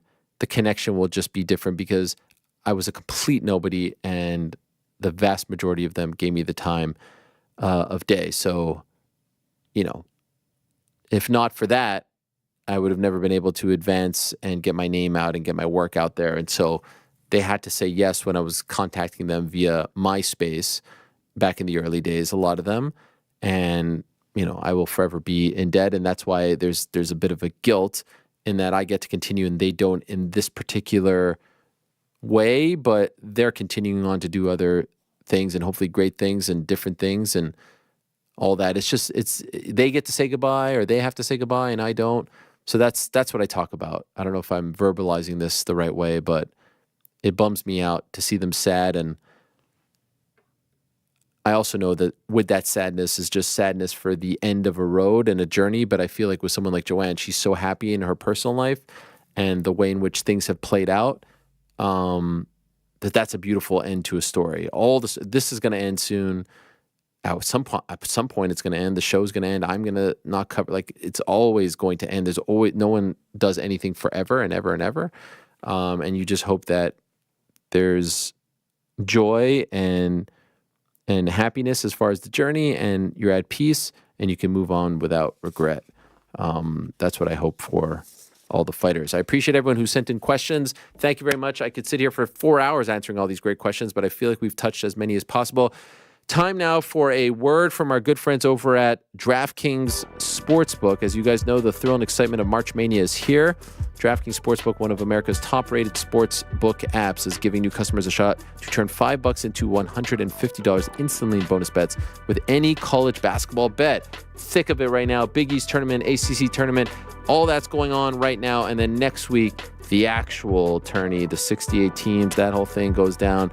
So download the DraftKings Sportsbook app now. Use code DMMAR. New customers can bet $5 to get $150 instantly in bonus bets. Only at DraftKings Sportsbook with the code DMMAR. The crown is yours. Gambling problem, call 1-800-GAMBLER. In Connecticut, help is available for problem gambling. Call 888-789-7777 or visit ccpg.org. Please play responsibly. 21 plus age varies by jurisdiction. Void in Ontario. Bonus bets expire 168 hours after issuance. See dkng.com/bball for eligibility and deposit restrictions, terms, and responsible gaming resources. Yeah. All right, guys, Parlay Pals, this is the week. This is the week that you get back on track. The winning streak starts now. I feel it in my bones. What do we got? What do we got? Yeah, hopefully it is. Hopefully everything you just said is on the nose, as they say. Oh, yeah. Still awaiting Juliana Pena's pick. Oh, no. She's got to finish up some research. No, we've been in communication. Okay. We've been in touch. I mean, last week she sent it on like Sunday. She was just revved and ready to go. Mm-hmm. So this week, she's got to put in the last research. So we'll kick it off and then we'll get from her. So I'll go ahead and throw our names in the old randomizer here. All right, I will go first this week. Rick will go second, and then old Frankie will finish it off for us. Let's go. I'm going to go alternate total rounds. Featured bout of the evening. Light heavyweight. Ovince St. Preux. Kennedy Nzechukwu. Under 2.5. Oh, yeah. Wow. Minus 370. Under makes me so nervous. Not for me in this fight. Okay. OSP, aging. Been knocked out in 3 of the last 4 fights. Kennedy, many knockouts throughout his career, I think. But he has got iced bad by Dustin Jacoby last time out in like 67 seconds. So I think both guys are liable to get got here. All right. There's one. You know me. I love alternate round totals as well. I'm heading to the main event, and I'm going under 3.5 to be a little conservative. Oh. Minus 320. I like that. Okay. Under 2.5, minus 190. Said I was only going to do 5 bets this week. That is tempting to add in. Minus 190 in a Tai Tuivasa fight? Yeah. I was thinking 2.5, and then I was like, you know what? Let me just give a little. That's tempting to me to add as a single. Yeah. All right, Frankie, your choice. There's only one move to make. Only one. Pannie Kianzad versus Macy Chiaosan going over 2.5. Wow, a bunch of total players. No money line here on UFC Apex 88. We'll leave that for Juliana. Yeah, there's a couple good ones for her. All right, that gets us to plus 111. Okay. Pick still playing. I like that. I'm curious to see where she's going to go. Not the easiest card. Not the easiest. It's not. And there's is there anything else? Let me see. I was talking to my guys over at Tapology. Well, there's no. Not on DraftKings. There's 2 Cage Warriors, KSW, UFC. No, next week Bellator. No, it's pretty much down to this fight night card, huh? She'll find something. Callum Walsh, minus 1,800. Callum Walsh, you going? Someone asked me yesterday if I was going. I'm not, unfortunately. It's at the theater. Forged Irish taking over New York, though. Yeah. All right. Well, we'll see. They really push this Calm Wash, huh? The UFC. Really push him. Really push him. Yeah, hard. Dating Tabitha Ricci, I believe, as well. Oh, Baby Shark. Yeah, Baby Shark. Shout out to him. Good for him. All right. What else we got? All right. I've got 5 bets for you. Like I said, I had to show some restraint, but it feels good. I feel rejuvenated. I feel refreshed just going with the 5. We'll start with Corey McKenna. I like the wrestling here. Amaram, I feel like this is sub early or she's going to get outpointed throughout the 3 rounds. Big reach disadvantage, but I'm still okay with her on the feet. I don't have massive confidence in Amaram's hands. And then just the wrestling of Corey McKenna. She's shown good submission defense in the past. I think she can avoid getting submitted and pick up the W here. Next up, banger of a fight. Cannot wait for this one. Christian Rodriguez taking on Isaac Dolgarian. If you've watched Dolgarian fight, I mean, the dude is vicious. Last time out, finishing Francis Marshall, just absolute violence when it came to that finish. And if you go back and you look at his fights, 6 professional, 4 amateur, 10 fights total, 10-0 across those, all 10 wins coming by first round finish. We haven't seen him leave the first round, but there's no evidence that shows he's just going to completely fall off a cliff in terms of gas. He's fighting at featherweight. I think he's going to be in great shape. C-Rod moving up to featherweight after missing weight at bantamweight a couple times. Curious to see how he does there. This would be the 3rd straight fight that C-Rod took someone's O if he ends up coming out victorious here. But C-Rod himself, 7 of 11, have not gone to a decision. I think this one's going to be fun. I think it's going to be chaotic. And I think someone gets done in here. Next up, already mentioned him, Kennedy Nzechukwu. Man, I always struggle with that one. I feel like it's always going to come out good when it's on the tip of my tongue, and then half the times I mess it up. No, it's good. And taking him. I think the W. Nzechukwu. I don't think you go with the W. I think it's just Nzechukwu. Nzechukwu. That's what I think, but I feel like I've said it 80 times, and I could say it 80 more, and I'm still hitting at a 50-50 rate on getting it out. But I am taking him by KO, TKO, OSP, 40 years old at this point. Not really sure where he's at in terms of where he wants to go in his fighting career. Kennedy, on the flip side, yes, he had the one standing guillotine, but 8 of his 12 wins have come by KO. And as I mentioned earlier in the Parlay Pals, OSP KO'd in 3 of his last 4 fights. I think Kennedy gets this one done. To the co-main event, Pooh Bear. I'm going to take Brian Battle. He's going to be the bigger guy here. 3 inches height, 3 inches reach. I like the kick game of him. He's not as powerful as Angelusa per se, but I do like him in the striking in this one as well. I think he's got the better wrestling, and I trust the gas tank.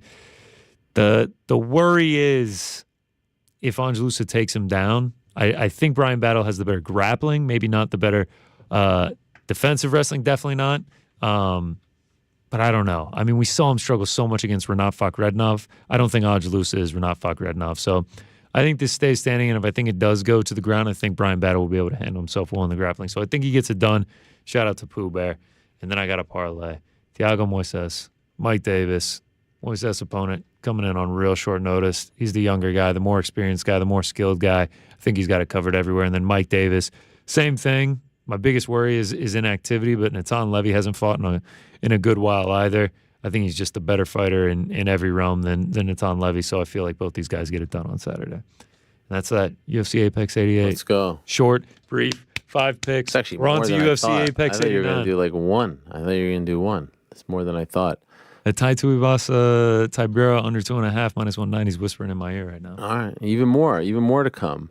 Well, there is more in the breakdown department over on the No Bets Barred podcast. Oh yeah, we did the whole thing. Yeah, the whole thing. God bless. This is where you really earn your money when you're breaking down UFC Apex 89. Yeah. Or Apex 88, Apex 89 next week, Apex 90 the first week of April. It's a nice stretch. Yeah, they're tough hangs at the top. This is what we get for $299 and $300 though. It's worth the price of sure, 100%. By the way, I just missed this. Well, I missed it, but now I just saw it. An off-the-grid question here from a personal friend of Corporate Alex to us. I don't think he went the traditional Substack route, but he went straight to the source. So here it is to end the day. This is from his friend Pete. Hey, Ariel, a quick question. Since Netflix historically does not disclose the number of streams or views from its content, do you think there will ever be a true way of knowing how many views the Mike Tyson-Jake Paul fight gets live or otherwise? I mean, I wonder if Pete is asking questions about regular combat sports events. This is the true litmus of just how big it all is, right? No, they don't announce it. And I would just say it's unless they want to, right? I think this is something that was brought up when WWE announced, right? Even when they want to, they don't want to. Yeah, they Netflix don't want to. never. No, I'm saying Netflix like if they never wanted gives to, out that's the numbers. only way we find out. If they come, and they don't ever, right? Never. Which, by the way, I don't hate. I think so much of our lives are tied into the views on YouTube or the views on Twitter or the views. It's all right there. When people were There's watching that, and also it just benefits their business to not put how many views are out there, because now they can negotiate without. Sure, but when and I don't think they need to like worry about views necessarily, but I do sort of envy a time when Walter Cronkite was anchoring the CBS Evening News. No one was like, oh, today they're at 6,000 concurrence, and tomorrow they're at, like, you know what I mean? Not everything has to have that fucking counter right in your face all the time. For the creators, for the people on this side, and for the people on that side. Like, it's just kind of nice to just watch things without numbers attached to it. So I commend the good people at Netflix. I think they're all salt of the earth Sure, their individuals. ambitions are all noble. Yeah. Yes. The only reason they don't is because of that. And I wish that more people conducted themselves like they do. So well done, bravo. And I look forward to a day where there are no numbers attached to our work and we can just appreciate it for the brilliance and the enjoyment that it gives us. Okay? Very, very beautiful. I love it. Thank you, gents.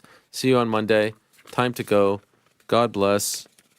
And I did see a somewhat positive update from Josh Gross on Twitter regarding Mark Coleman, so let us continue to keep him in our thoughts and hope that he makes a speedy and valiant recovery.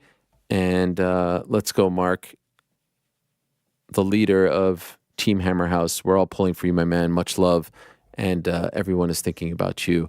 On that note, you can hit my music, Frankie.